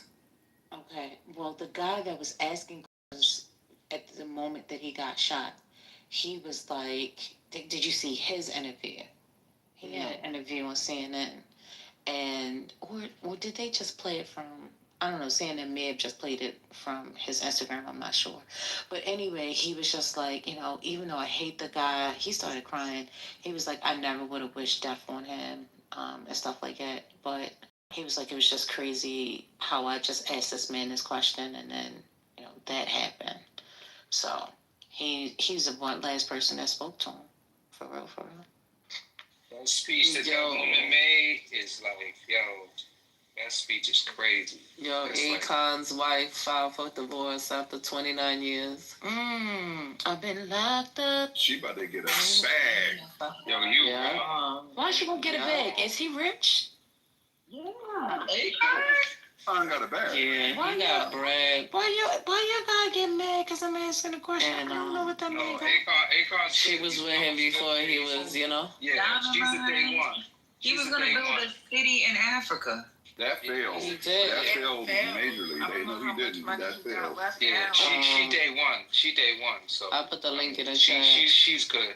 She out. She tired. What is his worth? What is he worth? Y'all make it seem like this man a billionaire. I don't not a billionaire, but he definitely he north of 100. Yeah, I don't count people's pockets, but I think he's worth 80 million. 80 what? He's good. It says estimated 80 million. What? Yeah, way more than that. Are you kidding? And that, right. That's no. You know the game. No, it says 80, and then another source says less, 40 million. Yeah, I was thinking he's around about 40 million worth. Yeah. All his money ain't on the books. Robert, like do that. you ever just take a breath and breathe? Just no. He has multiple business ventures, philosophy, variation, music career. I don't know.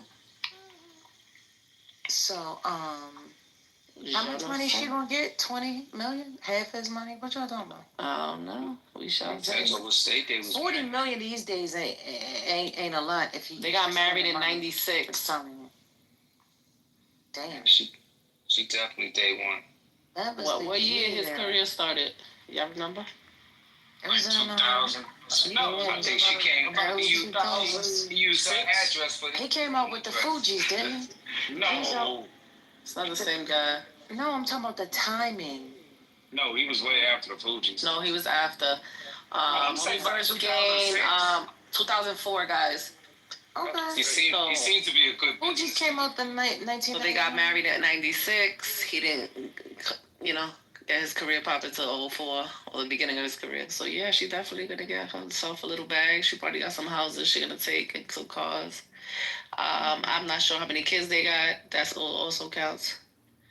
Did he cheat on her? I don't know. I mean, does he have any kids outside Black the men marriage? don't cheat. What black men are you talking about?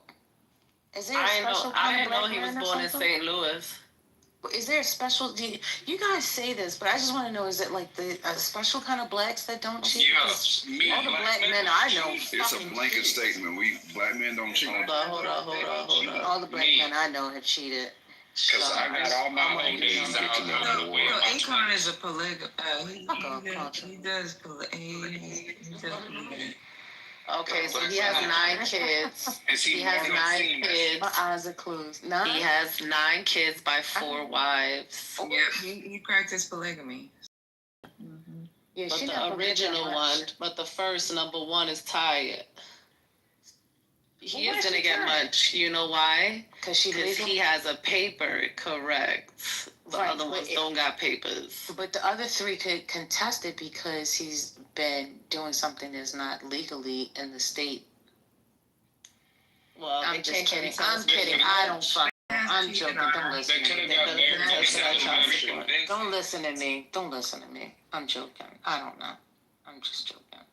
I'm just saying. Yeah, so he got 9 kids and 4 wives. That's exactly what it says. Damn. See, I told you. I had a feeling he had multiple. Go ahead. He's a multiple. So is that considered cheating or no? Not if she knows. You can't tell somebody. Nah, I think she did. Ciao. But he did cheat on her. He did. Yeah, he was cheating with some model chick. There's a couple people. He was trying to add a fifth. Oh, speaking about cheating, trying to hold add a on. fifth. I got another one for you right now. All right, so Add a fifth to the master. I got another one for you.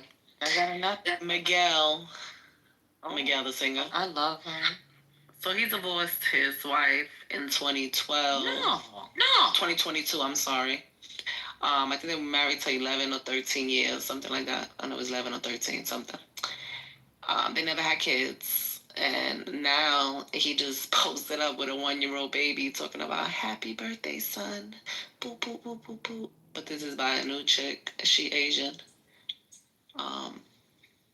Interesting. So I think he cheated on his wife also. The boy out. Well, there you go. Miguel. So men don't cheat. None of the men cheat. No, black men. That's not what the women say. No men cheat. No, if we're gonna say black men don't cheat, we're gonna say all men don't cheat. All men don't cheat. Well, I'm not going to expand the statement beyond black men. I don't give a. See, this is what I'm talking about. Oh, You don't guess have what? to extend it. I have Guess what? extended it. He only has. Well, this is what Google claims. He only got one child by his. He only got one child by his wife. You just said they didn't have any kids. No, we're back on Akon. Oh. Out of the 9 kids by the 4 wives, they are saying that he only has one by the wife. And guess what's her name? Journey, and she's 17 years old. What? Yeah. I don't like that name. Wait, so the other kids are bastards? That's basically what Google said? Yeah. Yeah. Oh, wow. Because you can only legally be married And to one. they're getting this name. They're getting the one child from the divorce papers that were filed on September 12, 2025. There's only one child. Oh, so he coming out. Why y'all talking about Akon again? He's getting a divorce. His Mel wife- Hey, so we going through that list again, Culture? I do not be caring about people. No. Ray, you freaky as hell. Go sit down. Get some water. I'm sure Get some you water. Google and find it yourself. Exactly. Oh, you know what? He can't because he in a state where he gotta put his driver's license. Oh, who the fuck is this? No, I'm in a state where I need a VPN to look at. Yo, what's that white Are lady you from serious? Friends? Yeah. Yeah. I'm so glad I got the fuck on up out of there. What's What that state white is lady that? from A Friends? VPN for what? Porn. Ex-ass. She got divorced Oh, too. wow. Really? In Texas? No. Yeah, and You Florida. don't go on You Twitter. could just go on Twitter and shit like that, but I don't like Twitter. The last time I went on Twitter for porn. Hold on. All I saw I do. It'd be like a different surprise every time you put on. The only porn that's all it was swerving, man. I was like, oh, that's Ray. The only porn that's blocked in Texas is Pornhub. What are you talking about? That's not true. Yes, it is. Clearly, she must know something. I'm in Texas, bro. You be on porn sites too? What's going on? They XXX what works, bro? XNXX. Well, there you go. XXX. And XX, yeah. I've never been on no XX. Don't worry, I got you, Ray. Yeah, that's a popular one. Nice to know I know a bunch of porters. It's regular street stuff. Corners. Yeah. Don't Let me send you a friend request. You just put me up on something. Oh, Ray, I got you. Nothing crazy. It ain't me. I got you, Ray. Don't worry. That's First Lady saying it ain't me. Popping too. You be getting it popping in the gym though. I see you. Nah, I'm never gonna let the men knock it. Wait a minute. What's going on? What if watching porn keeps them faithful to their wives? Let those men watch porn. What does it have to do with porn, though? What does the gym have to do with porn? What's going on? Oh, not Jim. I'm talking about him cheating on men cheating. Mel be getting it popping, and then you said not me. Y'all crazy. Oh, wow. I don't even know what's going on. You don't cheat on her physically, but mentally, when you get that porn out, you're doing something because you dropping your seed on something else. But mentally, you cheat when you look at somebody walking down the block. Exactly.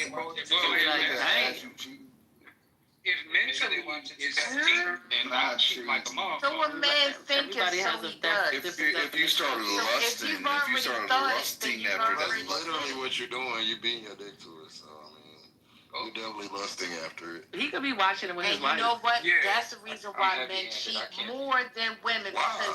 Because you know what? Women. What are y'all talking about? What are we doing? Because here's the thing. Because more men watch that porn stuff than women, and that is emotional cheating. Thank you. Where is he? First Lady, when he could be watching it with his wife. Ting-a-ling-a-boom and watching y'all little flicking the bean. Y'all be flicking the bean. Just know that when y'all watching porn on y'all's phone is watching y'all. So somebody watching y'all doing whatever it is. No, my phone is clean. I put electrical tape over the camera. I know my phone clean because I ain't using it for that. So if I don't touch it, it's clean. Okay? That's the reason why I don't. Listen, if I won't Google the bullshit y'all telling me to Google, what makes you think I'm gonna put that kind of stuff on my phone? Zuckerberg said cover the video camera on your phone because he does. What does he know? I be airdropping a lot. I turn the phone over. Something's wrong. Is it Kiana? Kiana's really crazy, y'all. I do the same. There's a lot of screws. What did she say? What she say? She said she airdrops shit on her phone and then she turns the phone over. You got a smart TV. You could just send it from your phone to the TV, and then I would be like throwing the phone across the room. Hell yeah. You ever watch some shit that then you hurry up and turn it off like you ashamed of yourself? Like, what the fuck was that? And then they still going. You looking at they nasty ass. I will exit the motherfucking browser so quick. Like, oh, that was disgusting. Yeah, watching porn on your phone is just wow. It's like very dangerous. You do it all the time. Stop lying. Hello, exactly. When virtue said. When PlayStation 4 first came out, they have a web browser on that bitch. I learned so fucking quick. Don't touch another nigga controller without spraying it down with Lysol. Controller? Ain't nobody doing nothing with no controller. The hell? No, they don't. They don't wash Controller. their hands after they finish doing what they doing. You gotta browse and put He read another man's house playing his video game. Yeah, that sounds weird. You know, sometimes you go to your homeboy house and you play bad with him and shit. I thought y'all just did it online now. Not your old. Y'all having sleepovers or? No, it's like, you know what I'm saying? You chilling at the crib, you might be cooking or, you know, some shit. The women downstairs, you go upstairs and play. I'm trying to inject a female into this situation with no woman involved until just now. Oh, he's married. He's married. All of us married. It's giving that one episode of Black Mirror, but I feel exactly. episode. See, you knew exactly which one too. Because I may have trolled some of my homeboys and sent them some VR headsets after that. Like, hey, nigga. That he knew that episode is scary. I'm screaming. Not he trolled the I never friends heard nobody and say sent them nigga. VR headsets. I mean, I know you didn't say male sleepovers. Yeah, you got me done. I've never heard somebody say He said they have that's buddy sleepovers. So proper. I said a lot of stuff proper. Nigga. Hand me a pencil, nigga. You should be, even as a grown ass man, you should be able to play with your grown ass man friends, no homo. And that's why it's less. She just made it all homo by saying it that way in the first place. I tried to. We're gonna set play dates. Let's play. I want you to come over tonight so we can play. Heterosexual friendships with my friends. That you need to clarify. I think y'all try to. You know what? Fuck it. You know what? Fuck it. If y'all have play dates, y'all have play dates. Y'all do what y'all do. Okay, we do have play dates. Our lives get boring. Shit. Sound like Daniel just now. Oh my god. I That's told like the you fourth. that, but you say that's the see what I'm fourth. saying? That's I the told fourth you time that y'all day. didn't play me as some nigga named Daniel. And why is he Oh, always that's the sound like same he's dude? smoking? Yes. So it ain't just you. I heard that time. He sound like And Daniel. tonight you heard it. See? Yeah. I Last be time I hearing didn't hear. stuff. My dad did have like 12 kids. What does an over 30 male play date look like? What does that look like? Can you just lay that up? Do y'all wear onesies? They wear that box. We might go to the gun range, you know what I'm saying? The Now he gonna pull it out. He gonna make Go it seem to the. Who's gonna pull it out? What's going on? What the pulling out on the play date? What y'all doing? Whoa, what y'all talking about? We might go get something to eat, get some drinks, then Oh, so y'all have a date? a little date. I have a whole little structure to it. Okay. That's nice. Okay. Yeah, we actually do. We beat up like 2 times a year. You beat up. Beat up. But he said beat up. Something's wrong here. Something's not right. I said Something's wrong. I'm gonna disengage this conversation for Meat, M-E-A-T or M-E-E-T? Just like we don't stay in the same places and shit, right? And we all got our lives. So we might beat up a couple of times a year and just hang out and chill just to catch up. No, seriously, but I ain't gonna lie to you. See, that's good. That's good, clean fun right there, you know? And I think if more men did that, y'all wouldn't be so hostile. But I don't know, Ray, because you still are kind of hostile. Twice a year, though, First Lady, they think they should increase that maybe to once a month. No, or maybe once a quarter. Once a quarter is better. Cause like real shit, like we all got families and kids and shit, kids and activities, so we don't Why like does get it to seem do like that. he's always smoking? Is it just me? He's smoking. He's getting high. Or does he have sinuses? No, he's smoking. That's How rude. does he smoke all the time? He's inhaling. All the time? Every time he comes off mic, he's like, yeah, go. It's Friday. Yeah. It's Friday night. I don't give a damn. It could be Monday afternoon. What are you talking about? Yeah, he's he's like, rude. This is rude, First Lady. Huh? This is rude. Which part of it? Sorry. When you say someone always sounds stuffed up and nasal, it's like when somebody see you and be like, "Oh, you look tired, bitch." You know. Well, no, I was just saying. I was trying to figure out if he's smoking or if he had a sinus situation. If he did, I wouldn't say no more about it. But I can't. Well, what if you gave him a complex? Cause now you trying to say he sound like Shanae? I'm sorry. Just on degree. Oh, y'all talk about right. I didn't talk about Is that April? Ray, you sound like he's smoking every day. He knows I said to him. See? She Thank you, April. Well, April, you rude too. I am. I am. The Rudies. She said I am. The Rudies. Okay, Just, I said I'm sorry. Okay, I'm not trying to be rude. And I would never want to say anything that would cause anyone to have a complex. So, You should have Ray, Redanya. excuse me, I'm redeeming myself right now. Excuse me. Mr. Ray, I Yes, sir. apologize. No, it's fine because every time you say it, I do be smoking. Like,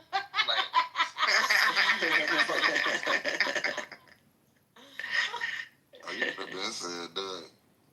But y'all still the Rue sisters, Rudisha and Redunya. Shut up.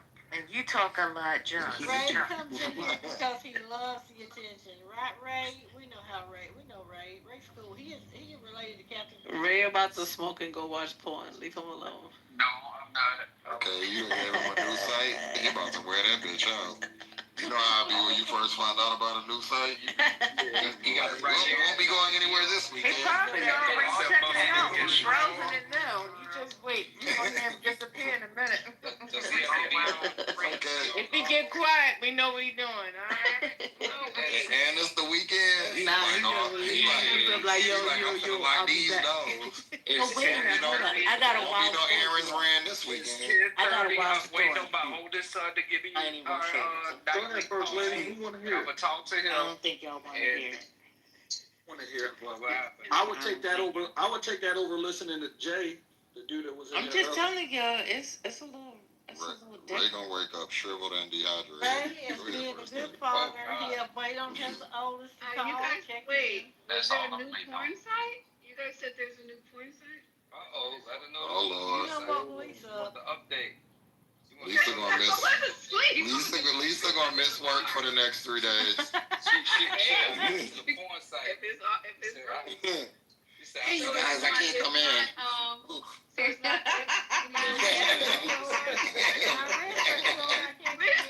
Which one is it? I got it. Wait, hold on, sister. Why are you trying to get it? I'm trying to get the tea. So it's not Pornhub. It's not Xvideo X. Which one is it? It's X. Research purposes. XX. It's XNXX. XNXX? Mm-hmm. Stop lying. Yep. Simple. Like Well, we got that. Xanax without the A. No, this one I told him about is xvideos.com. Where my girl Sue at? X videos is on. Not the drug analogy. Not the drug analogy. No, he claimed.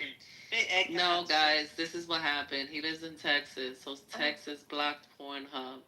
So we had to get him another website. Hey, so Bell, you can't get there through a VPN? Yeah, That's what he know said. all He that said shit. Oh, he was saying that he needs one. Yeah. At least you let us know on Friday. You know, niggas will fuck around and lose their job finding about a new porn site in the middle of the week. you need to do is get you some VPN. Be up to about 5 a.m. Damn. Somebody trying to get on VPN to watch porn. That shit is serious if you're trying to do that. What the fuck? You gotta be dedicated to the cause, Bell. I'm not motherfucking denying or confirming that I may have paid for a 1-year subscription to a VPN. Oh, well, I definitely would have took off work for that. And I'm getting my money's worth. That's fine. You just remember you said you did that? I did. I don't pay a year for nothing. Next is offer. Y'all be giving that the money. When I got that pocket pussy, the you good go to one, your though, bank the one, statement, all you see is OnlyFans. the one you gotta, it's like 150. Cause it's a cheap one. I was like, oh, this trash. But I had, spent a little change. I said, oh. What did you This gonna keep a nigga out of a lot of trouble. Mine was $52 for 12 months. Just sprained his wrist. 52.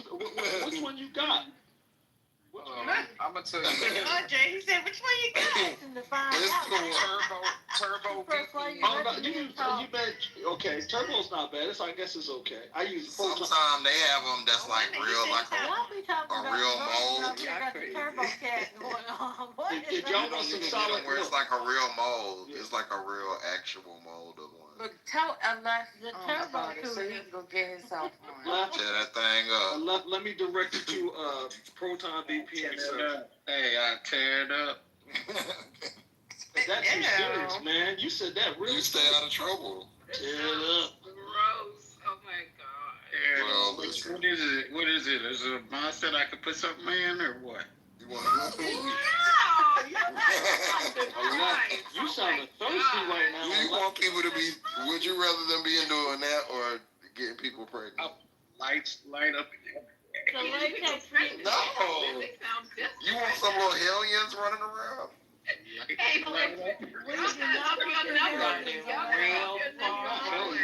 Real far. The world has only got room for one numbers. Ergonomic, baby.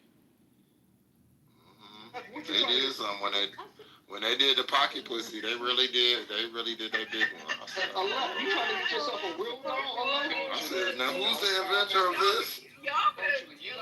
Does he have a GoFundMe? Amazon? Is that on Amazon? Coach, why you not saying that word like that? I'm not going to pocket pussy. That's what it is. Pocket pussy shit. I don't know. You know what? A friend of mine, her teenage son, her 18. Oh, that's what it's called. How much is it, Jess? Because I know a lot of people that like. Mine was $150. I spent a little change on mine. I had to put that bitch on Klarna. Daisy chain them, Jess. I put mine on Afterpay. Just you said you buy now, pay later. He got on what is that? One of those. They get two. Do they come in ethnic colors? It's all pink. Yes, they do. Yes, they do. No, Lisa. So if you like a certain person, you can actually get one molded. Like certain people have their thing molded, and like a little. I think I'm gonna do that. No, they take them on. Some people get their husbands like when they go on trips and shit, and you could get the same for like the vagina, you know. So, like when I say cooter. You can put that cooter on Klarna. They haven't perfected the soft body physics yet. But the penis. How you know that? In the hell? Lisa, my friend's son went to work at Amazon. He was 19. He said 90% of the shit that he put on from one shelf to the thing, they have all that automated was dildos all fucking day long. Of every kind, sort, shape, size, color. That was his job all day long. He said that's the most ordered fucking thing from Amazon. That's a fact. What you say, Aleph? Do they have ChatGPT on it? Do they talk to you? I have no idea. Okay, that's the one you need. Haven't heard about that one yet. Put it on Wi-Fi. Like this. Not on Wi-Fi. Tech support look like on that. That's what I want to know. Come over and do you thing. My rose just broke down. Excuse me? What is My rose just broke down. Excuse me, sir, my thing ain't thing. I need tech support. You might be having all finger. Oh my God. Sorry, but this was crazy. What happened to Lisa? Where'd she go?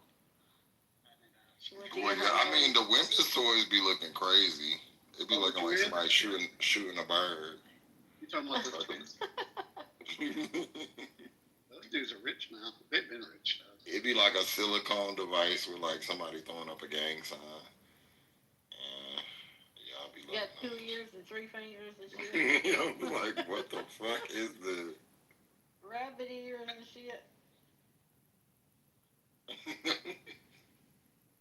Any of y'all remember the real dolls?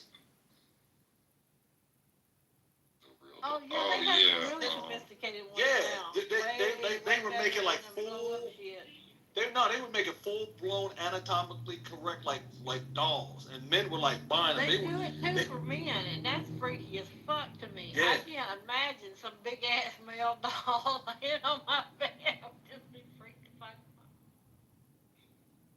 Women are going to be the first to buy so many of those things because women already buy vibrators, so they're just a step.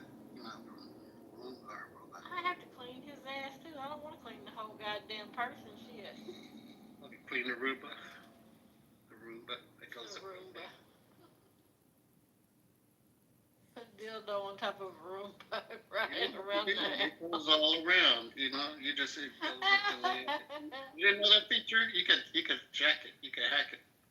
You could hack the Roomba so that it becomes a I think you probably done that, Aleph. I think you have. I think if we go in your apartment, it is a maze of this kind of shit altered, hacked.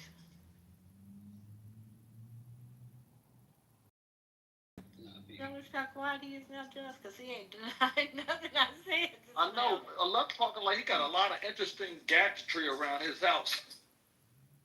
Listen, April, if you hack it and put a dildo on top. Yeah, that's not DIY, right? Nah, you know, they do a lot of stuff out in San Francisco.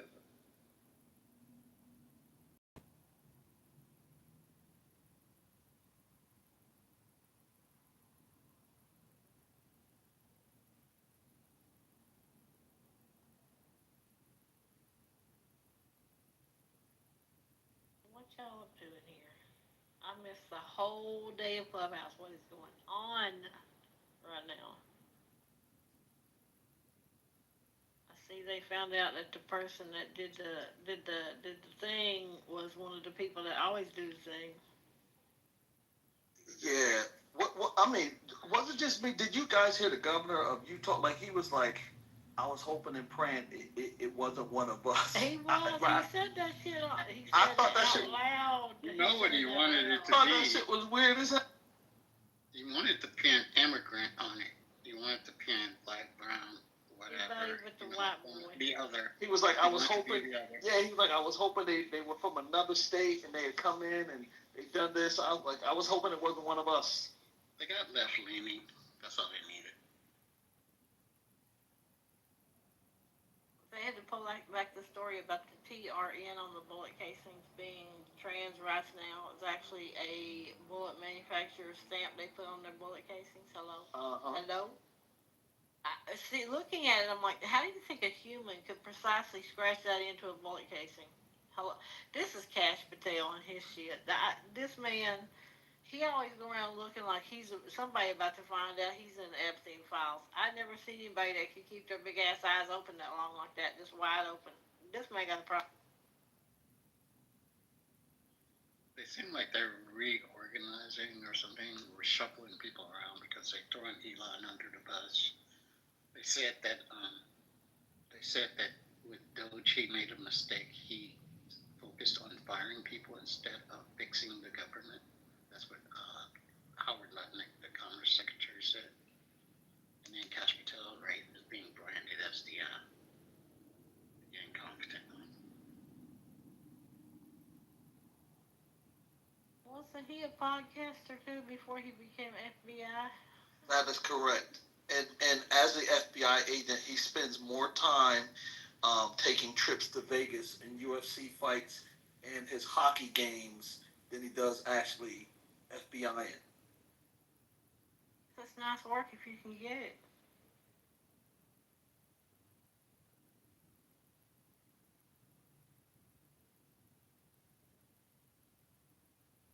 Where'd everybody go? Get some drinks? Where they at?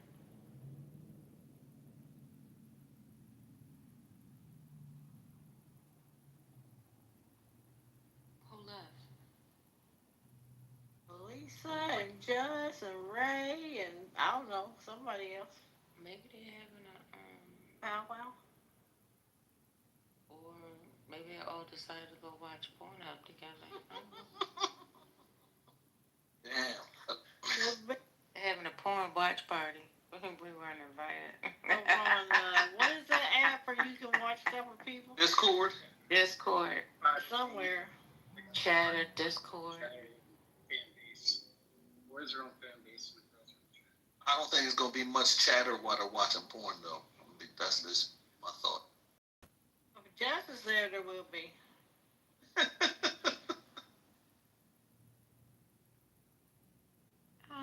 My brother does not watch that, so I don't know what you're talking about. See, he'd be telling them to turn that shit off and give their life to the Lord. Amen. That's a fact. Is that what's that funny? No. Hey, wait, fam. Hey, Upgrade, what's going on with you? Well, I guess we can, MICK.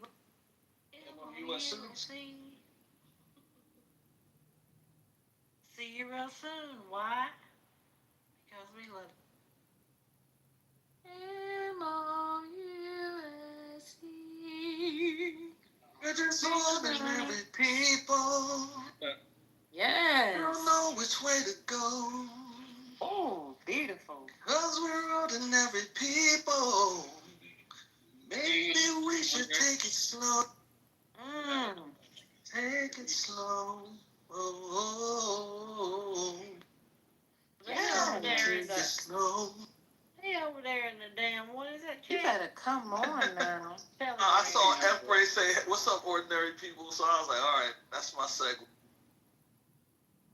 You just showing off. Look at Michael. That ain't no show off. That's just practice. We just talking about practice, Michael. That's all we doing. This is practice. He said, "Don't come for him, child. That was light work. He got mo from where that come from." I think Sister Wife is out. My karaoke game is what's up. That's what's up. I've never been to a karaoke. Oh, so you want to play karaoke? Left, I believe you. If I don't believe you on nothing else, I believe you on that. What's your favorite gospel song? That's mine too.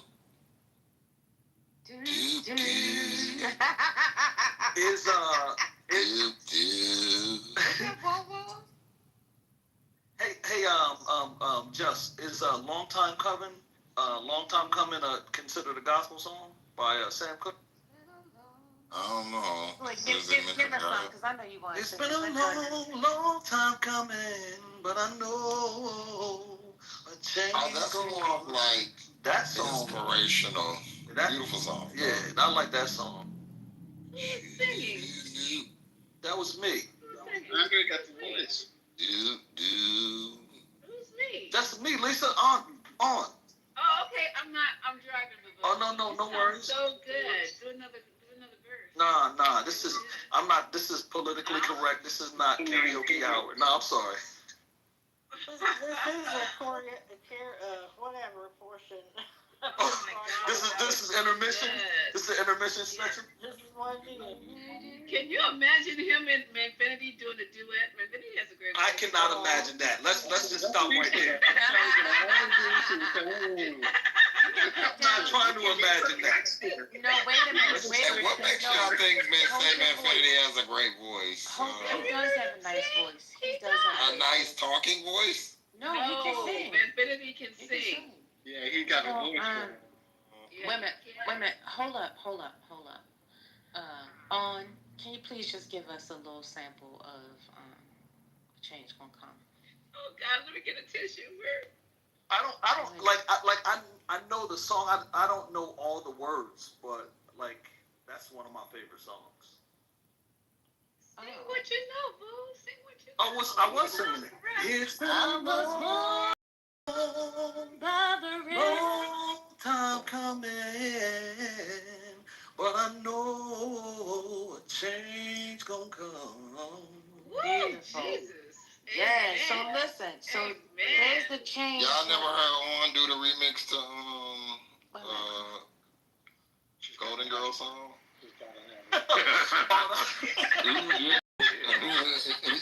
Y'all never heard him do that? That's what he can really That's just me playing around though. So listen. You heard the words that you just sung. The change is gonna come. So that means that when Manfinity comes around, the change is gonna come, and you're going to sing with him. Thank you. All right. I appreciate Well, that. nobody want to hear the bipartisan choir, but thank you. Why not? Jess, you need to do something. He could do probably like a good, maybe a choir, harmonized. But I don't know about 5 minutes, that's too long. Infinity might be able to Kirk Franklin the song. That's about. Or maybe like do a little harmony in the background, but I don't know about it. He's not solo. Oh, wait a minute, hold He's on. not a solo Sunday type nigga. Listen. Stop. Like, oh man, Infinity finna do a solo. Wait a Leave minute, the hold up. church. See, this is what I'm talking about. You tell me that I make people have a complex. You definitely give people a complex. So stop it. But it's Infinity. Jesus Christ. Andre. Yes. You can sing a Christmas carol together. Okay, you guys can practice until Christmas. Thank you. Oh, Christmas is only 3 months away. So that gives me 3 months to avoid a manfinity at all costs. No, that means that you guys need to work together during the No, next 3 months so that you can be superb. Okay. You make it happen, and we'll do a performance in here, okay? I shall. And then Jess will have his bipartisan choir for Christmas. Look at that. I want Jess to MC. I want Jess to be the MC. No. It'll be just an I. But Justin, because I like if somebody is unruly in the goo, Jess will drag that.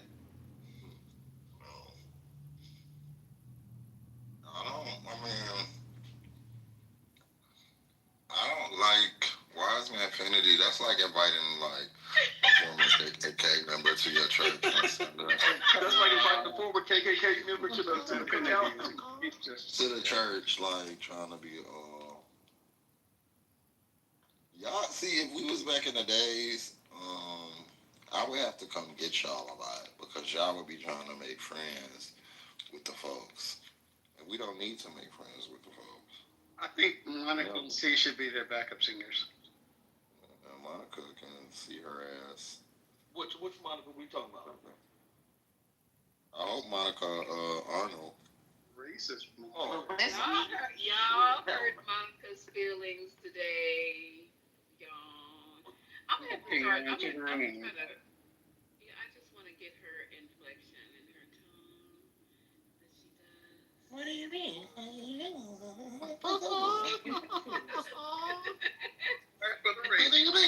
What do you mean by racism? I don't think it's racist to call black people monkeys. Darkies.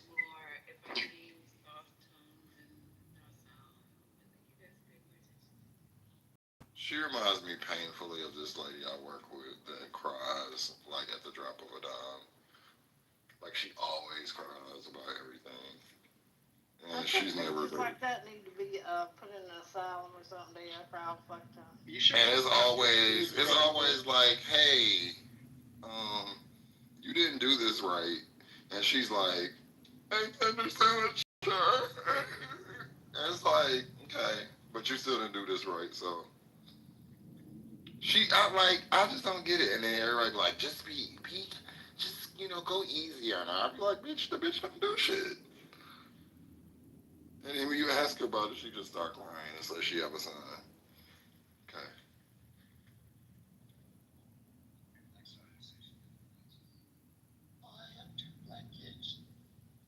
She's like, it's just been so hard for me ever since. And I'm like, girl, your son is 10.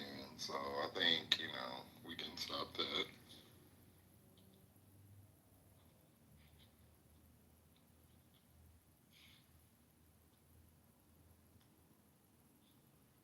I wish I could just turn into a white lady sometimes. I had lots of ideas at my job.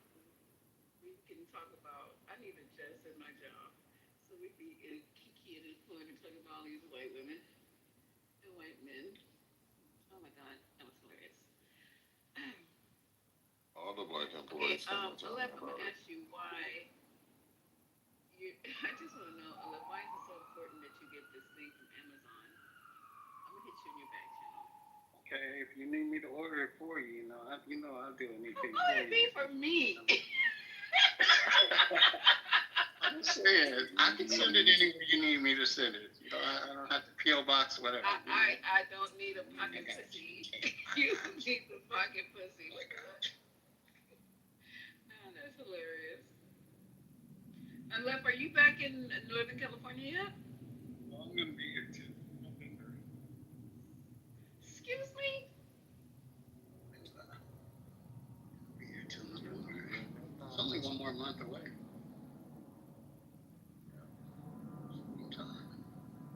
You would be the perfect man because you've gone from home all the time. Yeah, you can tell, huh? That'd be great. You can tell I'm a very reliable dude. I'm reliable. That's my theme song. Oh, you see, you ain't gonna be doing nothing but call them. Like, you know what?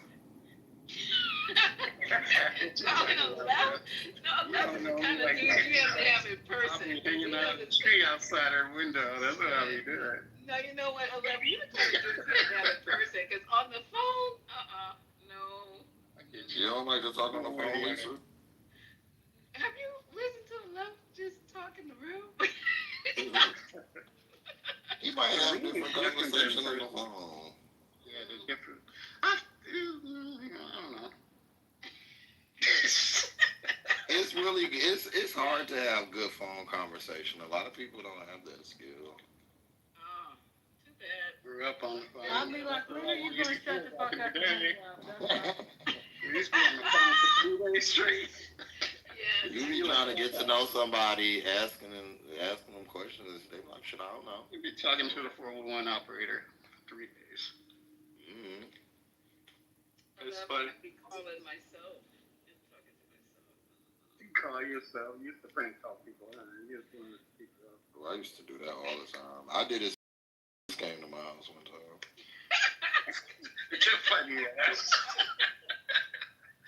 My mom was like, my mother was like, you're white.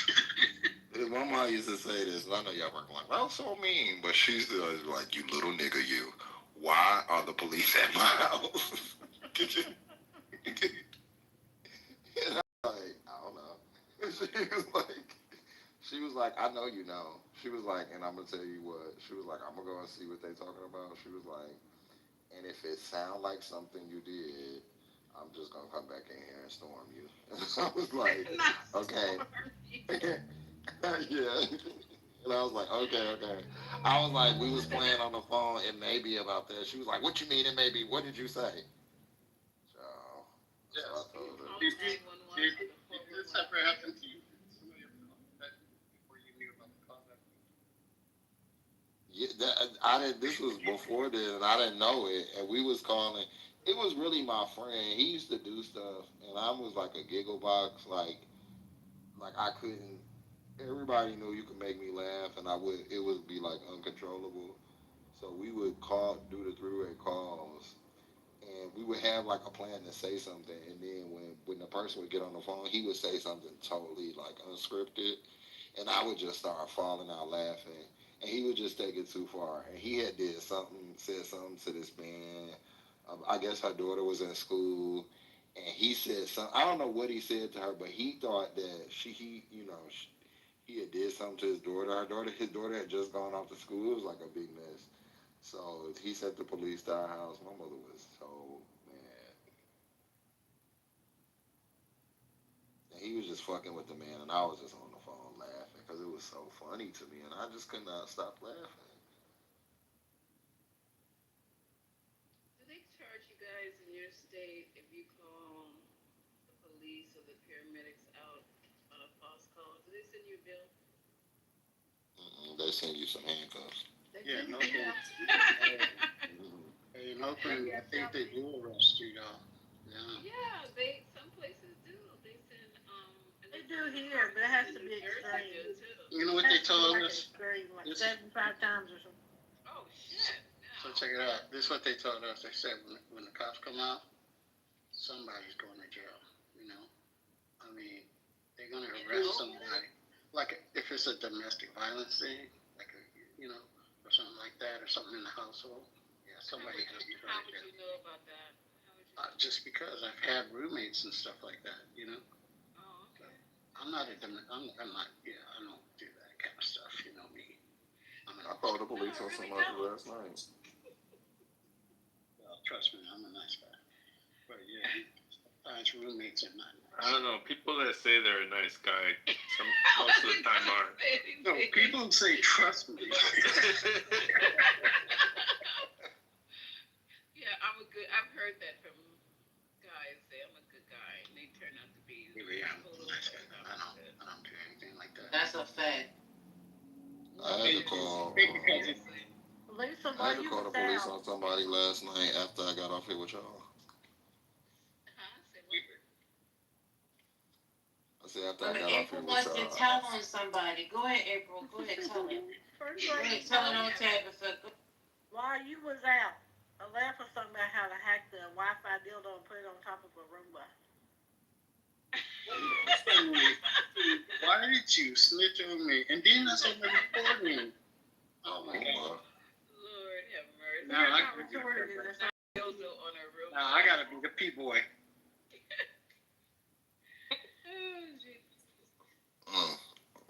That in and out is gonna take 2 to 4 business days. So if you're interested in that, hit him up. Ciao. Yeah, sure. I know it's late, so I'm gonna get on that here. Get on that room. Ride around the house on the room.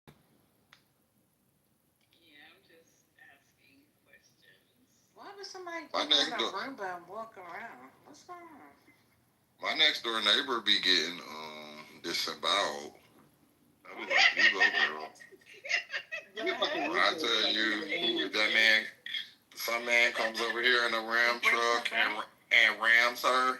I be like, listen, and she Muslim. I said, oh, he be knocking the dust off that job, don't he? Dog walking that. That's nasty. Oh, first lady, the other night, he was wearing her loose. I said, is he ramming her head into the wall? Because I heard, like, and she kept saying, because first I was like, okay, is she okay? And then I heard her saying, like, yes, and all this other stuff, and I was like, oh, she having a good time over there. But it just went on and on and on. I watched Project Runway. It went on through Project Runway. Project Runway went off. It was still going. I said, he is turning her every which way but loose. And then when it stopped, I mean, it wasn't 10 minutes till I heard that car door open and him pull off. I said, oh, he comes over and drops off and goes right on home. I tell you. Really Thursday morning.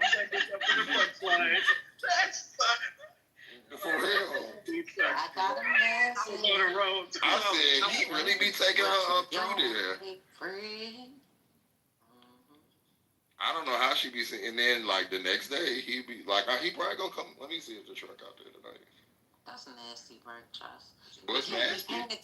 You can't be paying attention to what people doing over there. First lady, it's a him. First off, the truck sound like an earthquake when it started up. So it's not like it's like a big hole. Like yeah, I love it. So you hear it. I love it.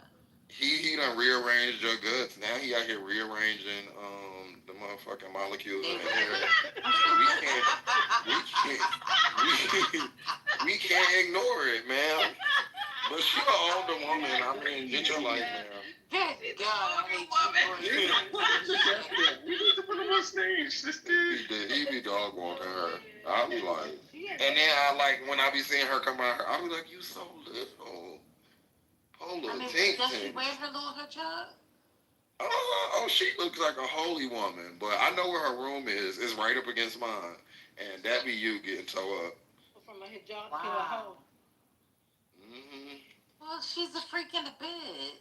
And the only reason why I just knows is because his bed is close. But why does it sound like you're in there with a bull? Because you just said it, that she ain't never so big, she little.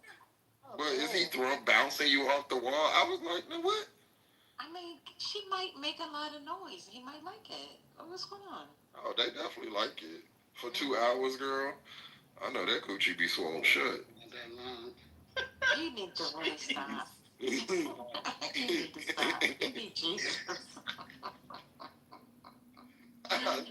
You need help. I know. God, diggity damn. I done watched 6 outfits, and you still in there getting real. 3-4 days. That's what we do. Yeah. I got you covered. You got me covered. We both call them in.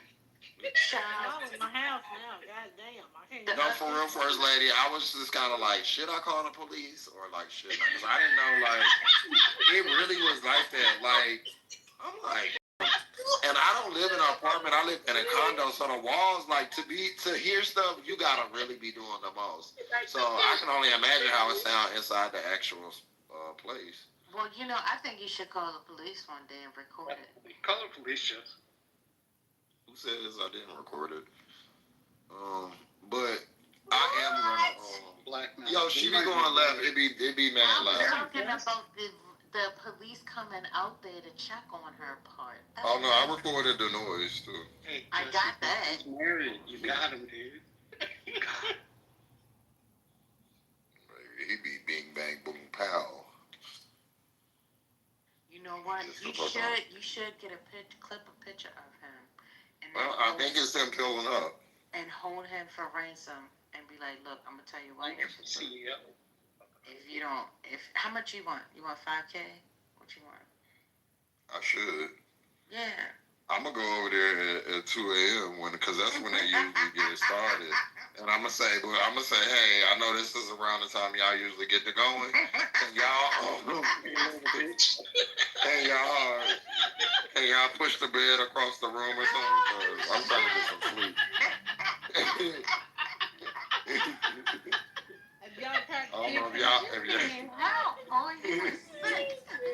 I don't know if y'all both work second shift, but I work in the morning. Wait a minute, no. Put it on paper. Go knock and act like you're So deaf not and cool. you can't talk.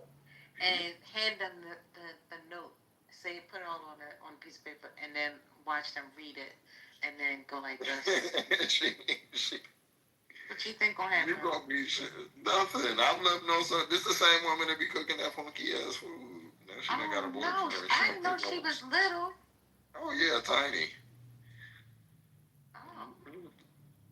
She got her a man with a big truck. Or one of the children. It's her. It's just her that live there. I think the kids just be over there sometimes, but it's just her. They say them And when they leave, them little women is bottomless. I don't know. They got bottomless mimosas?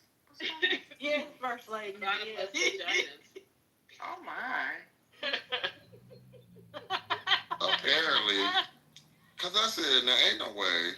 I feel like this is a practical joke. Just she gotta be hurting the next day. Have you seen her out walking around the next day? I see her every day. Yeah. And she be having an attitude. I be like, you still got an attitude, girl? After you got done like that? You should be real happy. I'm old. I'd be tore down, okay? I wouldn't be able to do It be every night, y'all. It was last night. Nope. It was the night before. Like, it probably won't be on like a Sunday or like they'll skip Monday or something. But baby, as soon as you think you got to rest, you get one good night's sleep, you wake up, she getting dog walked. It's like, ma'am, if you don't call her ICE next time. No, but that is wild because we live in a condo, and I can't hear a fucking thing my neighbors are doing. Like, so you know they gotta be going hard. Right? They have condos you in can't just Alaska. hear people like that. Of course. I'm just messing with you. you. Igloos, baby? We got condo igloos. Now, so what you think? So how you gonna call ICE? What you gonna say? I'm gonna say some people making a lot of noise over here, and it's in a foreign language. Feel like somebody getting killed. Immigrants are up to no good up in here. The immigrants are trying to make more immigrants. And they're not going to get an anchor on the way. Bust the door down. What's crazy is I'm walking my dog, right? As soon as I turn the corner, I see her getting out the cab. So he probably coming through in a few. See, you said she was getting dog walked, and then you talked about walking your dog, and I had a whole different thought. No, I'm walking my actual dog. I'd have to have a ride besides the taxi cab. Hello? That's what I be saying. Hello? She always be off Please foot. write her a note and say, ma'am, listen, you need to stop giving that vagina away and She climbing the always walls be the way you on do foot. when you can't even get a ride home from work. You're catching cabs and Ubers while he's coming up. Exactly. And he gonna pull up an hour later and come rock your boat. Man, you shouldn't, and you also shouldn't have to cook every day. He should be taking you out. So give me a break. This way I don't even smell it. Yeah, thank you. Can't take you. Girl, he can take you to the Taste of Sudan up the street, and we don't gotta do. Taste of Sudan.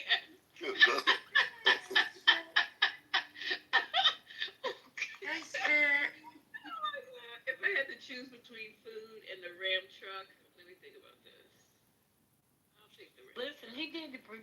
providing all that. Food, the rent, the food, the truck, all of the things. Well, he be sounding like he be. If it's any Sometimes longer than the sound of my voice, don't be doing this dumb shit. That's just another thing that I think women are stronger than men because to find what I heard pleasurable is crazy to me. That shit sounded like a WWE match. And she must love it because he be on. I said, this sounds horrible. This sounds painful. It sounds like she's being hurt. And like she keep inviting him over. Because he's faking it. Because you know how he's living. That's not no fake. What's she looking what he look like? Is he black? He like I mean, I never really heard him talk, but he look like he like a black like a nigga. Like a black American. But he's like a like he look like you know what? This is what I imagine that he owns like a towing service or something. Hey, Spart. Go ahead. He look like he owned like a towing service. He got a beard. It's like gray. He like an older dude, but he not. I mean, he ain't bad looking. Just a regular looking dude. He look like he got. Maybe he got a little couple of dollars. She ain't looking at his face. My God, if he going for 2 hours and he going up against the headboard. Shit. You walking home? Now I watched the whole episode of Project Runway. I be walking home the whole time. And y'all was going before this, and y'all still going afterwards. You need to put this in your notes, dear diary, and give it to her. Do you, ma'am? I've had to talk to the HOA so many times about them. This has definitely been brought up.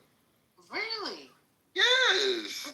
She been doing this you for told like. us about the cooking. You ain't never tell us about the sex. So like maybe maybe May around the summer when summer started. This when the man started coming over, and so the food stopped. I mean, like she still do it, but not as much.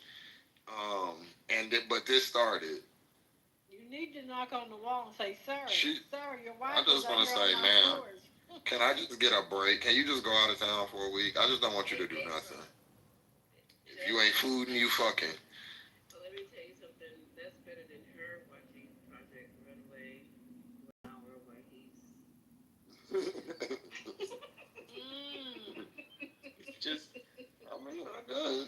Just get an air horn, and every time they go at it, just use the air horn.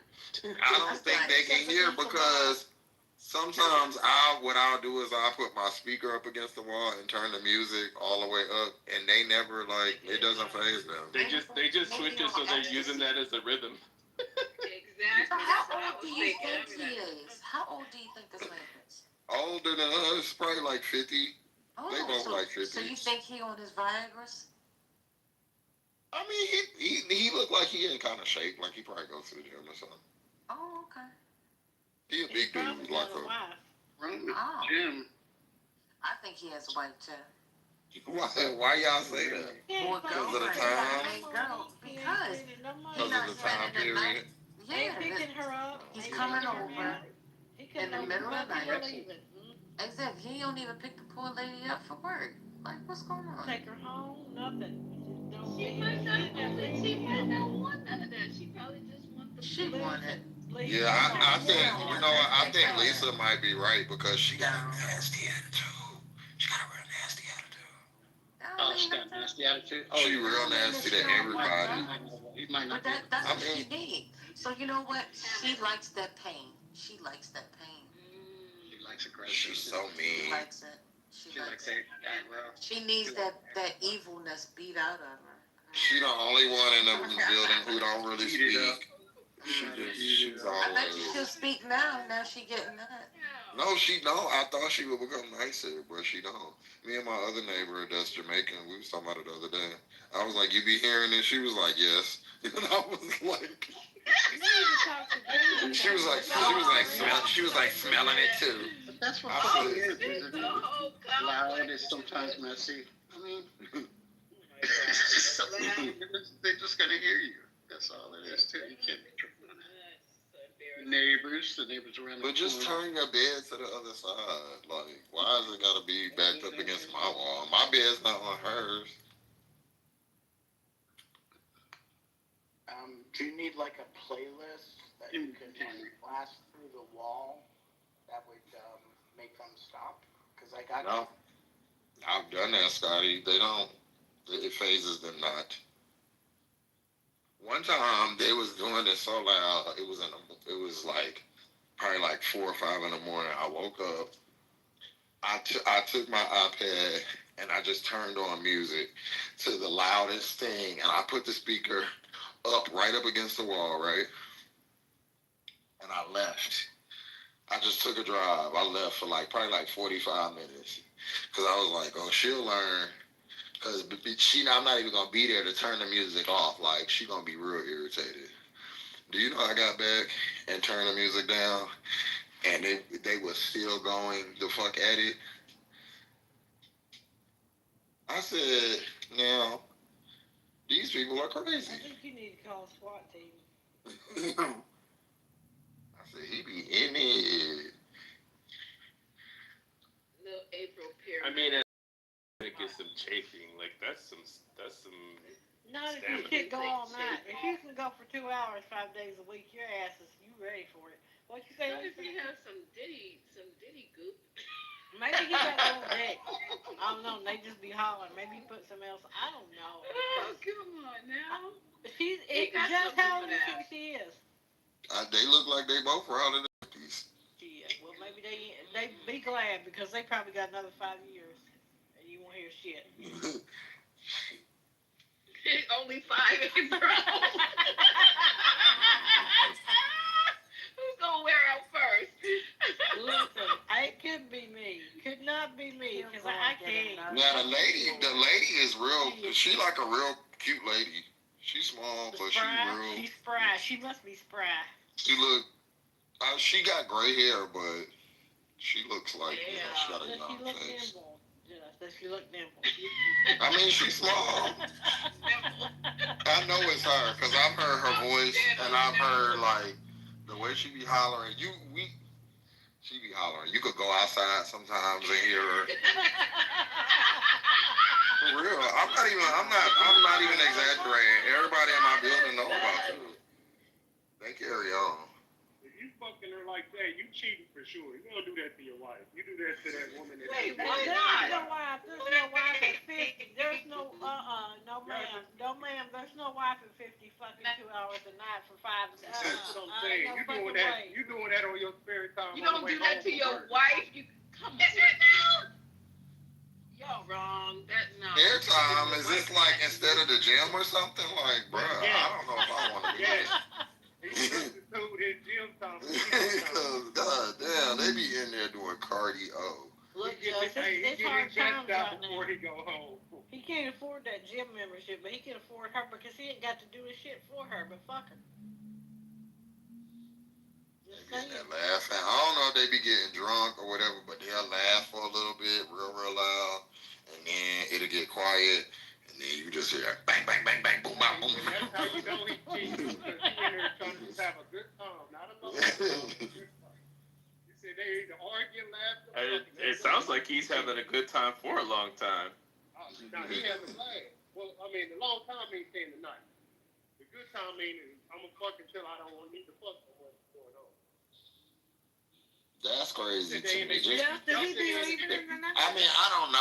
I never asked him, but that's what I would assume. That's why I'm cheating and do it the way he's doing it. Do you hear that big ram starting in the middle of the night, or does he stay till the morning time? No, he gets up and leaves. And, when they done, it'll stop. And this how I know it's done. Once it stops for 10 minutes, straight, I know he finna leave. But you can't hear the doors. It's not, the wall's not that thin. But once he get in the parking lot, because the way the parking lot is, the way the visitor parking, he got one of them Hemis. You hear that bitch start up, and I think he got pipes on it, and he be out. Revving that shit up out on the way out. It makes sense. He got a nice vehicle, so I don't know. Yeah, he got a wife, and she don't give a fuck. No, the wife probably don't know. Oh, trust me, she knows. She's just like, I hope you take your ass over yonder. And the lift that he's mentioning in the time frame, she might not know. He might be making that move on the on a store. Listen, if your husband gone for 2 hours past when he's supposed to be home from work every fucking night. That's a fact. You fucking What if know. you Ain't don't no know- women what out if here. you don't Listen, I will say, Josh, you've been talking enough. Excuse me, but who's that? Chris? Is that Yes, Chris ma'am. talking? Yes. How are you tonight? Or Okay. that's And yourself? I'm wonderful. Thank you for asking. Ain't that something sweet? Yes, it is.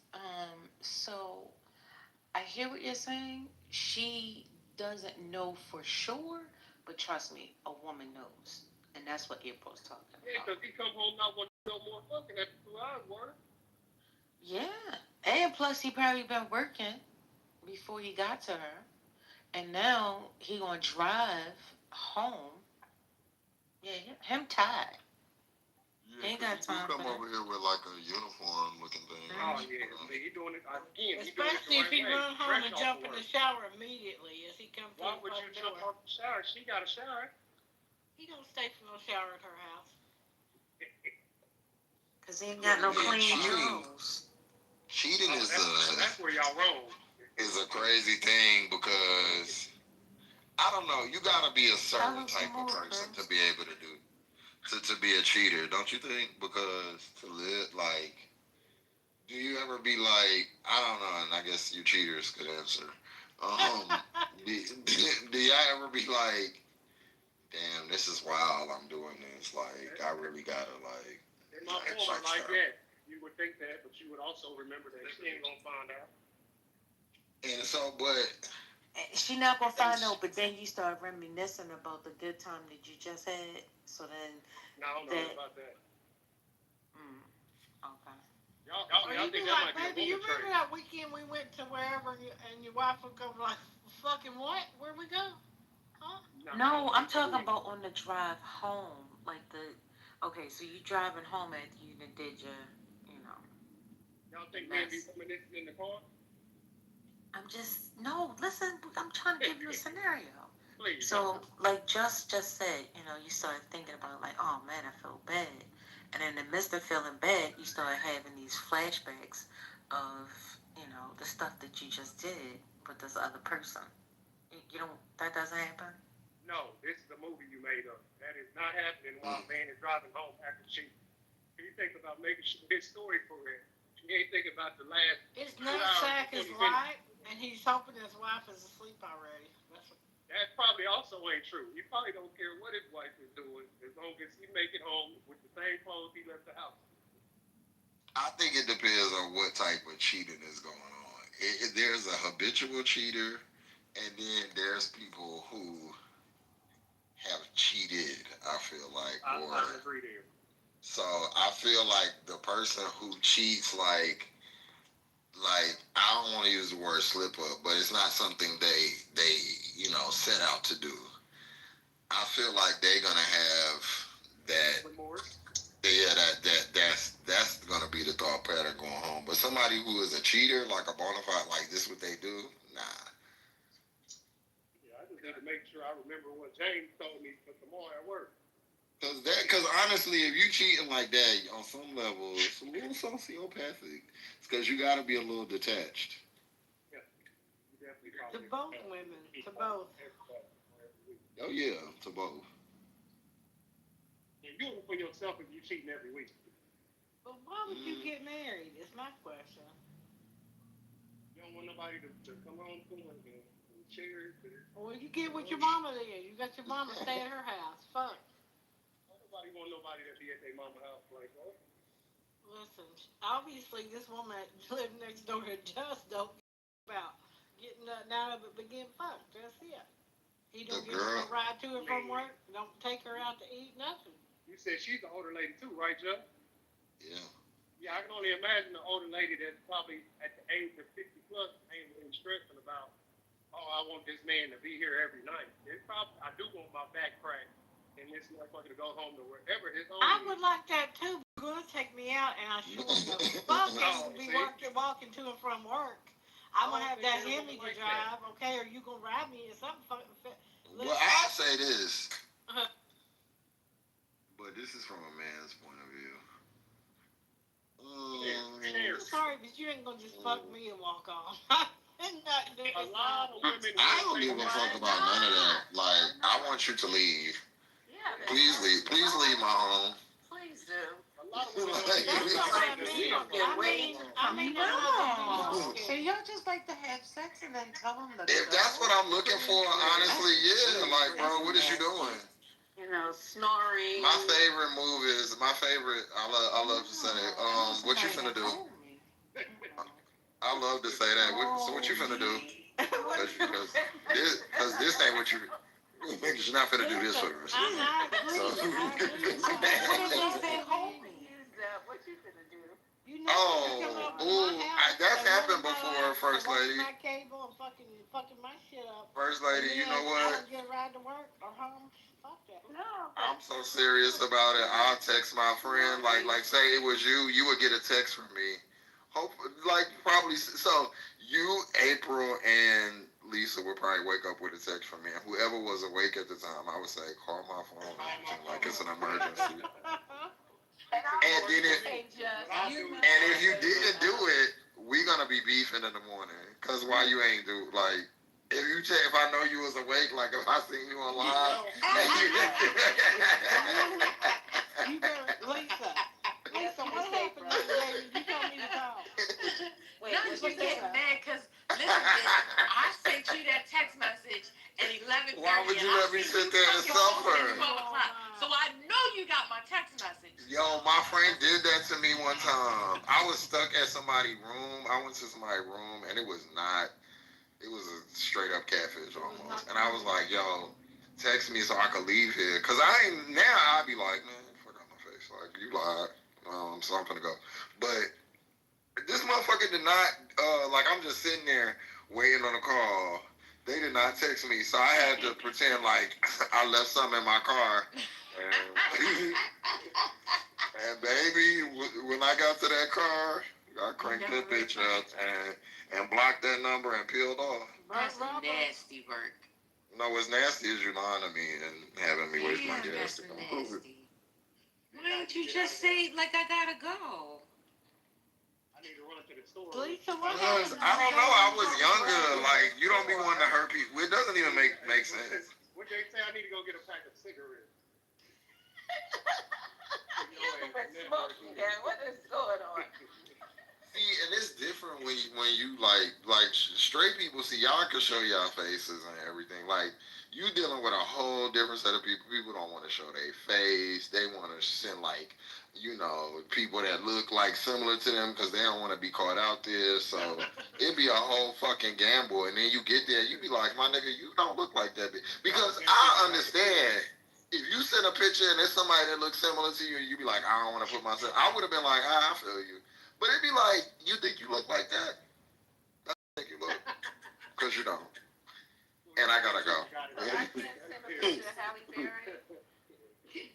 No, I'm a Holly leave. I'm a Holly cut your ass out when I get there. Haven't you used a fake image because you don't want to be out in the square?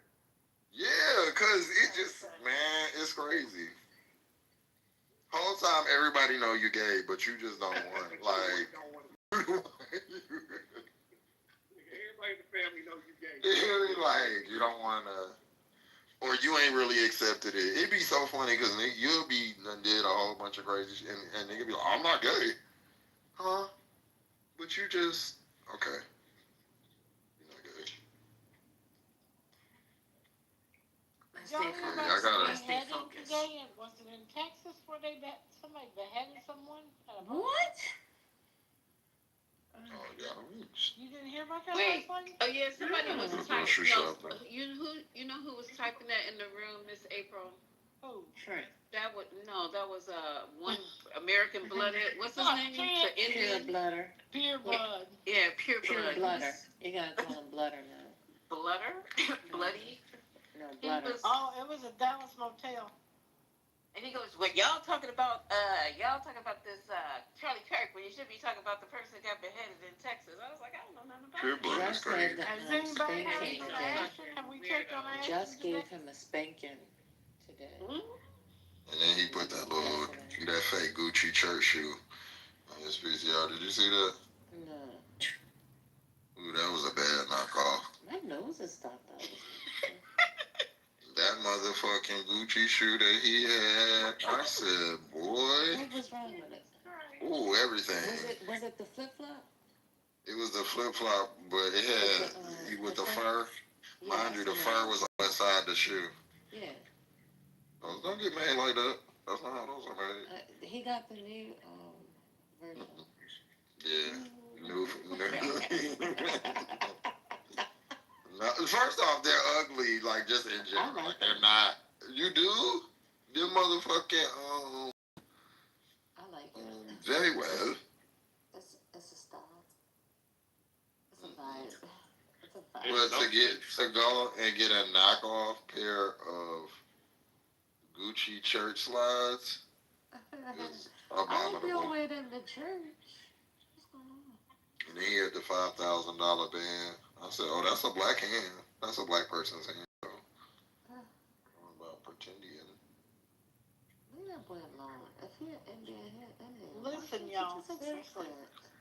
They said that the woman, the victim, Not with the nigga hands.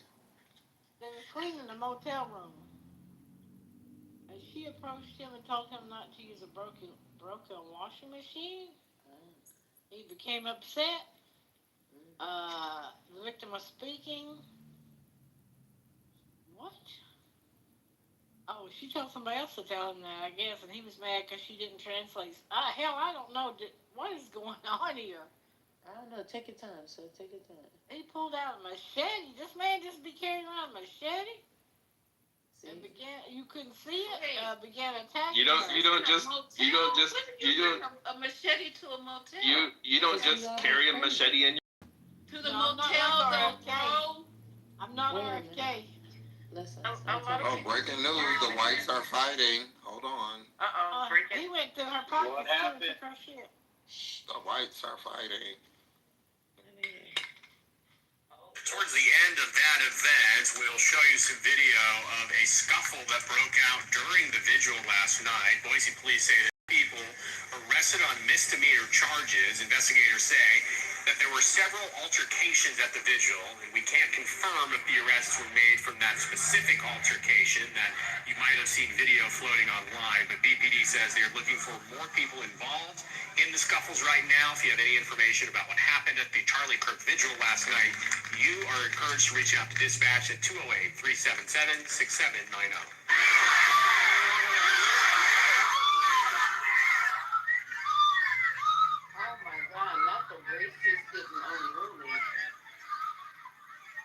I know you lying.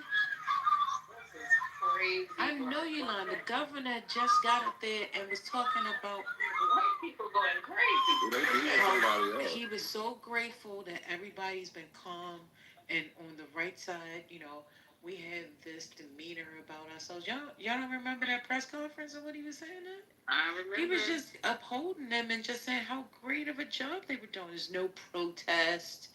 Like, why is he saying that? Wait, that was a vigil. That was the whites fighting each other. Mind you, that's what I'm saying is the governor was talking about how they didn't have any of that. The governor of where? Utah. But that wasn't in Utah. Oh, sorry. Oh, where was that?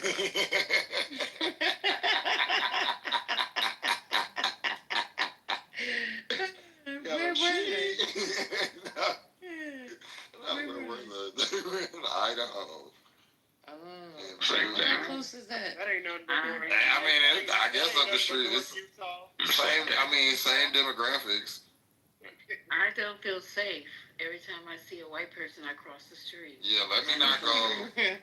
I won't be going to Montana, Idaho, or Utah. North Utah. I wouldn't do them anyway. What's going on? Why would you be there? For what? They had a vigil. How y'all fighting at this man vigil? Wow. Imagine how much No respect. how good that Kool-Aid must taste. They really out there. What you mean? What you mean? Just how they gonna fight at the vigil? As if black people don't fight at the vigils. No, just use the same rhetoric. We fight at the vigil of our cousin that didn't have no business in that case. Don't you say that now. All right, we're not gonna pin. Wait a minute. I just said that to him. I'm fighting at the funeral. But we're not gonna continuously talk about black troops.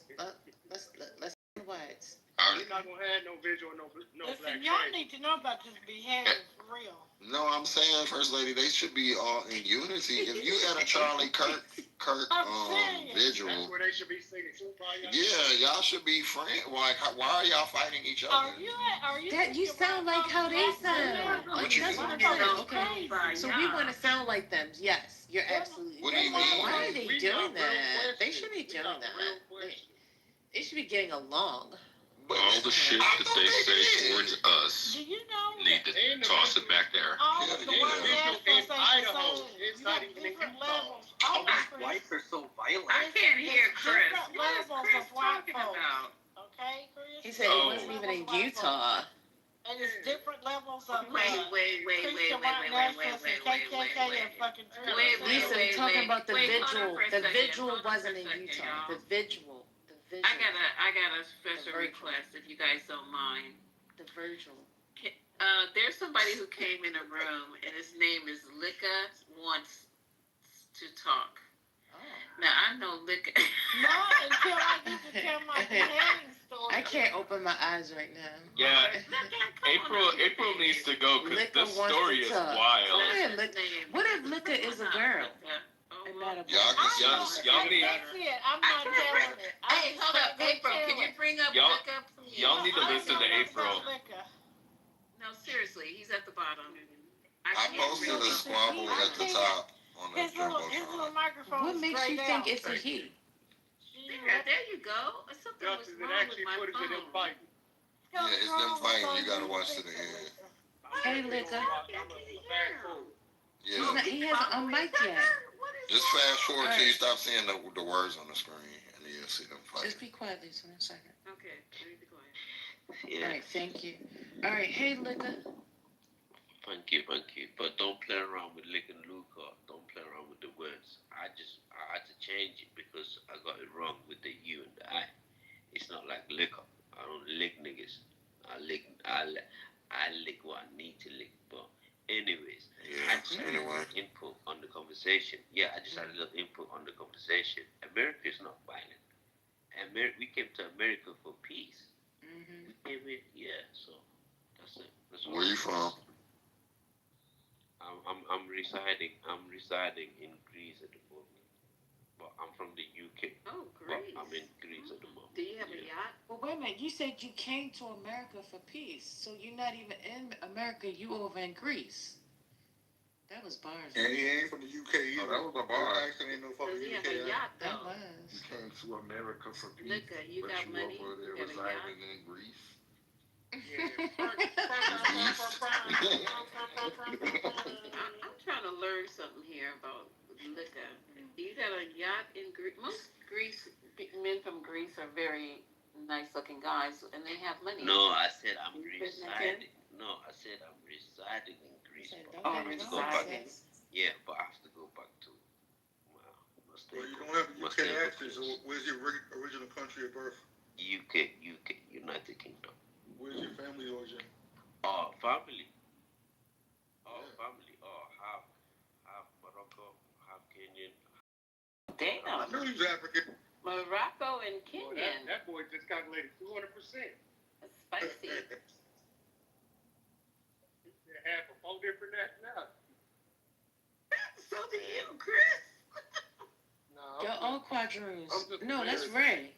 Ray. Ray is the quadrooners. No. You I was are raised in American Somalia. women. You have many. No, I was You raised definitely in sound Somalia. Somalian. Yeah, I was raised in Somalia. So why you say UK then, bro? Because What that's time where did I he come in? lives What time? now. So he from Oh, you from live in UK. Greece right What Greece time right did I now. come in the UK? No, he's residing in Greece. He's staying there temporarily. That's and what he's I going mean. back My home to parents, the but UK. my parents My parents. was in Denmark, but In I Denmark. ended up in Greece. Yeah, and I'm only here for residing. But originally, I'm half Moroccan, half Somali, half Kenyan, and Tunisian. You're gonna be 3 halves. I got a question. Maybe somebody in here can help me before I get on Google. Because I'm a Google, but I want to see if somebody's up. What's the Section 8 program over in You're a Hovian? What? Section 8, bro. I am Because Because a lot of people be moving to a lot of spaces, and I be confused. Like, yeah, maybe they getting like assistance if they just. He doesn't live here in the U.S., Chris. He's not in the U.S. He's not in the U.S. Y'all, I stayed over in Europe. Like, what is like the Section 8 program for housing over here? That's called the workhouse. Why you gotta be on Section 8 Called the workhouse. It's called the red light district. Lisa, leave him alone. If that man want to get 8 sections, go ahead and let him get it. I mean, I don't know what else to call it. It's called the red light district. Oh, I don't. Okay, so Google the red light district. No, you Google the red light district. Everybody didn't say that. You want to ask me the question? You gotta ask the question. I don't want that in my browser history. Yeah, I don't know if that's. Yeah, I don't know if that's. Red light district is in Germany. It's in Amsterdam. No, it's in Amsterdam. Yeah. Not that I would know. Yeah, Amsterdam is in Germany. Oh, okay. No, I know about that red light district. That's where the freaks stay out at night. Chris, you know what? Freaks come no, out at night. But that's compared to America. You know, American, right? But Chris looks like Denzel Washington, though. That is exactly I would what I rather look be like. with LA than New Does York. Because LA, Almost That's Chris in his it's picture. compared to Denmark. It's Yeah, compared that's to LA, like Denmark. That's Denzel. Oh, that's oh. You have a picture of Denzel in your PTR. Can we talk about this beheading? Okay, I got it. They do have tenant-based housing in those. Culturally, Lisa said Chris looks like Denzel. Whole time it is Denzel. I don't understand. Somebody else. But it's the best of the best. But it's the best of the best. It's not easy to get that. But if you wanna act like LA, then yeah, UK. But if you really with the whole Hollywood stuff, go them sides there. Yeah. Can I give another example if you don't mind? You see, Swedish people don't sound American. They sound British. But if you go Belgium and you go these other places, they sound American. That's crazy. Yeah. It is. Now I want some waffles. You know what? I want some Cracker Barrel pancakes. I don't want. No. Until we figure out why they sound American, until then there's no fucking crackers around here. Okay. I did Google. They do have housing allowance for low-income housing. Fuck the houses. We burn the houses. I want to Are you drunk? why What's going on? Why do they? Did you really just ask that question, First Lady? Huh? Did you really just ask that question? Is he drunk? Just asking. I don't know. No, that's the only time he cares. No, that's the only time he cares. So why do they all sound like American? What are you talking about? I'm from the UK. I'm from Kenya. What do you say, bruv? What are you talking about? Bruv. What up, bruv? God bless you. That's a mess. What are you listening to?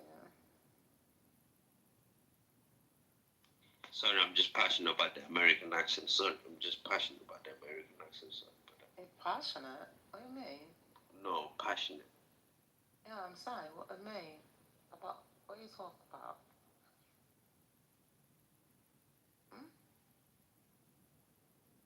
Hello? Are you there? Hello? Bruv. Bruv, what's going on? Are you there? Hello? Oh my god. Are you drunk? I think he went quiet because he wants to hear April talk about the beheading. Okay. Go ahead, April. Jess is not here, and I needed him to be here for the story, so I don't know what we're gonna do. Oh, it's crazy. Listen, the man was cleaning a room at a motel, okay, because he was hired to do this, I suppose, with another worker. This lady came up, the victim, and told the woman, tell him not to use that washing machine. Okay, I guess the washing machine broken. So he got mad because she told the other woman he was cleaning with, not him. Okay, I don't know. Somebody had to translate. So he pulls out a machete and goes after her, right? Is chasing her. She falls down. He's still cutting on her. Her husband and her son try to intervene, and he starts after them. And then he finally get her head off and kicks her around like a soccer ball. That's it. In Dallas. This is America. Mhm. So they said like in dollars.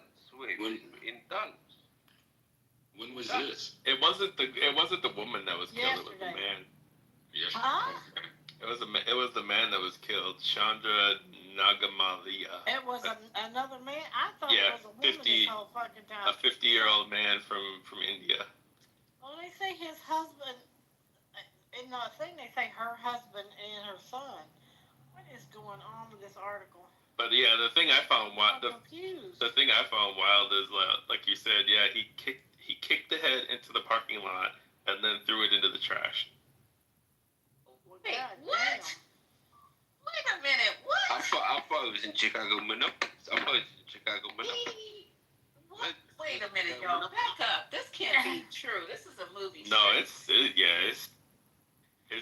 true. It happened in Texas.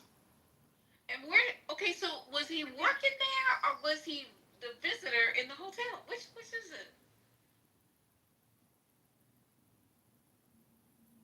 I thought it was in Chicago Monopolis. Okay, this is somebody. Okay, was he?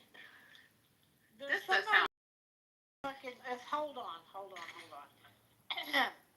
A person was beheaded at a Dallas motel on Wednesday morning, and a suspect is in custody, police say. Both have now been identified. Police identified the victim as 50-year-old Chandra, Chandra, which I thought was a woman. I don't know how to say the last name. It's got too many letters. Really, Nagamala. I don't know. So maybe it's an Indian. And the suspect as 37-year-old Jordanis Cobos Martinez. Cobos Martinez has been charged with capital murder in connection with the killing. It happens to be an immigrant, maybe? Hell, I don't know. Cuban immigrant. Cuban? Yeah. WFAA crew saw dozens of police vehicles on the scene at the downtown Suites Motel, so I assume the east side of Dallas is not the place to be. Police say they were called to a stabbing at the scene around 9:30 and found the suspect had cut a person with an edged weapon several times. The victim died there on the scene, of course, because the head's gone. The suspect is charged with capital murder. And the affidavit, but do they tell you that he enjoyed it? I've been waiting like 25 minutes to tell this story. Is there any way you can let me finish? Anyway, okay, according to the affidavit, a witness said she and Cobos Martinez were cleaning a hotel room. So she and the killer were cleaning the hotel room when the victim, Chandra, approached and told Cobos Martinez not to use a broken washing machine. The witness told police that Cobos Martinez became upset because the victim was speaking to her to translate rather than speaking directly to him, according to Not the civilians. Oh, Did the killer enjoy God. it? Did the killer enjoy it? Sir, can you stop? Please, thank you. At that point, surveillance video showed Cobos Martinez leave the room, pull out a machete, and begin attacking Nagamala, who attempted to escape the assault by running to the front office, according to the affidavit.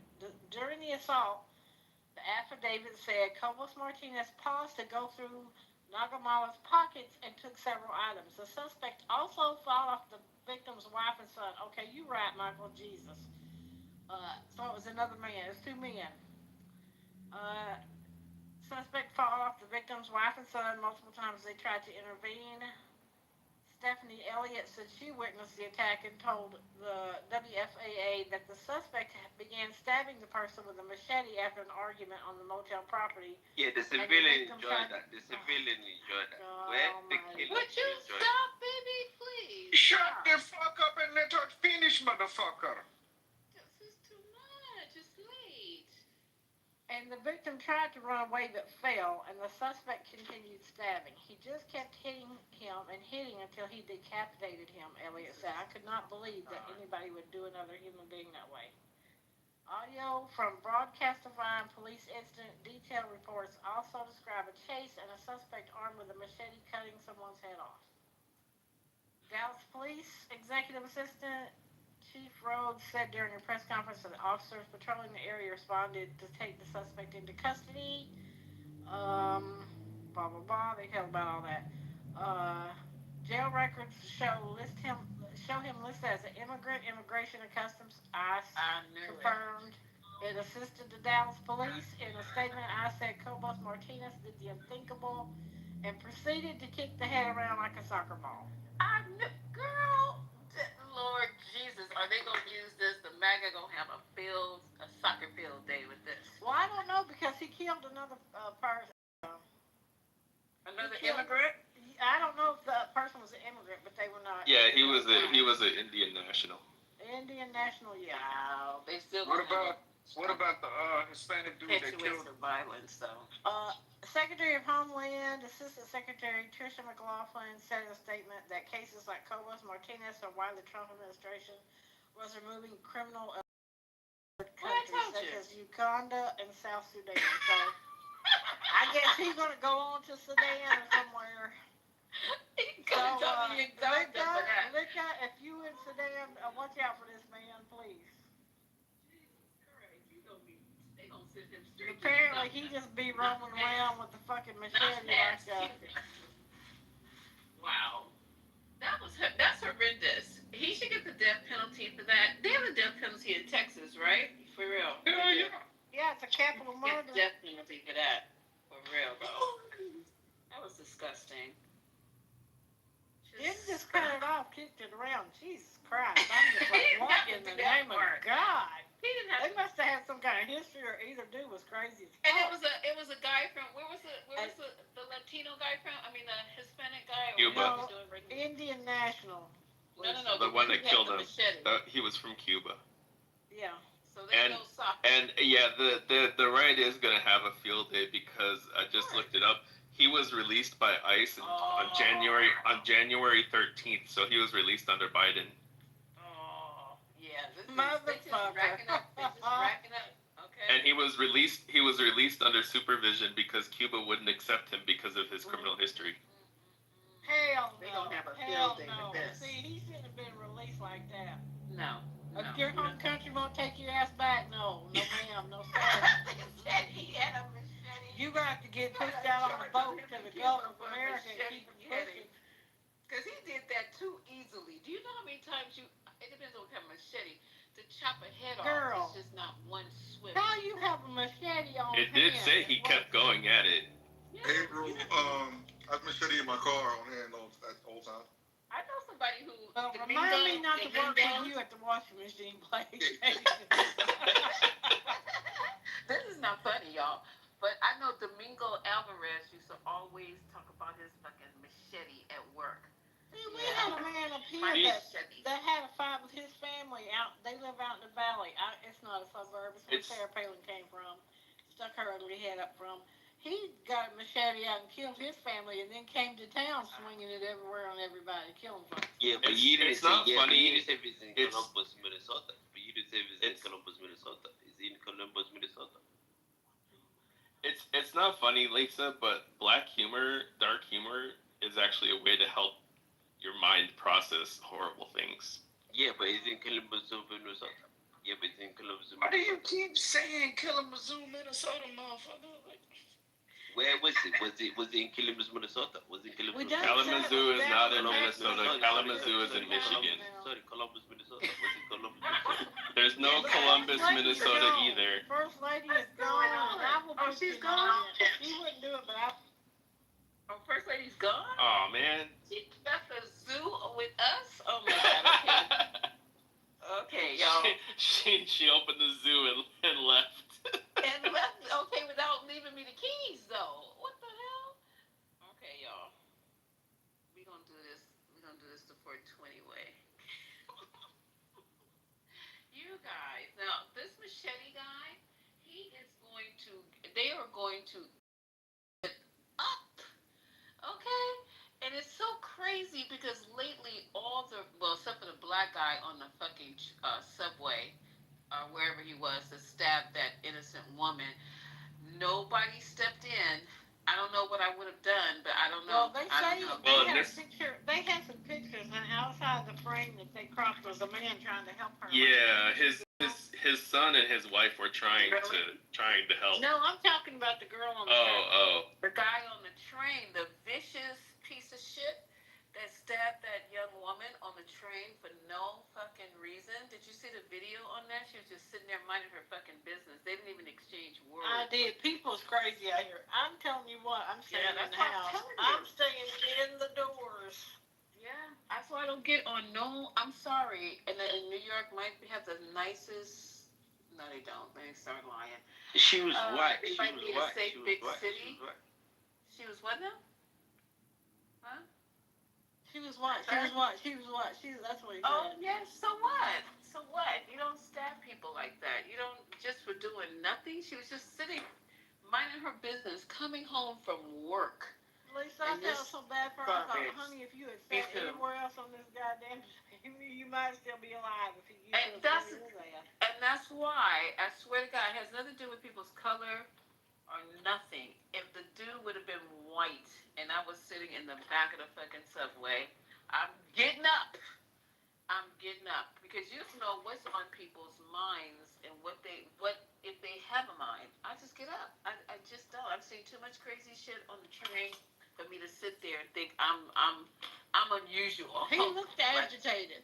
I ain't gonna lie, his eyes and shit. That man was acting crazy from the beginning without even saying anything. That motherfucker was the devil. Yes, I would get up. I'm sorry to tell you guys. But she was probably tired. She was tired coming from work. You know what I'm saying? It looked like she was listening to music and stuff too. Yeah, she wasn't Don't like matter. aware. You have to stay aware I nowadays. don't. Yeah, absolutely, Exactly. absolutely. Get your ass up. Somebody come. I just don't do it. I've seen too much crazy shit on the subway before I stopped taking it, and I don't know. I'm being safe. I don't stand on the edge. I don't get into ones that are super crowded, and I'm trying to squeeze in it. No. Wait for the next one. And mental illness is rapid, so y'all be careful in these streets. Why the black girl who got killed by the Hispanic guy, why she ain't getting no coverage? The black girl that got in DC, there was questions. What are you talking about? Oh, yeah, you're right. No, no. Can you guys tell the story? I don't know who you're talking about. What happened?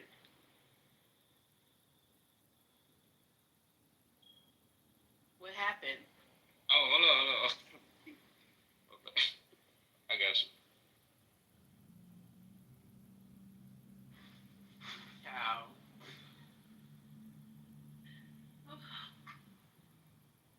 Are y'all awake? Yeah. So what happened to the girl in DC? Oh, it might not have been DC. Ray got the details. I wanna get it right. I don't just wanna, you know what I'm saying? I don't wanna just say shit. But you the one brought it up. Now I gotta Google it. Okay. There you go. An illegal immigrant accused of killing 19-year-old woman was ordered to stay behind bars Monday in Prince George County as investigators try to piece together how the two knew each other, and she was allegedly killed in his bedroom. Ooh, that's not good. The one who got hit in the head, her skull fracture and thrown in the river? I don't know what's wrong with my flicking phone. A Prince George County District Court judge said Hugo Hernandez Mendez, 35, will be held without bond during a hearing in Upper Marlboro. The Guatemalan national faces first and second degree murder charges and last month's slaying of Dakara Thompson of Layman, but my phone won't scroll no more. Like my browser is broke. Oh, there we go. Haitian, is that the one who got who met him in the gas station and we were trying to discuss if she was a working girl? Is this the story? Yeah, sure. It seems like she was. Police said Thompson had been missing for a week when her naked body was found August 31st near the South River by Route 50 in Anne Arundel County. Investigators say they obtained surveillance video showing Thompson approaching a black GMC Denali around 3 a.m. in Langley Park area of Prince George County. After a short conversation with the driver, she hopped inside and situation. Investigators see. For a reason still under investigation, it appears that the car willfully entered the vehicle connected to the suspect in Prince George County, and my browser's still fucking up. But yeah. Yep. From those sites, men like to order women off of these websites, and they go to their homes. I would never, first of all, but on any end, I don't know why you men like to order prostitutes. What's that about? I have never, and I did some fucked up shit in life. I ain't never paid for it, like, directly. Child, it says a lot. It says a whole lot. It says I'm cheap as hell and scared of herpes. Oh, wait a minute. So if you do, you don't order them because you would consider yourself cheap? That's the main reason. That's the main reason why, and I don't want herpes. Nah, you got to be kidding me right now. Okay. Back in my second days, yeah, I'm not gonna pay for something I can get for free somewhere else. If you got somebody Netflix log in, why you gonna buy it for yourself? Okay. Mhm. So you feel like it's yours? Mhm. Well, good point, but I never have.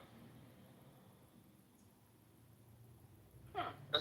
That's like when young niggas, they be like proud to trick and proud to pay. I'm like, y'all got the game all wrong. That ain't how I was taught.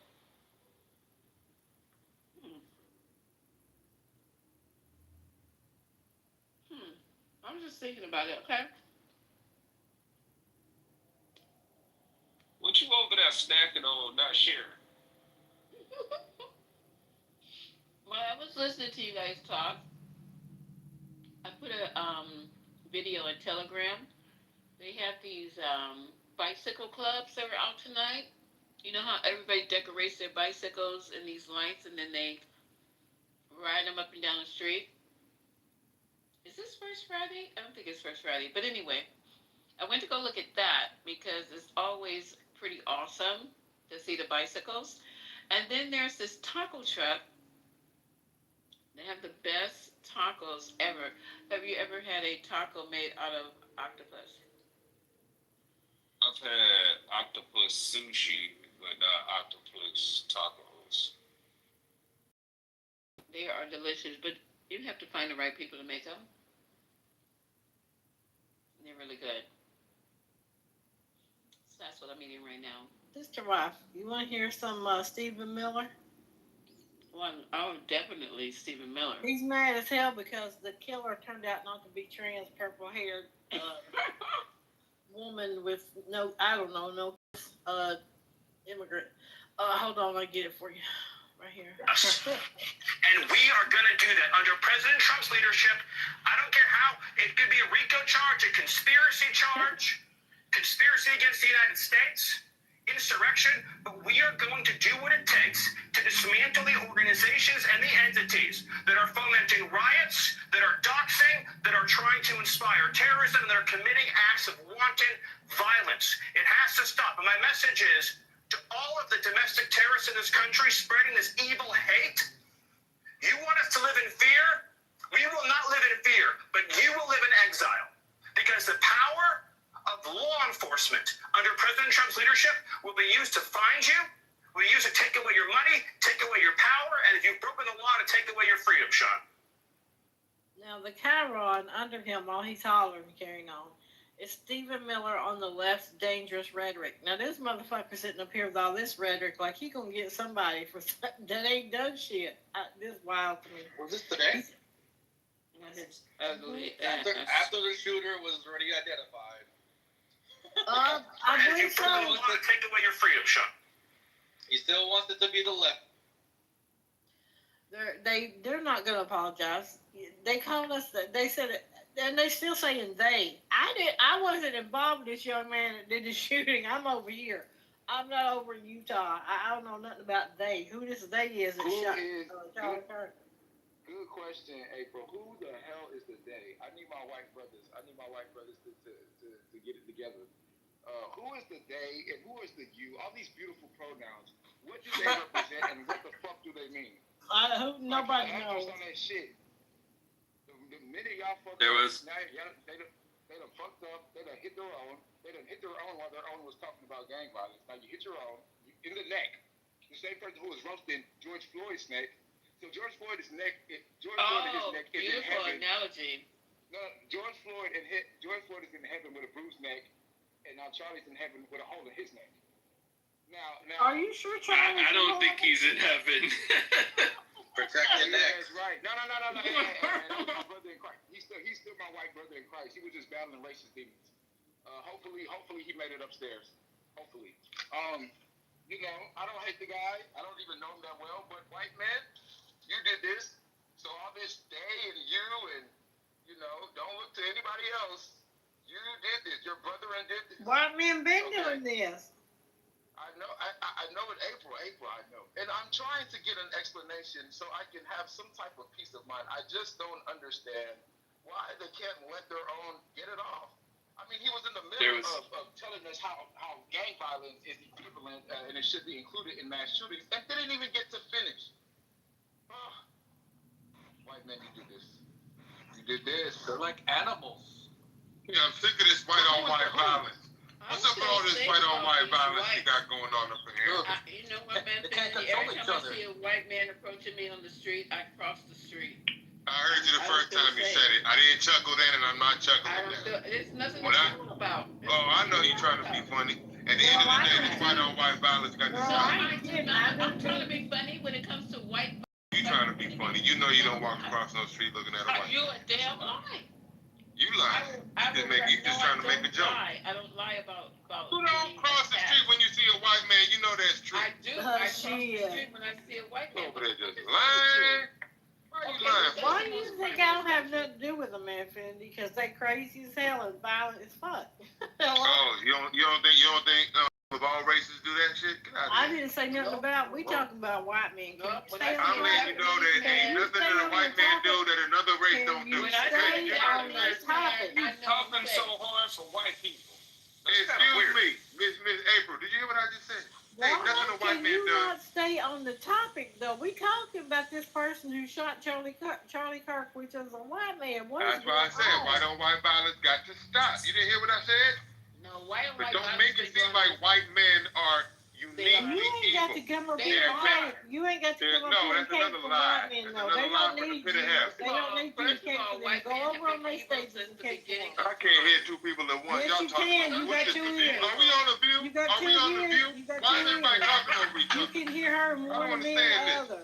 So Are you Joy or are work you it out. Sunny? Work it I'm out. You Joy. sound like you Joy. Work it out. I'm Joy. Work it out. I'm Joy. Oh, you're Joy, Lisa. Work I it am out, Joy. man. Can you I get your brought people you in in check? here. I can't hear people. I can't hear too many White people at men once. I have been called your ass in the here for a scourge reason. of the. Oh, you peeked him in here. What I the should fuck? have. She did not pick me in here. I did, Lisa. And then she go lying again. I came in this room on my own That accord. don't She mean I didn't pick didn't me ping in here. your ass, fool. What's wrong with you? Well, that don't mean I responded to your ping neither.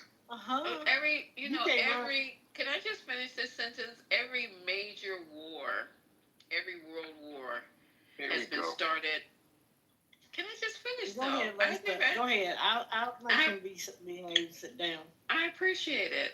Every world war has been started by a clear man, and every mass destruction. Am I lying right now? Not at all. Every atomic bomb that's been released has been released by a clear man. There But has no black never, man. no and never. So I'm Can I just ask you a telling question? you, history is the proof of what white men have done. They Can I don't ask you want a to talk question? about it. Go ahead, Can I sir. ask you a question? Yeah, go ahead. Do you sir. think humans' propensity towards evil and violence is based on the level of melanin in their skin? You really believe that? Yes, sir. I do. Okay, so if you believe that, that's like believing, because they all eat Cheerios. You know, you're focusing on the wrong thing. Let me just explain something to you, Miss Lisa. Excuse me, I wasn't done talking. I'm just trying to respond to Is what this you said. TC alter ego? No, Miss Lisa, what I'm trying to explain to you is that the true root of evil is the influence of the enemy on man. It ain't got nothing to do with being light skinned, clear skinned, the way you used it. Can you repeat that Melanin, again? melanin is not a factor in whether someone is someone's propensity to commit evil. Okay, evil is an influence from the enemy of all enemies, Satan. How he influences human beings. You're focused on, that's like focusing on how broad somebody's nose is, or how light somebody's skin color, how light somebody. I know many white people, I know many black people who don't commit. Oh Lord, you believe the rhetoric that Louis Farrakhan and all these Muslims be talking about? Get your head out the clouds. Hey, man, Infinity, how you doing? Good evening. The devil is alive. Beautiful voice. It's only one. What's going on with it, Miss First Lady? What's going on with you? And see, the thing is, First Lady, no, because First Lady understands we're in a spiritual battle between good and evil. And we are not focused on skin color. And skin color don't indicate your level of evil or not. Except that the person who shot Charlie Kirk, I wish y'all would just tell the truth. Tell the truth and say it. Infinity, you still boot up? Your boot let you out here in these streets? Let's I'm just trying to let you know something, man. Oh, wait a minute, wait a minute, hold on, wait a minute, breaking news, breaking news, breaking news. It's not political. Manfinity, you have been served. These are your papers now. You will be participating in a duo with On here on the stage. You guys have to practice over the next 3 months for a Christmas song. A Christmas cantata. Why can't they both sing "A Change Has Come"? Like he sings He's one Jewish. verse and then Manfinity sings the other verse. Manfinity, do you know the song "A Change Must Come"? Do you know the words? So you want them to sing it by the river in a little church. Going just like the river I've been running. Listen, you said he could sing. He can sing. It's been a long, yes. a long time coming, but I know. I told you. Don't sound as good as On. I'm sorry. Oh, this is good. That's Then I when go, you get harmony. my brother, Sing it, Manfinity. and I say, brother, help me believe. And he winds up knocking me back down on my knees. Who's Lord, that trying? What's going on? there are times that I thought I would last for long.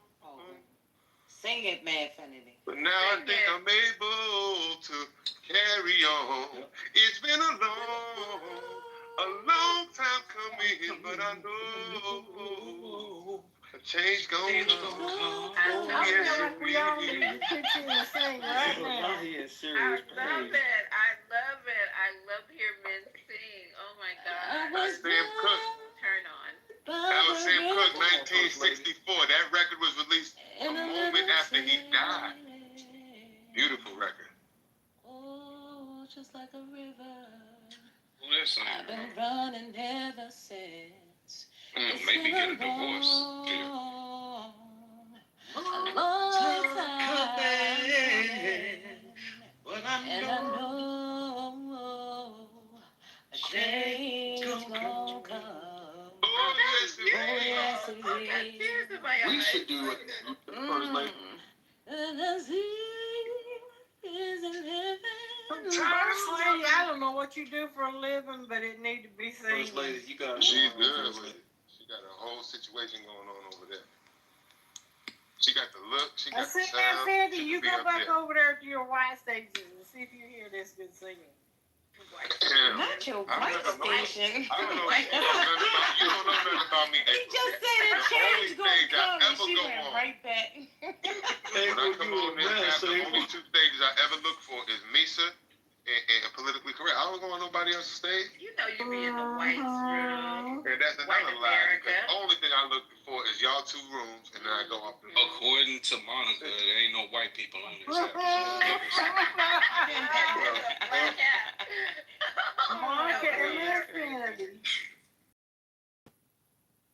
Yeah, Monica used to be a big deal. She said on somebody Monica, She is. She used to So be. anyway, She used to. just Lisa, Malcolm X went to, he went to Mecca in the last year of his life, and he realized the white man ain't uniquely evil.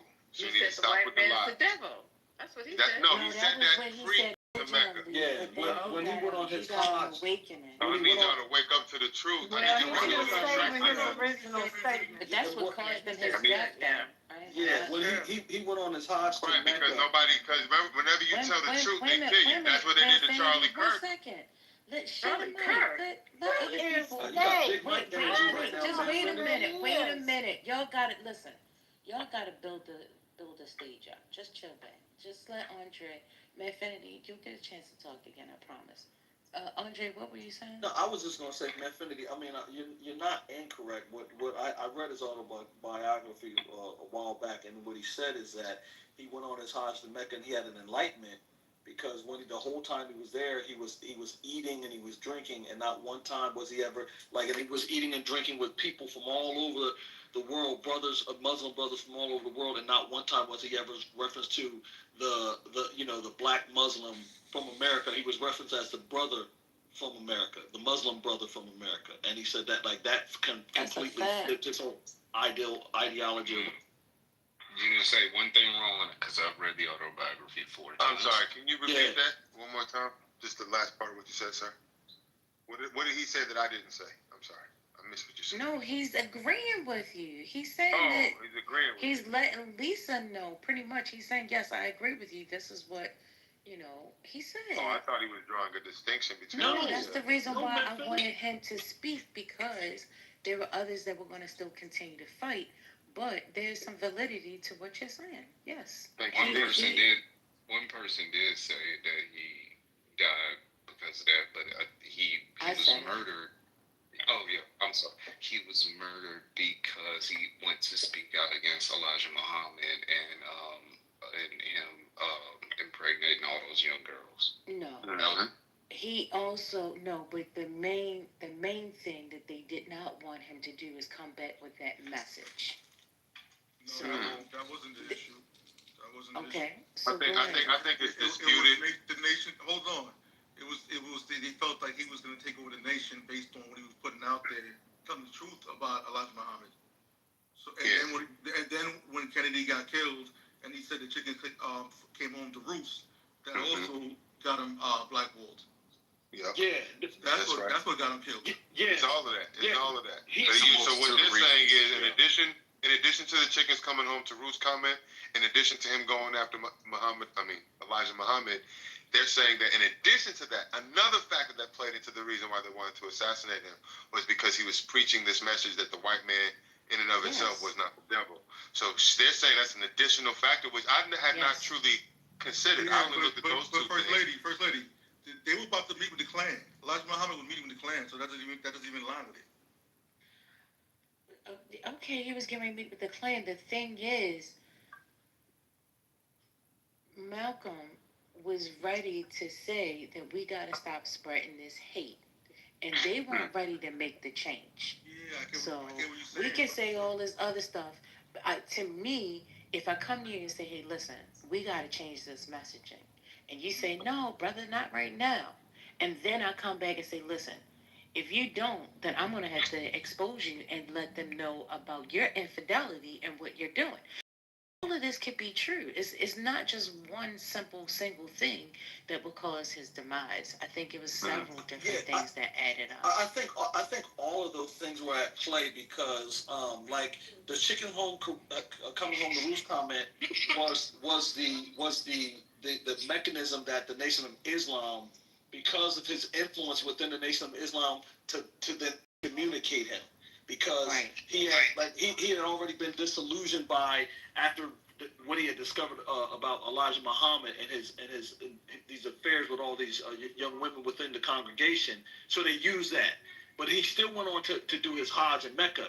And when he came, and then that was But would you rather another compare him to Donald Trump or the Nation of Islam? Who would you compare him to? Donald Trump? I'm sorry, sir. I'm speaking, sir. Can you mute up? Because we're having a conversation here. So the other thing I wanted to add too is that after that, he got back from his Hajj to Mecca. It was purported that his message was going to be this message of like allyship, and that understanding that what we had been told, this rhetoric, what he had been sold was not true. And he was like, hey, listen, the cause is still the cause, and those that want to help with the cause, he was okay with that. But he had also come to grips that, you know, he had been sold a bill of goods that wasn't a bed of lies. But don't forget, a bed of lies. Don't forget also who really wanted him dead and who facilitated. Yeah, absolutely. I think it was the Nation of Islam. Nation of Islam. Damn, man, are you fucking retarded? No, I think. Wait a minute. I understand what you're saying. The CIA looked at him as a threat, but who also looked at him as a threat was the Nation of Islam. So just as you can make the case that the government wanted him killed, you can make the case opposite that Nation of Islam had it out for him. Didn't you see when his house was bombed? All of it. So what I'm saying is you can make a case in either direction. Civilians wanted him dead, but now who actually killed him, according to some eyewitnesses, the people that actually pulled the trigger were people from the Nation of Islam. Get your hand out. They were also framed. There also was NYPD over there. Right. So what I'm saying is we don't know what the truth is. That's why it's what you call a mystery. I don't know what the truth is, and neither do you. So let's stop making it seem like we know for sure. Excuse me. There's a Let's stop making it seem like you know for sure who was behind his death. Can I say one thing? He's just trying to say something. Let Lisa talk. Okay, so there was a guy in New Jersey. I think he was in Newark, maybe, possibly, who just recently died. Yeah. Did you guys see that on the file? Yes, did you see that? Please. So can I just look it out? I'm sorry, I just want to help. Okay, so you can tell what the name of so they need to go and watch it. yeah, rest in peace. Yeah, rest in peace. That guy. Yeah, rest so in peace. he just died, and he said he told what really happened. It's this one guy in New Jersey who's been researching this for decades, and he finally found this guy who was alive and well, living in New Jersey, and everybody in the neighborhood knew that he killed Malcolm X. Yeah, Go but was he a watch that. civilian? Yeah, but I was he watched a it, but the civilian? thing is, you gotta take all that with a grain of salt. Hold on. No. Don't do that. I'm trying to tell you to go and watch it before you commented on it. I watched it. And somebody said, is he a civilian? He was a civilian, but he was also in the Nation of Islam, and he was working or either connected with the police. Now y'all go watch it and stop making everything not. I watched it when it first came out. That was very so why would you say it wasn't true when this I didn't say it wasn't true, man. Okay, what I said was you take it with a grain of salt, because I don't know what really happened, and neither do you. And that Netflix documentary did not conclusively draw a conclusion who was behind his death. It was a mystery. When the man said he killed him. I don't think that. No, I gotta go. They didn't want to release it. What's the name of that documentary, Lisa? As a civilian. It's a. I've just been trying to get this out for so long. I've been trying to get this. The man who they interviewed was somebody who had spent like 30 years in prison for the murder. No. That's not the same one? No. This man walked away scot-free and was living his life. Can you put the name of the documentary in the chat so I can see it when I watch it? Oh my God, I can't even. I think we It might be different than the one that I watched. Maybe you know something I don't know. What's the name of the documentary? Lord, I know the one he that said said he's who willing killed to give Malcolm X. 30 years. He said he's willing to I'm give going this motherfucking room. Why y'all gotta talk so rapidly? It gives me heart They can't even listen to each other. Infinity doesn't know what An was saying. I don't know what. No, he said he's willing to give 30 years. He said he's willing to do that. I said the one I watched was called Who Killed Malcolm X. That's what I watched. And was it the researcher that was working on it for like 20 years, and he was a heavyset guy? I have to go back. Can you put the one that you're talking about in the chat so I can confirm? Ah, God, jeez. Every time I start talking, you start talking. I don't remember the name, but I will go back and I will look for it diligently because I watched it and I was just like freaking blown away. He knew where he was shot. He knew the type of weapon. He knew what happened when they made a disturbance in the back. Yeah, but how do you know he's gonna get sick? Oh my God! I think he's gonna give the Christ. Okay, that did it. He's gonna Bye, get the looking. jab. He's Have gonna fun get in the the audience. Any other takers? Go ahead, Liz. Okay, no, I'm just saying, you guys. If a man, why would any man in his right mind say publicly that he was involved in the assassination of Malcolm X? He literally, step by step, how it happened, where it was, what type of gun was used, where Malcolm, who did the kill shot, who was on stage, where they went. I mean, just it was almost too much to hear him talk about it. He just died recently, and everybody in the neighborhood say they knew that he was the one who killed Malcolm X. Excuse me, Lisa. I just posted in the chat the one that I watched. If you can just click it and see if that's the one that you're talking Okay, I about. will. I'll definitely click it. So, Lisa, yeah, I think I'm we just were saying, talking nobody about knows the it. same We'll see documentary. about. We'll see if it's that one. I think Lisa, I think we're talking about the same documentary, but I will admit it's been years since I've seen it, and I'm a little bit older, so details might be a little murky. But isn't it interesting how the chickens coming home to roost comment is the same comment that people are making today with regard to Charlie Kirk, that they think because of his, I wasn't done talking, because of his rhetoric that his chickens is coming home to roost too. There are people still speaking that kind of, foul language that Malcolm X spoke way back in the day. I think it's a foul. I think it's foul. Excuse me, I'll tell you why. I think it's foul. I was still talking. Yeah, you said how is it foul while I was still talking. I said it's still foul. I was still in the middle of a sentence, and you jumped in with, how is it foul? Can I answer your question? So I think it was foul because in the hours and hours and days post someone being brutally assassinated on camera. Murdered. I say assassinated. When you kill a leader, he was a leader of a movement, 85 million strong and plus. Okay, so he was a leader of a movement. He was assassinated in the midst of his work. Okay, it was a smart and effective communicator. There's illusion fools. I wasn't done talking. I don't care. Smart and effective. Of course you don't care because you want to do the same thing to me. I want to know who the they is. You said they why killed can't I finish the words that are coming out of my mouth? I'm trying to finish a statement. I'm saying is here's a man, a smart and effective communicator who can lead millions to follow and pay attention to what he's saying. You're gonna be pissing all night. He was assassinated. Was Tupac assassinated? In the midst of a campus talk where he was allowing for free and open discourse. We're all here. He was shot in his neck, and what I'm saying is, in the hours and days post that, not even hours. Excuse me. I'm talking minutes after this was happened. Oh, people are speaking in the same language as chickens coming home to roost. They didn't use that same word. Okay, but well, they're there's some basically people. saying. All right, now that's long enough. Now you're gonna have to end this up. Come on. Yes, I'm just gonna end it by saying, in the isn't it interesting how we still have people Airlines flight before the body goes even cold yet? They out there making it seem like this man is. Man, are you giving a eulogy or a sermon? What's going on, man? That's why I can't. Child, let me tell you something. First lady, I've been trying to have this conversation with him. Hold on, but see, he was answering my question. I do. I got questions for him. Okay, so Ray J, is that you talking? Yeah. Wait a minute. Is he gonna cry? Oh, wait a minute. Oh, wait a minute.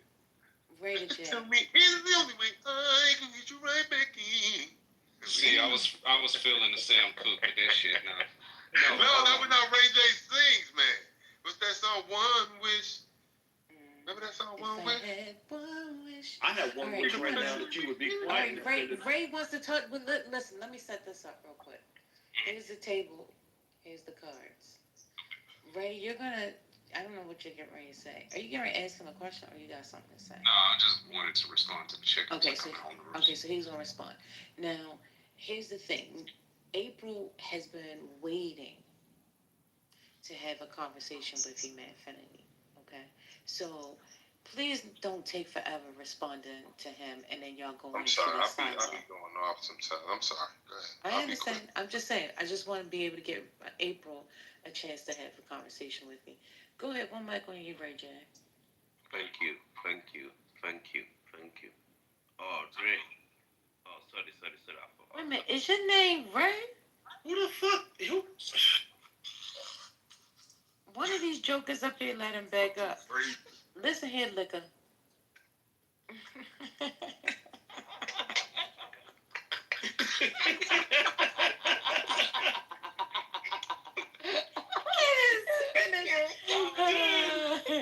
Look at here, Liquor.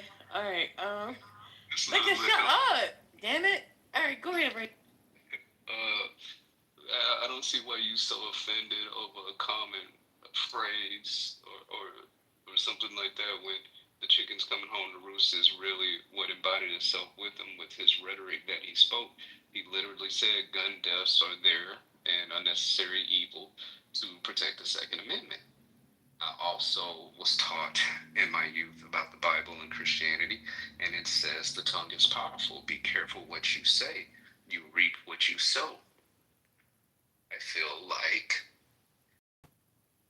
he reaped what he sowed. He sowed violence. He talked about it.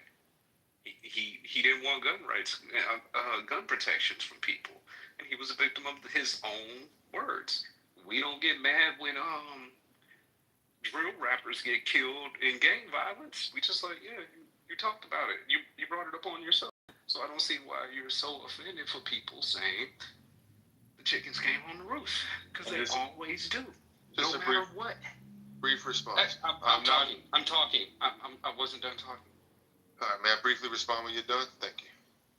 I don't know. But yeah, so since you interrupted me and I lost my train of thought, but yeah, so I feel like when you speak bad shit out loud, bad shit happens. I try to keep my universe very neutral. But no, I'm not gonna feel sorry when he dies. I'm sorry. It doesn't make me a bad person. It just means I'm indifferent to his life because I know he didn't care about my life or my community's lives. And that is evident by the way he spoke. Thank you. Okay, I don't feel bad for his death either. I just recognize it as wrong, unjust. And when I say, I never said I was mad, I never said I was offended. I recognize that statement as being wrong, because it's basically trying to say that when I hear somebody say chickens coming home to roost, or what you're saying, bad language leads to this. That's what got Matthew Dowd fired from MSNBC. In the waking minutes of after this tragedy occurred, he was on MSNBC saying what you just said, that his rhetoric led to this. So it's not that I'm offended. It's not that I'm mad about it. I observe it as a wrong statement that is putting the onus on him. That's basically saying you deserved it. That's what I take issue with, but I'm not upset. I'm not mad. I don't even feel bad what happened to Charlie Kirk. I think it was wrong. I think it was unjust. I don't walk around with my sympathies. And people like you, like, I don't feel bad about it. You're overestimating how important your sympathies are. I don't care. Keep your sympathies to yourself. It don't make a difference. Nobody cares whether you're sympathetic or not. So I'm gonna just leave it there. I'm not mad. I'm not offended. I just think it was wrong. It's an observation. Thank you. Amen. All right. So April, are you ready? Oh, she's talking. First lady, I've lost a will to live over here, and I ain't gonna spend my last Don't let go, April. I'm not doing Keep it. hope I'm alive. not Keep spending my on. last few minutes alive with this fuck shit. I'm not gonna do it. So I'm good. I'm sitting right over here by my sister. Okay, April 1. You ain't got nothing to say. You know, I can shut you down. If you don't shut the fuck up. Wait a minute. Let me handle this for you, April. April, you see, let me tell you something. Fire fighting fire just begets more fire. Okay? Man, Fendi, why are you gonna say that? Now you know she gonna say something smart back then, and then y'all gonna be fighting. Y'all bunch of y'all. You know what y'all act like? Y'all act like brothers and sisters. Okay. I was off of it, First Lady. I was off of it. I love Aunt April, and there ain't nothing she can do about it. The reason I made that statement because she's basically saying, Listen, because we having a conversation. Wait a minute, listen. If you say it, then you also supposed to show it. See, I don't have to tell y'all I love you. I show you that I love you, right? I show you that I love you. Can I give you my input? Can I give you my input? See this right here? You see this right here? you're supposed to interrupt somebody while they're talking, sir. You Let just the woman did it. finish what she got to say. You just I did know, it. but let her finish, please. But let her finish. Order, next, please, next. Come on, liquor. Liquor, please. So I'm just saying that we can't just speak something. We also have to put it into action. So just be a little nicer, okay? Especially when you're trying to get people to come to Christ. Because I'm going to be very honest with you.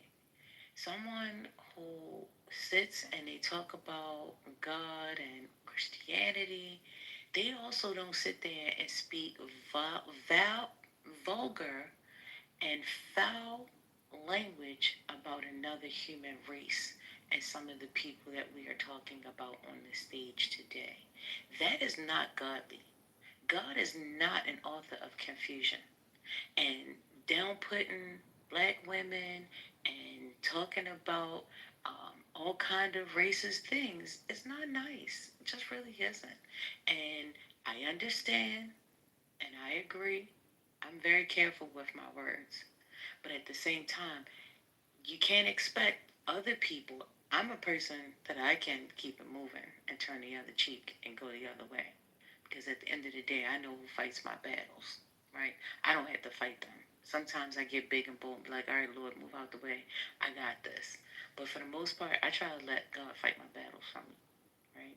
But in this situation, a lot of people, they just don't have the sentiments. The person said empathy is dead. But yet and still there are people who are sitting there saying, telling people to have empathy.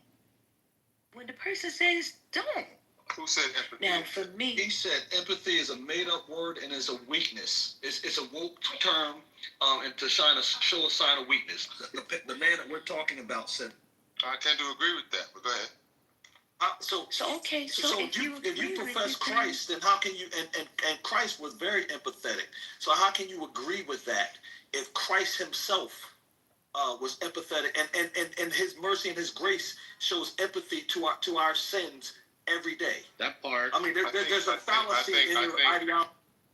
Because I don't look at it through the prism of empathy. When He is operating through justice and what is right and what is wrong. What does that have So to do when with you know, Charlie Kirk? so I use justice and love to describe His actions. I don't use this made up. But how do you know He's Christian? How do you know He's Christian? So again, I'm just responding to Mr. Andre.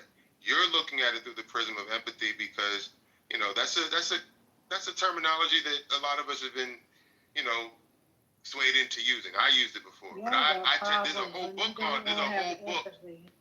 There's a whole book on how empathy is a term that's been introduced with the direct intent to manipulate for all kinds of political purposes. So, because I understand that, I tend to agree with Charlie Kirk's view on empathy. There's a whole book on it. It makes a lot of sense. There's a Bible on it. So, no one's saying they gotta have it. Didn't you hear me tell him? He's overvaluing his sympathies. I don't need him to be sympathetic. Even me, I'm not sympathetic to what happened to Charlie Kirk. It's enough to understand what happened to him is wrong. I don't have to walk around wallowing in my pity and sorrow. Empathy is a ancient Greek word. Excuse me, I was. Are not the same. Right. Say again? Yeah, empathy and sympathy are two different And empathy is Right. an ancient I'm not Greek word. empathetic. The worst thing that we can do as people, empathy. Excuse me, sir, you have no right to tell people what they should be doing. None. Mind your I'm recommending. You don't have to take my Clean your own recommendation. house. It's not for you to recommend shit. No, I can recommend anything I want to. You don't have to take it. Alright, she talking. No, you can't. I'm just telling you. Yes, I can. You Who can? no, Well, can I recommend? Whatever, Manfinity, the gall, the mitigated gall, you don't have the right to tell anybody anything, but you do. You're right. I'm not telling. So, I'm recommending. okay, so Hey, okay, still I'm just talking. telling Know you your this. role and shut your mouth, boy. My thing is this: if you mind your business for 30 fucking days, it'll be the best 30 days of your life. Just mind your business. This That's man, right? I'm telling you, I've been practicing it, and I'm telling you, it set me free. I mind my business, mind what's going on over here, and then everybody else do the same, and this world will be a better place. Now, Charlie was another person who needed to mind his damn business. He was always in black folks' business, trying to say, well, you know, black people, they don't have any fathers in the home. He's an expert on shit he knows nothing about. He's not black. So how can you speak on the black experience when you're not black? Look at my info. The same way you can speak on the president. The same way you can. Wait, hold on. Liquor just cannot. Go ahead, Liquor. You got it. You got it. Go ahead. Say what you need to say because you can't stop. You get a fresh minute. Go ahead. Thank you. I appreciate this. But he was white and whatnot. But we don't know whatever he believed in. But did he do the shoot correctly? Yes, he was a shooter. Well, please. Was he a shooter? Yeah. No. But why would he learn how to shoot before reading the Bible? That's the question. Just be quiet. Motherfucker sound like Ali G. Listen, you gotta learn not to respond. He got his chance to talk. Now we can go back. Now what's going on? Hey Al, Sue, you missed it. I had a good laugh, Sue. I said, where's Sue? She missing this good laugh. You missed a good laugh, Sue. Lisa, were you finished with Finity, man? No, I'd like to. Is a lost cause, so I'm just Excuse me, that's not fair. You see how they be saying that about me, First Lady? Tell her that's not nice. That's not nice. No, Infinity, I'm sorry, but He's not a lost cause. me and Infinity have been together for a couple of years now, and I just have learned the best thing for me to do with Infinity is do nothing. Okay, that's the best thing to do. Or love him from a distance. far distance. Well, I forgot what you said now. But anyways, Lisa, all I was saying was, you heard what I said, that, damn, what you just said. What was the last thing you just said? What inspired him to do the shooting? What inspired him? What inspired him to do the shooting was his own, the devil. The devil inspired him. He said he did not like the hate that Charlie spewed. That is what he said to his friends. Now, he has not spoken to the investigators. He refuses to speak to the investigators. He will not open his mouth. But his roommate says that what he heard him talk about him was the fact that he hated how he was, he hated both sides, but he did not like how Kurt was, But the guy he shot wasn't speaking against. All right, so I'm gonna place you in the goo. Yeah, but the guy he shot wasn't speaking. Thank you. You have self-control issues. Yo, like for real. With how do you equate the things people do to just God and the devil? Don't you think that's kind of like that doesn't help? You're not helping. You just so the reason why is because there's a spiritual battle between good and evil, and it's not a flesh and blood situation where you got to look at things through your spiritual eyes and not your physical eyes. That gets you to the deep root. We can play all day long and talk through physical eyes. Against flesh and blood. Battle not against flesh and blood. The battle is spiritual. That's why I was coming up against Lisa when she was making it about, somebody's melanin makes them more evil or not. That ain't true. That's if you're looking at things through your physical eye. You got to see the deeper truth through your spiritual eyes. That's how I can do it right. And to answer your question again, it's this chicken's coming home to roost comment is basically saying he deserved what happened to him. So that's not fair. I think that's not just. I don't need you to be sympathetic. It's just wrong to say that. It was wrong to kill him. You don't got to get emotionally invested into it. I'm not emotionally invested. I think it was wrong. So in the Bible, did God send people to kill other people through him? Yeah, in the context of self-defense, I understand, especially in the Old Testament, but in the New Testament, New no. Testament. Once In the New Testament, it's all about self-defense. Once Jesus came, no. Just give me a second. You gonna give us something else? Yeah, he's gonna go try to find something. The best description I am gonna find something. The best Well, description. somebody got a scripture, go ahead. No, as I said, the best description I've heard about the Charlie Kirk thing is someone said, I don't support what happened to Charlie Kirk, but Charlie Kirk supported what happened to Charlie Kirk. Explain that. No, if those who got it, got it. Those who didn't.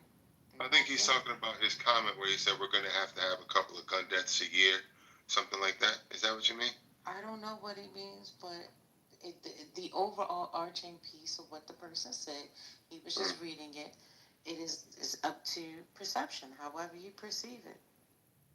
But the writer isn't here. But let me just address this chicken came home to roost. So, what is the original meaning behind the chickens came home to roost? I don't know for sure. I just think it means you deserve what comes to you. You say something, so you put that's it out part there of the into the problem. world. That's part of the problem. Chickens came home to roost. Is that the saying? I think it means you deserve what happened to you. No, stop saying that. Is that the saying? Hello? Are y'all asleep? Because I'll boom this room. I ain't lying. We know you. Somebody better talk to me. God darn. Lisa, where the hell you at? You sleep? First lady, I'm here, and it means that if bad or wrong things happen that someone has done in the past and come home to roost, or their chickens have come home to roost, they are now experiencing the unpleasant effects of their actions. You know, I wish some fried chickens would come up in here, roost. I love some. Me too. Like. So in that case, I guess Martin Luther King got what came to him, right? Because he was rabble rousing. No, because okay, whoa, slow your roll right now. Don't you ever disrespect this black king, because now they're trying to level up Charlie, desperate Dusty Clark. You better stop. No. When they start, let me just finish a fucking sentence. God damn it! I'm saying when you start comparing that low-life piece of dirt to Martin Luther King, I've heard you do that, and this is where we gonna fucking draw the line. You guys are not gonna keep denigrating black leaders. Not the leaders who tried to bring us forward in this fucking country. That's what you're not gonna fucking do. Because I'm gonna be there. That's when I'm gonna put on my fucking shoes and come outside. You're not gonna do. I'm sick and tired of it, Manfinity. You can go and say whatever you want, but you make sure you keep Martin Luther King out your motherfucking mouth. Especially, no, you're not. I'm not done. I don't give a fuck now. Fun is fun and fun is none. When you start talking about my leaders that gave their fucking life for the good of our people, not somebody who's sitting over there. See, this is the problem I had with you and Charlie Kirk. This man talked about you, your mama, your grandmama, your sisters, your brothers, and everybody in your fucking community. He said the most horrendous thing about black people.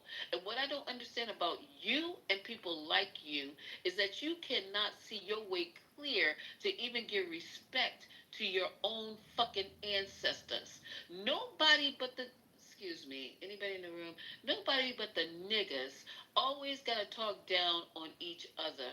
You always constantly fucking do it. Any white man that get up and got something positive to say, it's gonna be one of you darkies in the audience who's gonna stand up and co-sign it. Stop the shit. I play and I have fun. But when you start talking about my people, especially my ancestors who put blood in the soil, lay down their motherfucking lives so I can be able to do and say and move the way I move, you're going to have a problem over in the 207. That's what you're going to do. I don't play like that. So Charlie Kirk, I don't give a fuck about him when he starts talking about your low IQ, your crime written, your mama daddy ain't got a mama daddy, you don't have this, you don't have that, you can't even get into college on your own, all this kind of other fucking bullshit. I didn't even know who he was until 3 days ago, and I've been listening to nothing but Charlie Kirk denigrating, disrespecting, devaluing, demoralizing black people constantly. When has he ever said anything fucking good about somebody black? Pull the clip. Candace Pull Owens. the clip. All right. Candace Owens. Candace All right. Owens. What do you mean Candace Owens? When has she said anything about good about anybody black? Don't put her as no fucking example. And Brandon That Tatum bitch is as well. trying to get a Brandon bag. Tatum, Candace Brandon Owens. These are Tatum? black people that he has a lot of respect Who's for. Brandon Tatum? Officer Who's that? Tatum. You go look him up. He's got over 3 million followers on YouTube. Who Listen, is he? He's a What guy. he's a commentator. He's a former police officer, and he has a lot to say about what's So you happening in guys the know world. who Brandon Tatum But I'd like to is? hold on, Anybody please. else? I wasn't done. Does anybody else know who Brandon Tatum is? Yeah, we all know who he is. You just saying Okay, so both that tap explains it. dancing ass niggas. Excuse me. I'd like to respond to Lisa. She went I'm on. gonna go She look had him a up. statement. I'm I'd like to gonna look him respond to her statement, please. So Lisa, Lisa, I ran into him in Brownsville, Texas. I'd like to respond to Lisa's statement, please. So Lisa, I never compared Charlie Kirk to Martin Luther King. What I said was, if we're going to use this term, I was comparing the statement. Chickens coming home to roost is basically saying you deserve what came to you because you were saying all of these inflammatory or controversial statements. So what I was comparing was, these are both men who use their voice to speak controversial messages. You know what? I'm sorry. I wasn't done talking, man. Why can't I finish my statement? I'm not going. I wasn't done talking. You can't not let me not do nothing. I was talking. No, you can't. You can't do that. Hello. I was in the middle of a sentence. You can't do that. No, excuse me. Can somebody shoot me down, please? I was in the middle of a sentence, and you're talking through me and over me, and that ain't gonna work, brother. Please. Thank you, Jesus. So what I was saying was, the statement. If you want to use chickens coming home to roost for somebody like a Charlie Kirk, then you should be able to use it for Martin Luther King because they were both using their to communicate a controversial message during their time on Earth. And what I'm trying to say is, what I'm saying is, I'm not comparing the two men. I'm comparing their approach to social issues that they saw. And what I'm saying is, if you want to say that Charlie Kirk deserved what he got, then if that's what you want to say, then I guess you could say that about Martin Luther King. I'm not comparing the two men. You're the only one here talking about I'm comparing that statement and how it applies to both of the men. And secondly, a second ago you told me I can't tell you what to do. Well, you can't tell me what to say. Now in this room, because you got the power of the being, yeah, you can shoot me down. But you can't tell me what to say. If I want to compare these two men, I sure damn can. And you gonna be comparing them in the fucking hallway. I just told you, and I don't even put my bean stuff in this room ever, never. But I'm gonna tell you, I will repeat myself. I repeat myself. You are not. I don't give a fuck who you are, Infinity. I don't care what kind of relationship we're supposed to have off, on, or in between this app. I will not let anybody in my presence, I don't give a fuck. I'll walk off a fucking job. You understand me? It'll be my last motherfucking day. Because you're going to sit up here and denigrate, like, once again, like I said, you don't hear nobody else doing this fucking bullshit but you guys who consider yourself and others who consider them you coons. I don't. You got some kind of fucking screw loose if you're going to sit up here and let somebody denigrate your entire fucking community. Not individually. Not saying, oh, man, Infinity has an issue, whatever. This motherfucker sits up and talks about the whole fucking race. And you see nothing and co-signing and all that kind of bullshit. You know what? Who said if you fall for anything?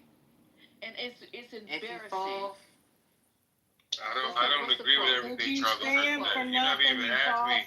You never even asked me if I agree with everything Charlie Kirk said. It doesn't matter. You don't know my position on Charlie Kirk. Okay, so that's the point. It doesn't matter if you agree with everything. If you support him on any level. This is what I'm saying. If any motherfucking level. So it's okay to be a murderer if you've murdered like maybe one one person instead of 100. A murderer is a murderer. A racist is a fucking racist. And this motherfucker in these speeches and the cute little things, he goes to campuses and he tries to debate these young, innocent minds. And some of these little white kids, they be getting up there, they be telling the truth. They be like, oh, so what do you have against affirmative action? And this motherfucker gonna sit up here and go, well, you gonna see that black girl over there? You gonna give her your GPA? Because he said, no, he asked this little white kid, he said, I don't want to, he says, what's your name? He goes, I don't want to tell my name, but I just wanted to come in here and talk to you about affirmative action. He goes, why do you feel affirmative action is bad for America? So he went on to say, he says, how you doing in school? And the young man says, I'm doing fine in school. He goes, how are your grades? He goes, my grades are really high. I have a high GPA. Then he pans over to a black young lady who ain't said shit, ain't got nothing to do with this, and he said, would you give your good grades to her? Like the bitch ain't got good grades. You don't know nothing about this sister, and you have to talk about her grades probably higher than this motherfucker. And that's what really kills me about white people. I put my picture, you see a picture in my PTR? Once again today, I'm the only black person in the whole fucking building. When I walked through the door, immediately I got, here we go. So, you see that picture? That's at the end of the day. When they saw, this bitch is good. They want to take a motherfucking picture with me. She is good. She knows her shit better than the people who fucking work there. And the doctor put my fucking phone number in his personal motherfucking phone. He sent me that picture. You understand? So you don't know what the fuck I've got going on. I'm the smartest bitch in the room. Are you angry? I might play around with you on this fucking app. Are you I might angry? have a good time. I'm not Can angry. you stop interrupting? Why you have to swear every other word out of your mouth? That's not ladylike. Don't tell me how to I'm asking you, why do you have to swear? I'm not telling you what to say. I'm asking you, why do you say the F word every other word? Shut up. It makes it really hard to listen to you. It's disgusting. Don't listen to her then. I'm asking, why do you have to speak in those ways? He keep interrupting her. Could you Google him? Why does it No, I need to bother understand why you keep Why doing does that. it bother you? This is their It engagement. doesn't. Why does it bother It's you? because cursing at that Okay, rate so that's is. your opinion. No, Okay, it's not so when my opinion. It's a black- question. okay, so It's an any other observation. person- any other I'm asking, person why do you have to curse every other word? Because that's what I choose to do. That's what she does. Motherfucker. She's not a That's what I motherfucker. choose to do. And if it bothers you, you're not for me and I'm not for you. We not fucking. And you're not paying my fucking rent. So when that happens, I'll change my tone. And until then, this is what you got. Yeah, I'll come back when we have. Could you stop?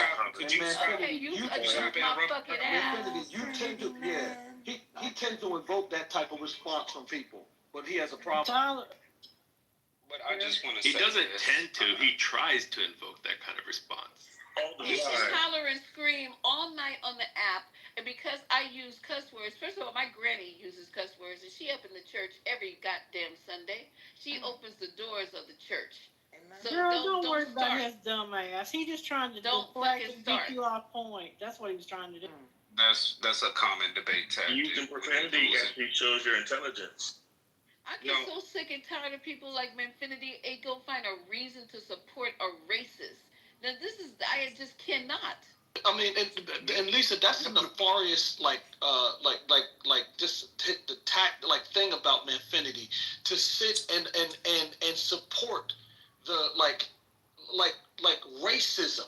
And then the problem that I had with what he was saying, and we can move on from it, it was he's talking about he talked disparaging about black people. He says, well, he didn't talk bad about Candace Owen, like Candace Owen and this other officer, whoever, dumbass, is the totality of black people.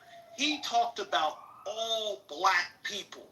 Just because he didn't talk about people that clap their ass cheeks for white supremacy, just because he thinks highly of them, which he probably doesn't think highly of them as Manfinity thinks. He thinks that he ain't talking about all black people. This man talks about everybody that looks like most of us, most of us on this stage, and I don't have an ounce of empathy or sympathy. I'm not happy with what happened, but this man told us not to be empathetic to things, to other people.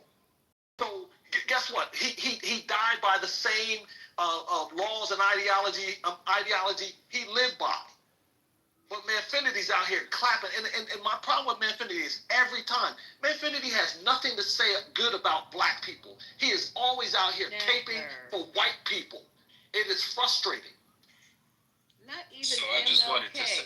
I mean, it's not. Come on, you guys. I'm just sick and tired of it. I've been living through this shit for a long, long time, and it just is unnecessary. The microaggressions that I have to tolerate every day, but I stay friendly. Because we have to. Black people have to tap dance constantly. And my shoes are getting worn out. The microaggressions, the snide little comments. Do you? I have to tell that. What do you mean? Do I know? I have to go. Of course. What? Do you know that you need to 200 micrograms of fentanyl? Is that what you gave? Is that the last dose you gave? Yeah. 200. 250 micrograms of morphine. You have to be able to weigh the patient's weight. It's like, bitch, what are you talking about? So finally, the doctor says, "Tell me about you." So I start talking, and the more I talked, the more he kind of settled down. But why do I have to prove myself every time I walk through a fucking door? Every time you turn your fucking head, you gotta prove yourself. I just wanted to say this. When he made the comparison to Martin Luther King, I was personally offended because Martin Luther King never instilled or tried to provoke any sort of violence. In fact, he was the exact opposite. And if anyone is wondering why I feel the way I feel about certain things, I'm going to post a link in the chat about my great aunt who was murdered by the sheriff. And I got to see my grandmother sit in front of me and my wife, she was my fiance at the time, and cry about it. And that was the first time she ever told me that story. And I was 29 years old. I had been with my grandmother since I was 6. She had alluded to it, but never told the story. So when I say those people are inherently evil, most of the time, I go back to that. I'm sorry about that situation. That's horrible. It's a long ass read, but I think somebody might understand. And Manfini will be like, that happened in the 30s. I don't give a fuck. My grandmother cried in front of me about it, and I only saw my grandma cry 3 times in life. She didn't cry when her husband died. She didn't cry when her daughter died. She didn't cry when her sisters and brothers died. But she cried thinking about that because they hate us just for being us. And Ray, thank you for sharing. Thank you for sharing that. And like that is my frustration when I'm on this app. And if I sound frustrated a lot of times when I talk to some of these dumbasses, it's because they think that they are so far away from the civil rights movement and the struggles that our ancestors and people that came before us made. They think that they're so far isolated from it. That was only 50 years ago. Like 50 years or so ago, when the Civil Rights Act was passed, like do they think that 50 years is that long ago that they don't feel like, oh, well, we're shielded from that? Nobody calls us niggas. Nobody has those ill wills to us. They still do to this day. And many of us on the stage, like Lisa said, we with these microaggressions. In the very beginning of my IT career, I dealt with that. When people look at my black face being the only black face in an IT department, questioning, always looking over my work. But I always knew that my shit was good. You can go back and look at my work. And to be in these circles and have people say, man, you're the only black person I've ever seen here. Don't you feel odd about it? No, I don't feel odd about it. Because I just knew that I was good at this. But to hear people like Charlie Kirk talk about the brain power and capabilities of black people, and this motherfucking Manfinity is sitting out here caping for people who think that we're all a bunch of dumbasses. Well, let me just say this, and y'all know it's about to be controversial. Y'all talk about Martin a lot, but do y'all ever pay attention to his words? Because from what I understand. You can't fight fire with fire. And y'all constantly do that.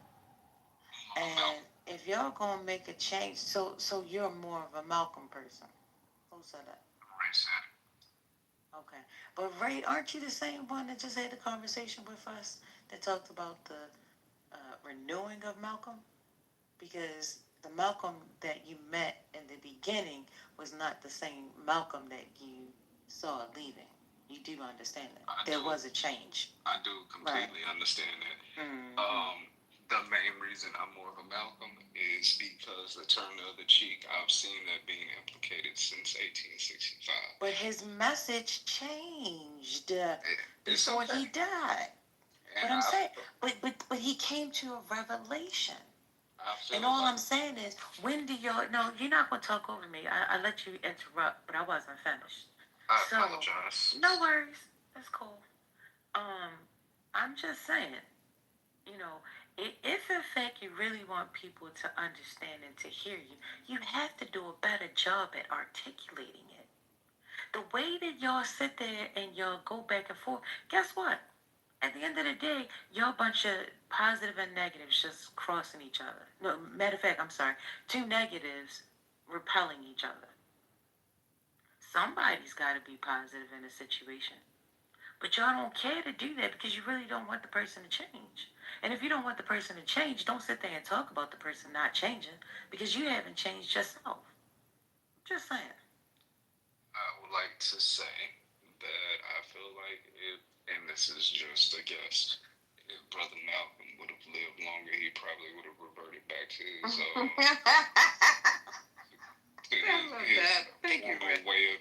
his former way of thinking, because this shit has not worked. Like, honestly, that's not true. I mean, I'm just guessing, right? You guessing because you never tried it. And I'm telling you, a person who used to be completely the other way, because you hear it from time to time, you see it from time to time. Yeah, I choose. Yeah, exactly. You know, because they're still in me. But at the end of the day, I work every day and trying to be different and trying to be something new. Because I do understand that with that energy, I have gotten so much further. Just in health alone. But you know, because I begin to attract that energy that I'm giving out. Yeah, sure. Hello. I agree 100% with whatever. Yeah, with like 95% of what you said. But it's manfinity. I have tried. No, seriously, babe. To the point where he's dogmatic, and not only that, he is not listening to understand or comprehend. He's already ready to answer before you even start talking, let alone finish. He's trying to learn anything new. He's not trying to consider anybody else's opinion like I do him. I consider him. I consider his opinions. I even sometimes value some of the things, but not him.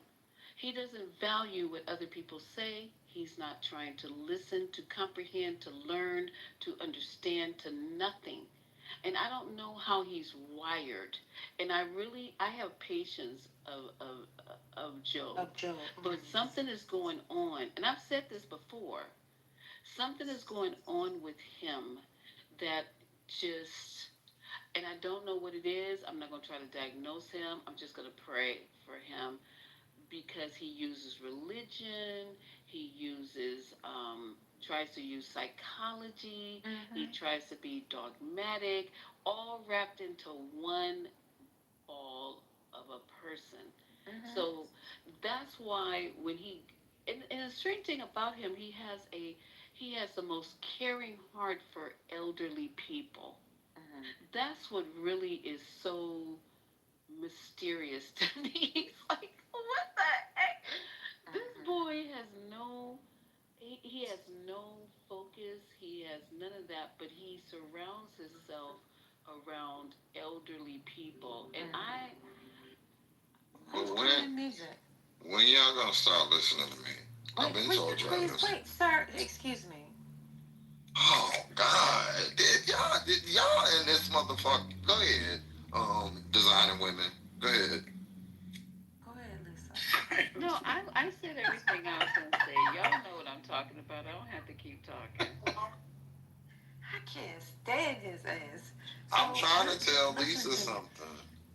But we are in the middle of a conversation. And right now, you are acting just like Manfinity.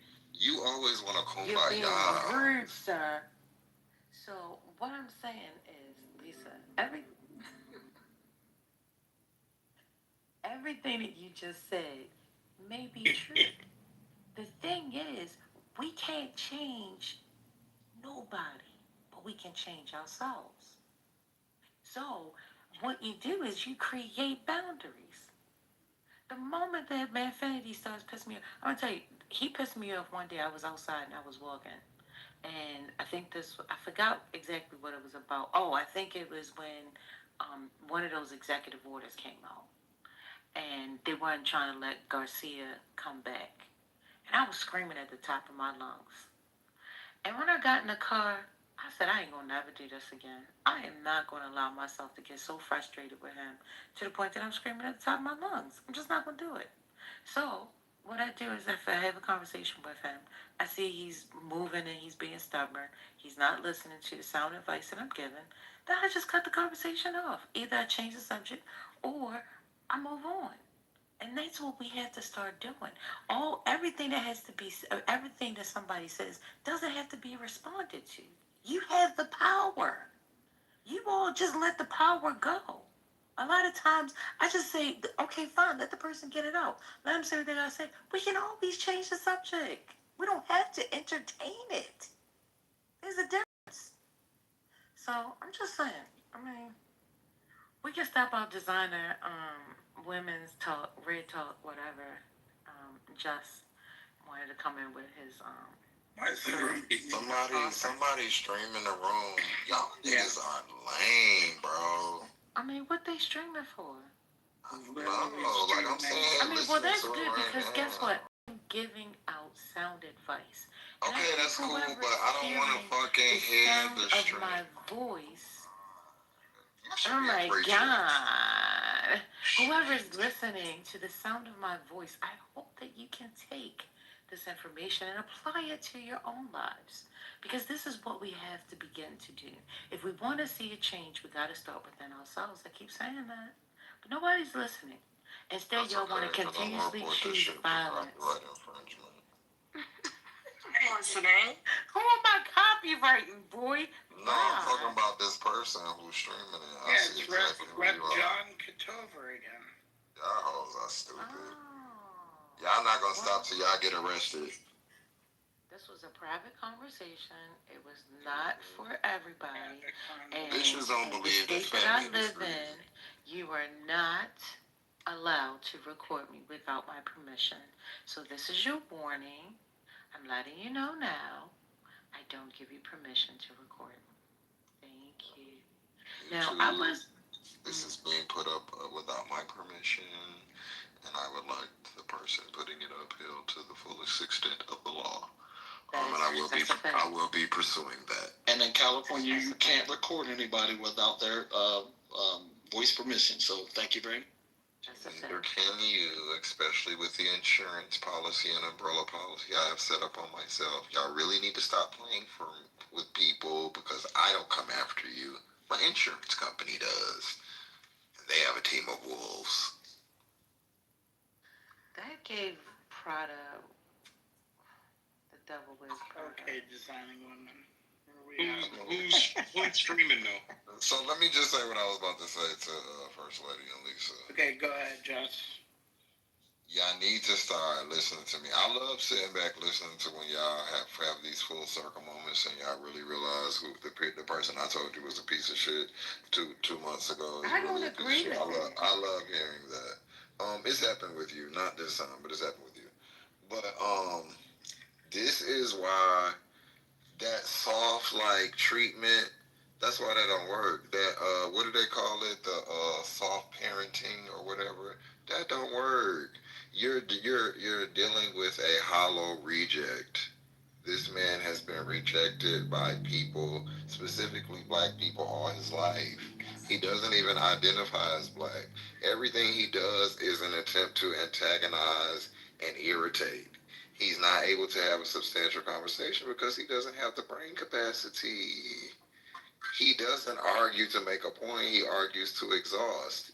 And y'all get into it and try to like humanize a monster. These are not people that should be humanized. I know y'all are, fairies and roses, but baby, this is Godzilla. I know y'all think he sings church songs and he's nice to old people, so it's something in there. It's not. It's not.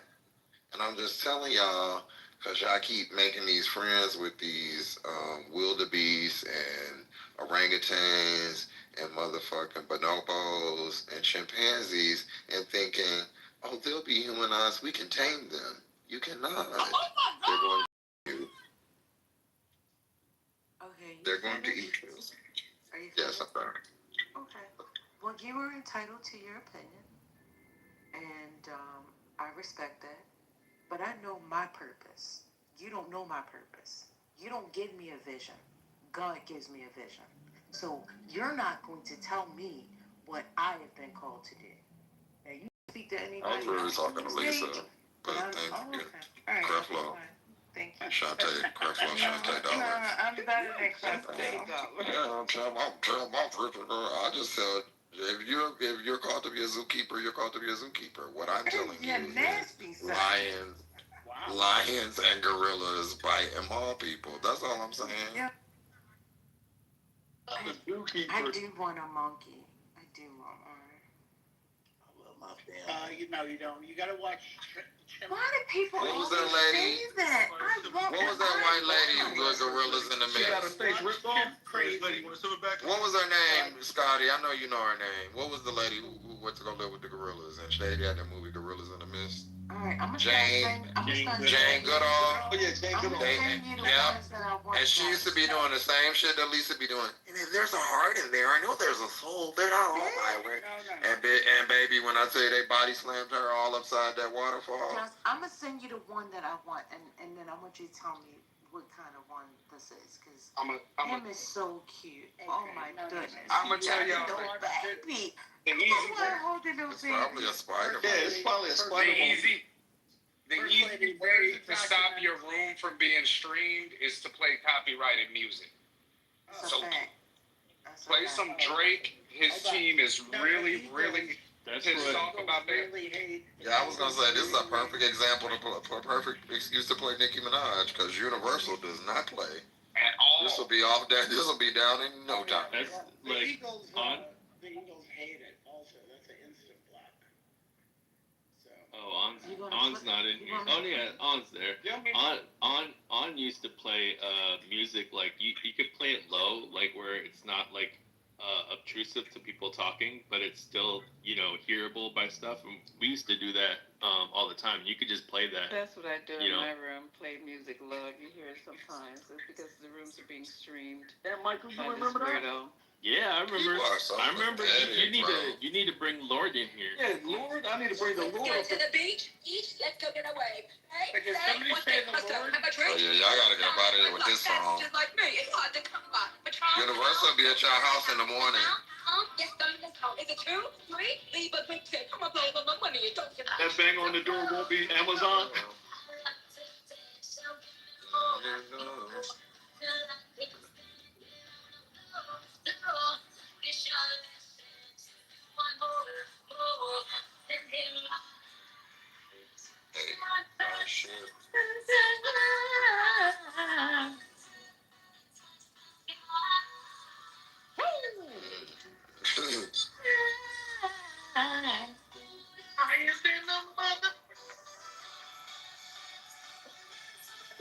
You better get on that store shit.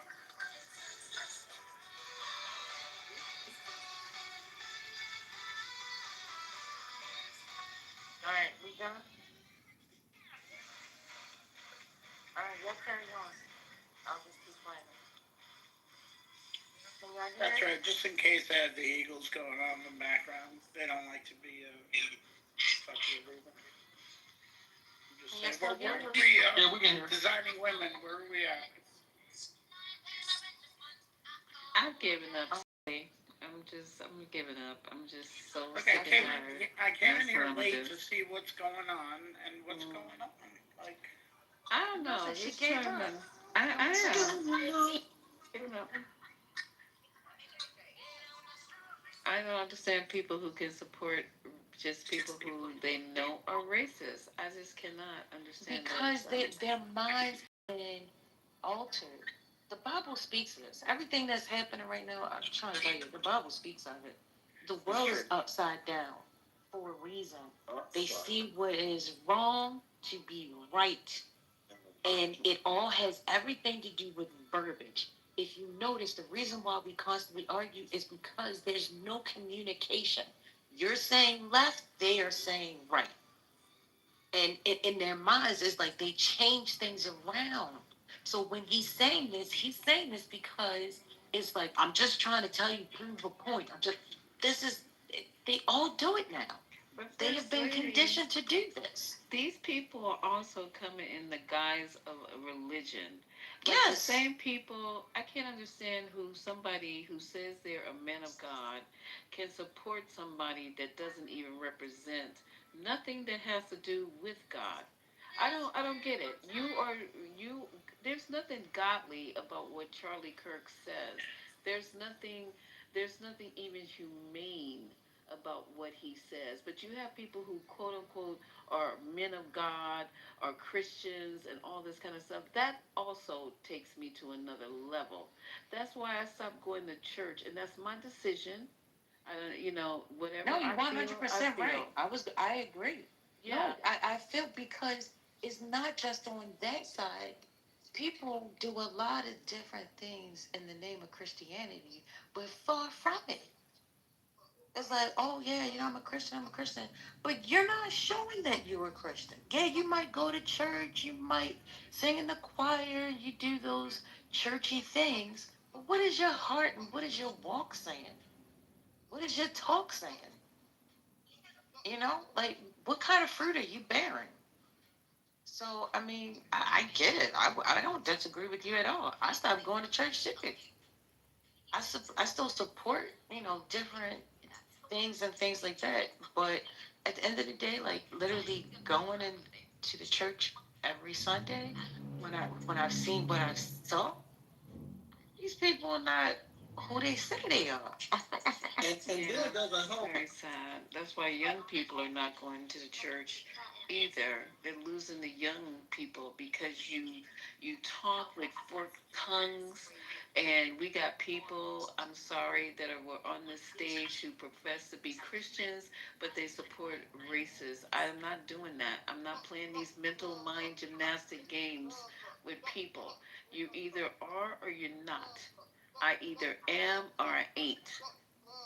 I'm not doing that. So if I decide to be a follower of Christ, I'm going to follow Christ. I'm going to emulate what's supposed to be emulated. I'm not going to come in here instead of telling you guys I'm this Christian woman, but yet I have other shit got going on.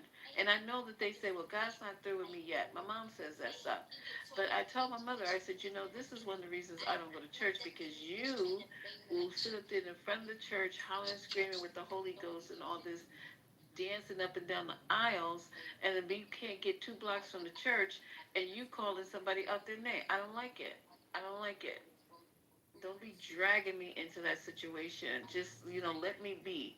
It just irritates me. So I apologize for going to the level that I don't like being. It's not about apology. It's just the fact that in his mind, he feels as though he won. He doesn't walk away thinking about what you said. But when That's you take true. the time You're right to about actually that part. say it, to plant the seed, then it can possibly begin to grow. That's all I'm saying. But that's I'm not fertile saying not to ground. say it. You just gotta find a way to say it. And once you've said it, you've done your part. You're done. There's no need to have an additional conversation. That's why you hear me get quiet a lot of times. Because after I done said what I done said, and I see that you're not receiving it, there's no need of me going back and forth with you. That's just how I do things. But I understand it's the space, that's the room. people like the back and forth and things like that. So I'm thinking y'all just enjoying the content at that point. You know what I mean? Like, because I don't keep going around in circles with you, but I already know you're not going to receive it. Yeah, and I'm just not ready to put me in a space that I didn't want to be in tonight. And I don't want nobody to have that kind of control over my life. It's okay. We can move on. You want to dance? What you want to do? Are we chilling? We chilling? I think I want to hear What's the Funny snore. Child, where's What's Funny? Lisa, stop. Child, wait a minute. Did they tell you what happened? Southwest. Did they tell you what happened? What's so funny? What happened? Child, you went to sleep last night. I did. Oh my goodness. And baby, I thought somebody was trolling. I thought it was just. Yeah, and I was like, you're very I said, lucky. Very lucky this wasn't. Stefani, you was in your REM sleep. I apologize. Oh my God. If you were in season 1 of Clubhouse, what could have happened is they could have called a crisis and all collectively got together, figure out where you lived, and sent the cops to protect your health. Not that type of energy. And every time we said your name, you went. Oh my God. no, you went in. You was like this. You said, We left the mic open. So wait a minute, I gotta turn this down for you. Let me give it to you. No. Yeah, wait a minute, hold up. It was like,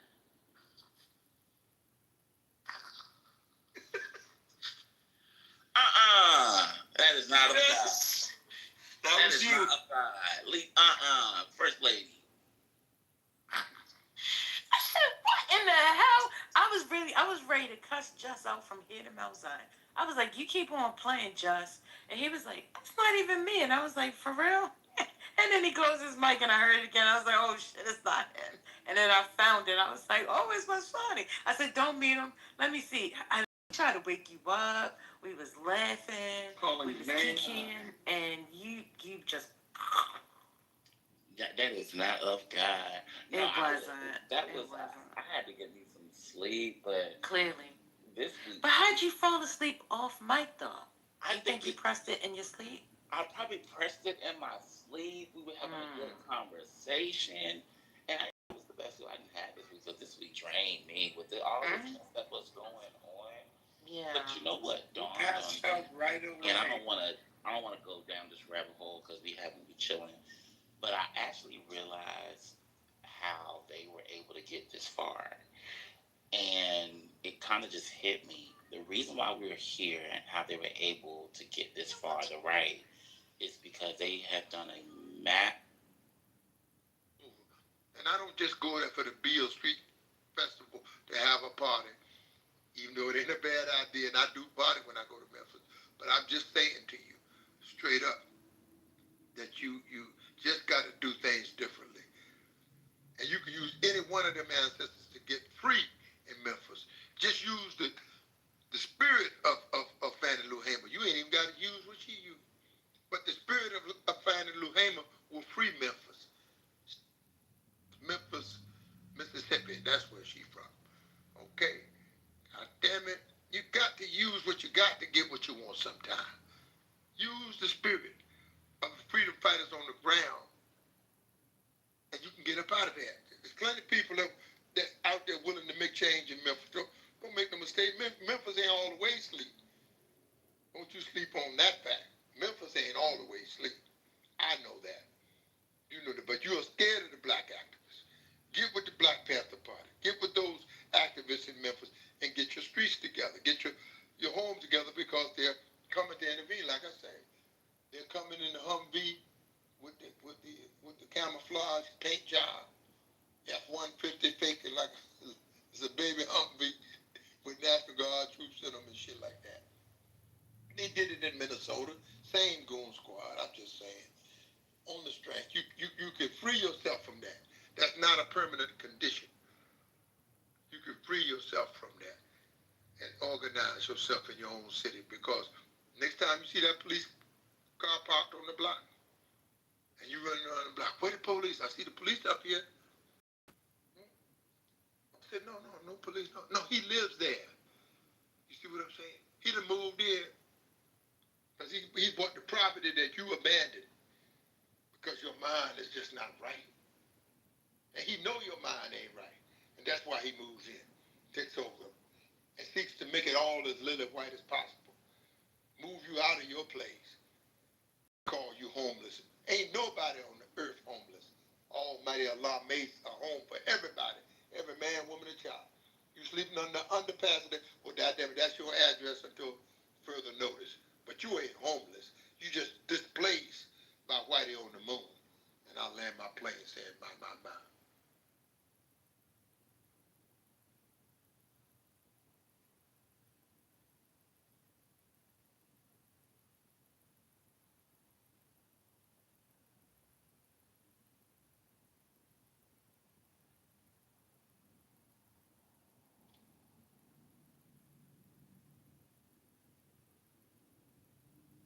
Damn well, every closed eye ain't sleep. I know they ain't sleep up there on the stage. Where's Miss Erica? Hey, Miss Erica. Who else up in here? Where Michelle? Joe Black. Come on, Joe Black. Where you at? Flake out on me now, goddammit. Where are you? Come on, Moan Black.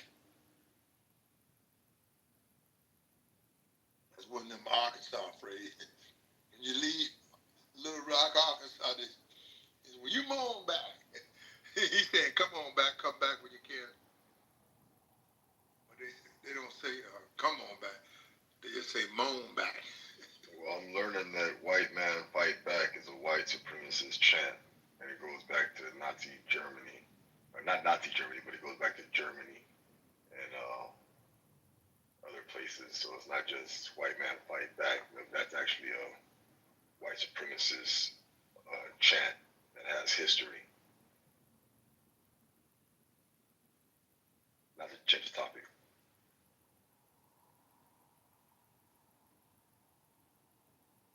The straight up truth of the matter is, again, as you were saying, sir, just as you was fitting to say, every cracker's got Hitler up in him, man. I'm just saying. And when the conditions are met, you will see it come out. When he makes his move, all you do is peel his collar back, and you can see the little redneck showing. But I'm just saying to you, the rednecks and them will combine it for when. I'm not saying if. You'll be forced to make a move. So believe me, social conditions will be met to bring out the Panther in you. It's just how you're going to use that Panther in your favor. Because every cracker's got some Hitler in him, and every nigga got him some Black Panther in his ass.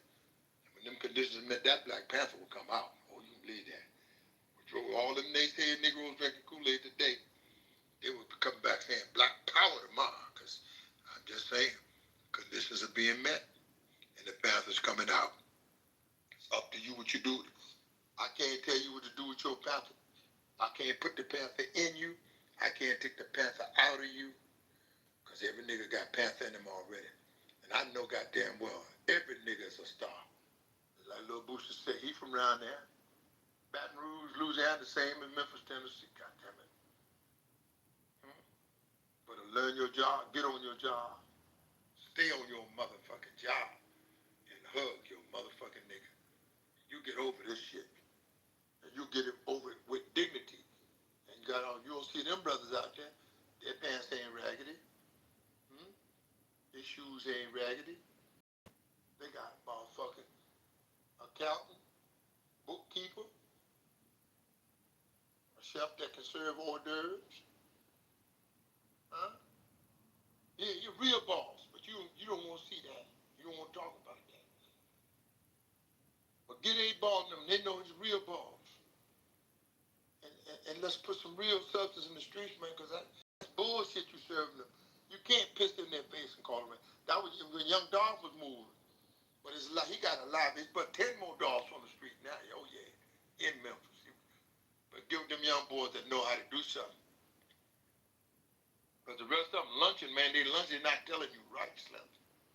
They're just not telling you right. I'm going to land my plane on the facts. As I always do. My.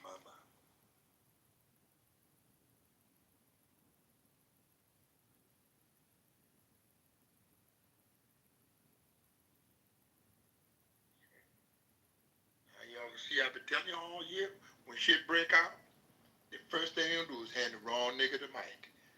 That they always do.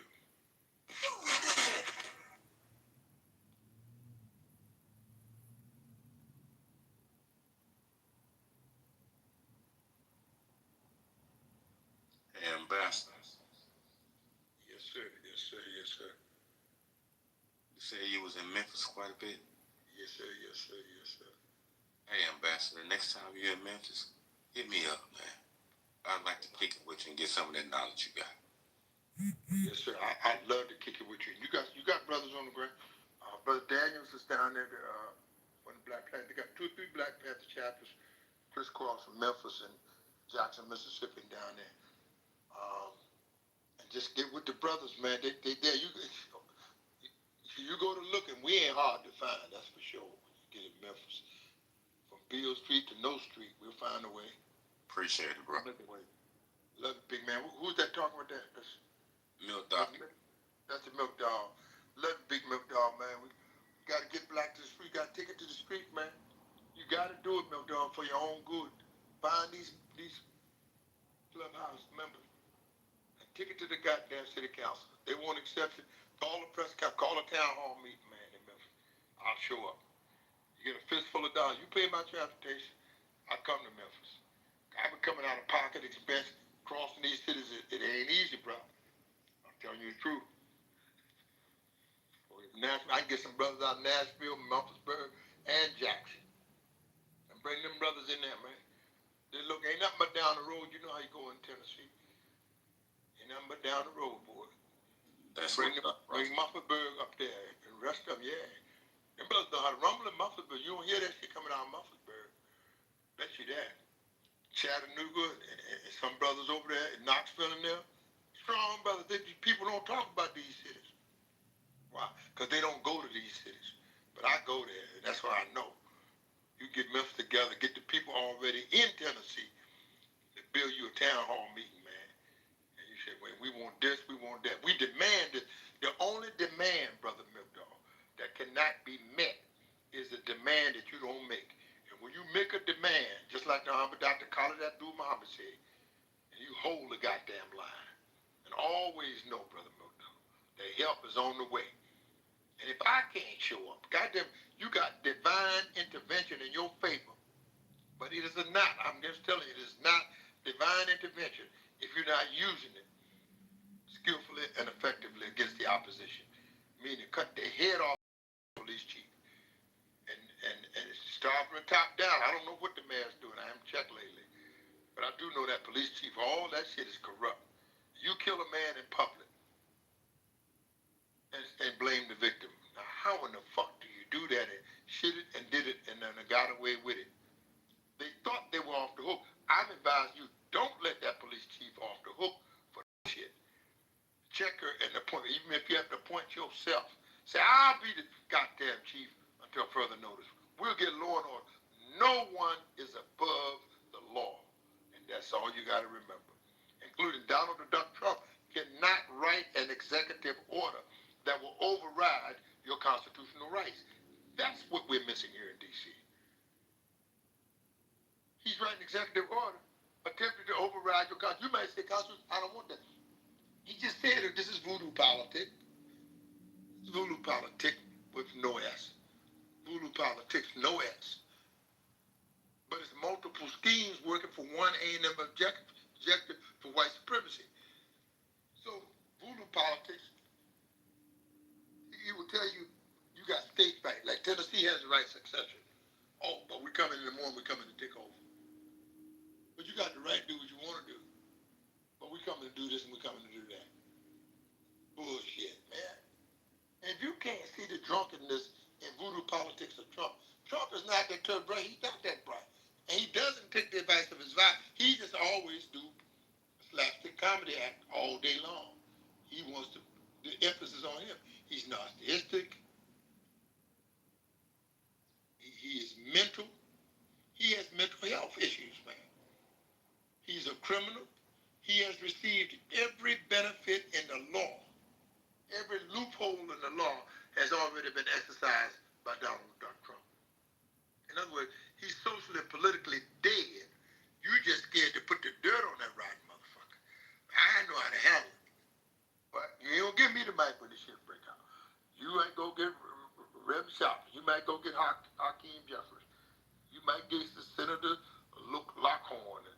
Senator Filibuster, and all of them. But they're not telling you nothing of substance to correct the problem.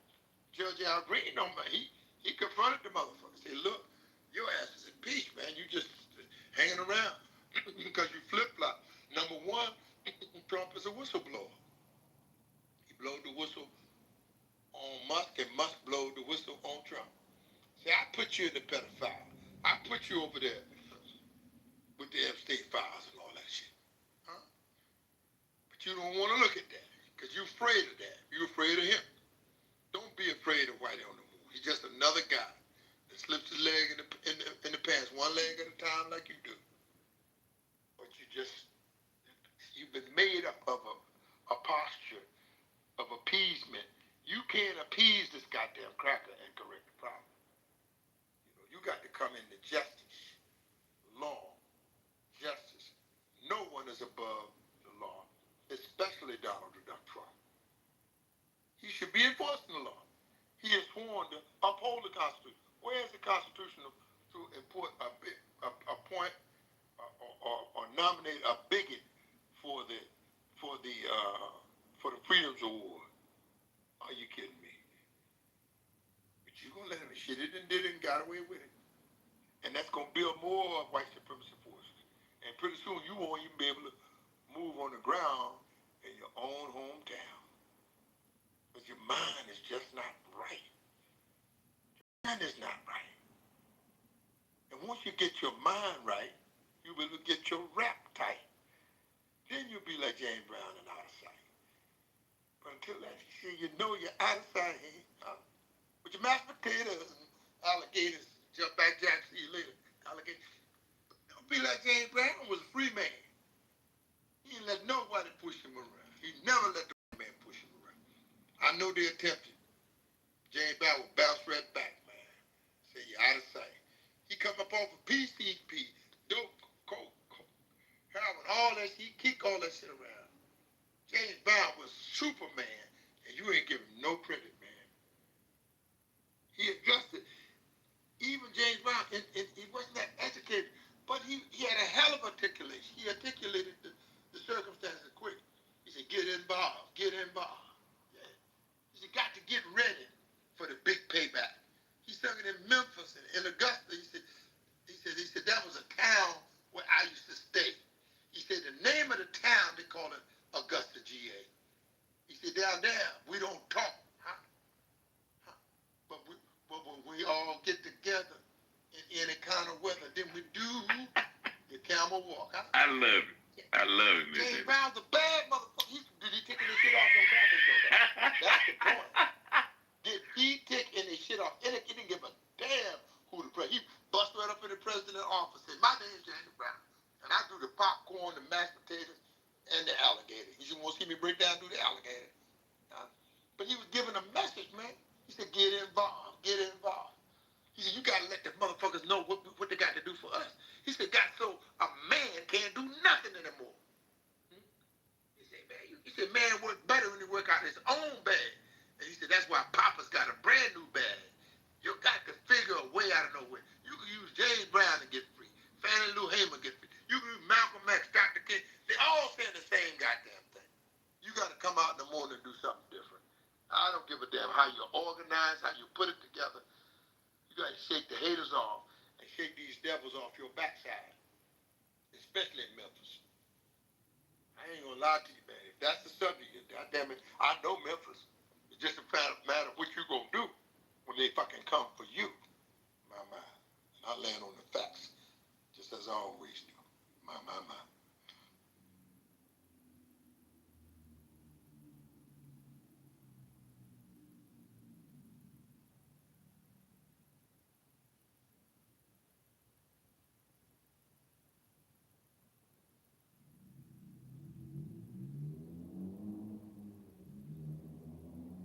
Miss Eric, you got something you want to add? No, man. Man, it's been a long week. What time it is? It's 2 o'clock. Y'all go to bed. 3 o'clock in the morning. Man, it's a party, man. It's a party. I don't know what you talking about going to. I'm the one that'll be sitting at the table, sleep. Shit, the room ass full of you niggas is in here. Got it. Forgot that 40 acres. That she half full tonight. Then just You send some pieces out. Put some lean green in the black machine. Don't just sit at the mic. Put some money in that joint, boo. Go ahead, fatten that lean green up for your brother Eugene. Why not? He keeps a room here 24, and you can get all your subjects in. He ain't discriminating on nobody coming to the mic. Y'all should thank Eugene for that, man, and put some money up for our brother, man. He got to run the barber shop. He got to run the clothing line. That stuff ain't free, man. He got to get new inventory. Y'all don't know what Eugene got, right? You do that. Help this brother. He helping us by keeping a room open. Most of you don't qualify to keep a room open. So he qualifies himself and he puts his room out there for you. Think about that, man. Right. And reach in your bank account and extend some of that money out there to our good brother Eugene. He earned his way. He ain't look for us to do. He's a doer of the work. He's doing the work, man. Come on, man.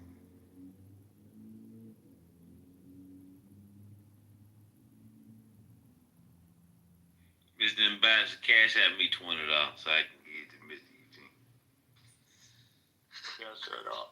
I'm having my bank person. I don't deal with money. I don't touch money. I don't do nothing with money. I beg for money. That's about it. Send it on. I'm gonna send it to. Let's go and stick up. You know what I used to do? I'm not exaggerating. One time I had a crew. We used to rob the dope boys, right? No, man. One night, that's why I forgot to give me Stone Day. Used to rob the dope boys, and then one night got late. There wasn't no dope boys out there. We robbed the goddamn stick-up boys. Oh God, we give me Stone Day. Yes, we did. I said, you gotta give me all that shit. I had to drop on and put that 9 gack in this motherfucker here. Give me all that shit, man. Sometimes you got to kick the door in, man, to get something done, bro. You know, when you're a revolutionary, shit like that, you might have to ask them niggas in the west end of the line. We had to have a say it, you know. So sometimes you put up, but you can get some money. You go down the corner and panhandle $20 and put it in there for Brother Eugene. You know, put that money up because it's a good thing when he extended room for us from love. Brother Eugene is all 100% love. And for all you naysaying niggas, he's a billion, man. He's a 1,000,000,000% love. If you can imagine, if your mind go up to that high in mathematics, he's a 1,000,000,000% love, and that's keeping it real here at the 40 acres. Do you know how important this room is to all the rooms at Clubhouse? 40 acres, man. That incorporates Spike Lee and Nat Turner. Look how I just crisscross and brought your mind up. You got light on that. That's Elijah Muhammad and Martin Luther King. That's Malcolm X and Ralph Abernathy. That's Barbara Jordan and Dr. Francis Cress Welsing. Can't you see it? Oh, I know light's got to come to your mind. Get up off of your black behind and put some lean green in the black machine for Brother Eugene. Now, how about that? And I just say, my. Just like I always do.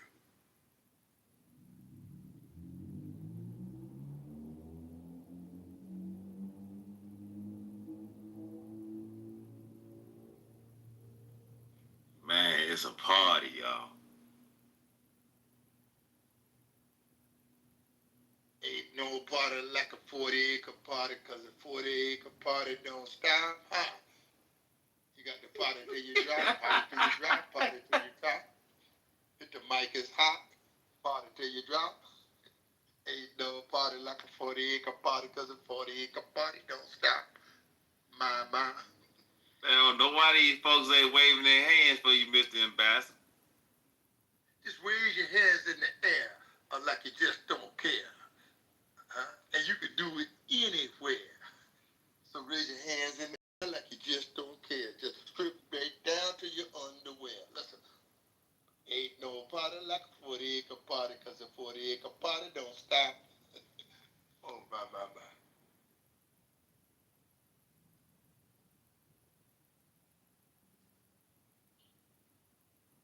Up in here, up in here.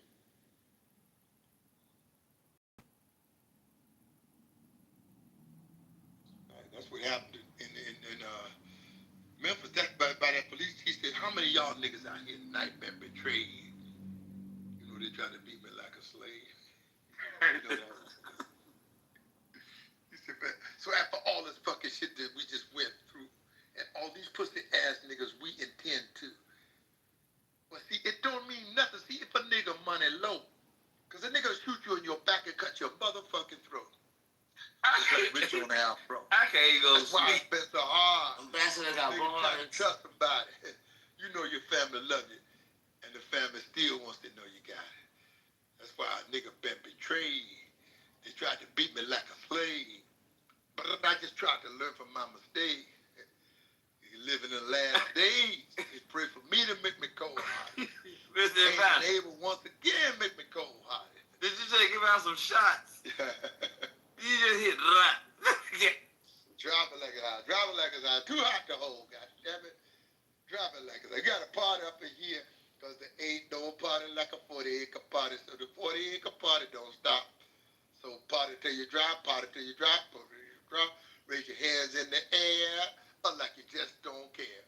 And then just strip right there to your underwear. Let's rock it. Ain't no party like a 40-acre party, because the 40-acre party don't stop.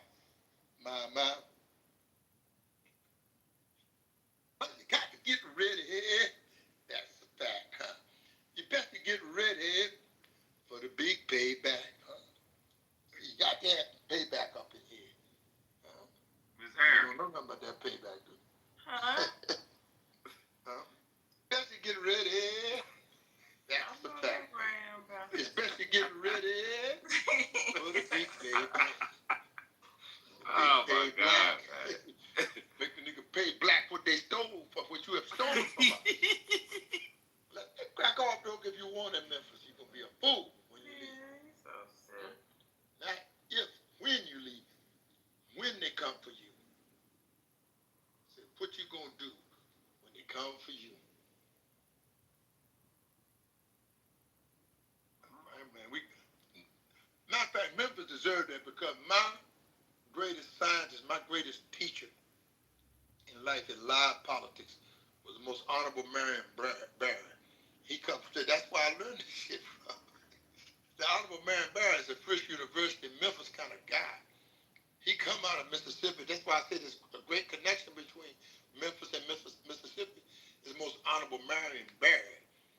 He was a total social and political scientist, but he was also a chemical scientist. Then they call him a crackhead zoo. Why do they do that? I'm starting to see a pattern here. This shit is fucked up. You do what now? They call him a crackhead zoo. Like, I'm starting to see a pattern here. Like every black scientist now is also a fucking crackhead all of a sudden. This dude was a scientist out of your mind. You hear what I'm saying to you? Marion Barron was a foot ahead of the curve. Everybody that challenged him, he checked him with scientific methodology, with social, political skills, and political science. He was whipping their opposition, slamming them wall to wall, because he's a first mathematical genius as well. But you don't tap into that, because you can't see the genius potential in a guy like Marion Barron. Actually, I do, sir. Like Martin Luther King. A lot. I do. You see the genius and then tap into it. It's not political genius if you're not using it effectively, skillfully against these you see what I'm saying? These goddamn predators coming sucking the blood out your city, and then he gonna move in. See, that's his move. These nice guys is broke. They put $1 million a day on the streets of D.C. The guy went around broke. He ain't had no money. I'm telling you, the law officers said these guys on the streets of D.C. is $70,000 to $100,000 a year. And they just somebody hanging around, bro. They trying to corral niggas to make it look like they working. That ain't worth for shit. I'm gonna give you $1 million a day to spy on niggas. That ain't no police work, man. Come on, give me a break off this shit. He done moved from now. He's a rogue officer. Move up a corporal, all of a sudden he's a sergeant. Running the whole public service area. A goddamn roving sergeant. And he don't know more about them streets than a man on the moon or Whitey on the moon.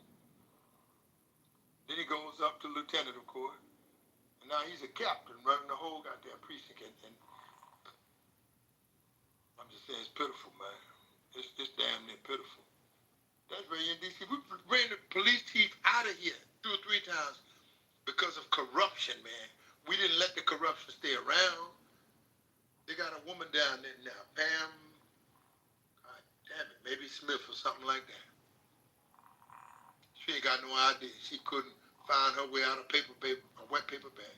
The citizens I know on the streets know more about this shit than her. So I'm just saying, it's just a lot of fake news, man. You're gonna have to, get over it, like Mary Barris. You know what I mean?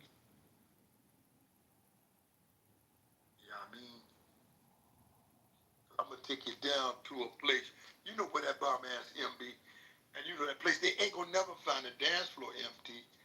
But you see them pimps be on a mission for them green, laying with Eugene for the lean green, put it in the black machine, lean green money making machine, and avoid the dope fiend. Y'all copy that math? Copy the math. Copy the math. They keep kicking me out. That's why I'd rather be your Nigga. You gonna smoke the weed? Sir, they keep kicking me out. They get high all They keep kicking me out this damn. But it ain't gonna matter when you're lonely, baby. You gonna need a thug in your life. Cause see them busters, them busters ain't loving you right. That's why I'd rather be your Nigga.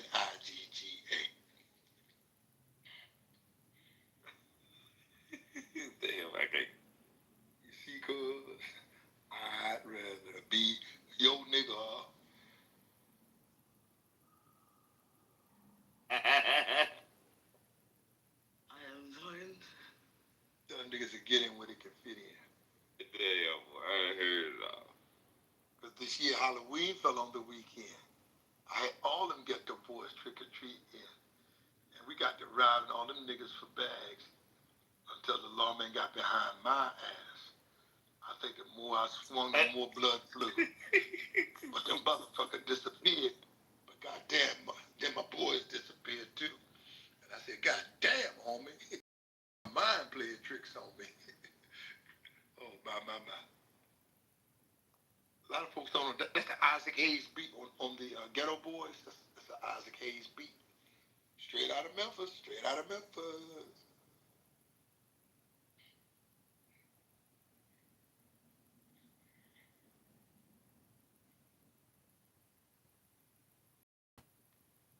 Miss Erica. Yep, I am. Are you okay wherever you are? Yeah, it was some kind of funny stuff coming off your mic. You were that mic, Miss Erica. It's shaking and a quaking and safe and sound. You wonder why your attitude is going down.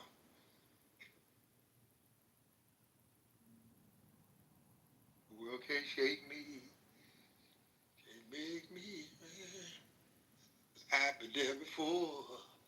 Don't wanna go no more. The world can't shake me. On my mind. What y'all gonna do, Memphis, man? You got all the balls in your court. Balls with an S. And all you need is a little more testosterone in your system. Yeah, that's true.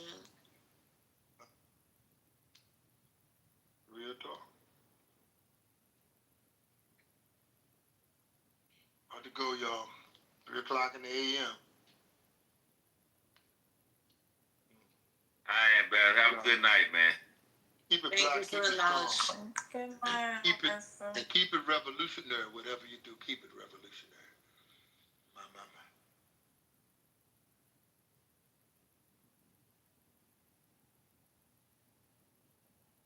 I'm going to bed, y'all. Good night. No, Hey, you might as well, because you was mixing the mic. I'm going to cook. I'm going to cook for an hour and I'm going to go back and see. Yeah, I'll see y'all tomorrow. Good night, y'all. Later.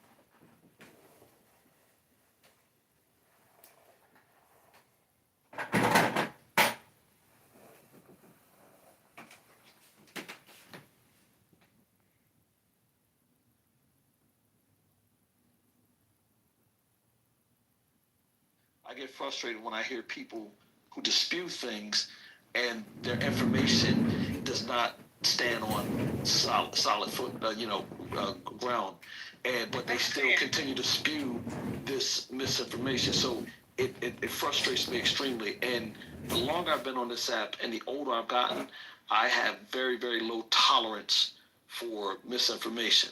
Now, I'll be admittedly, if I'm wrong about something and somebody has some right information, I'm the first to say, okay, I stand corrected. But on this app, oftentimes folks are not either equipped or they just refuse to because they have an agenda. And I typically don't ride with that agenda. So, and saying all that, that's how I kind of operate on this app. I understand. Thank you. Thank you. I appreciate your explanation.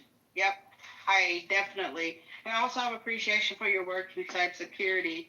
I appreciate it. The only reason I didn't go into it is because I'm a woman, a black woman, and I'm quite a bit of a nerd. And I've been working in IT for the last decade of my life. And every time I go into any NOC, network operation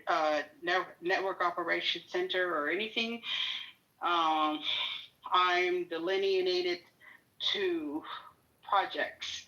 And I'm just like, no. Yeah, put me out there. But I do have a bit of beef with the IT world when it comes to a nerd like me trying to participate. And I do say trying because I wasn't able to. I just had to keep trying and trying and trying. And I've been looking for a way to get in, and I've dealt with the Navy, the Air Force, and contract workers for the United States government. I was highly interested in becoming I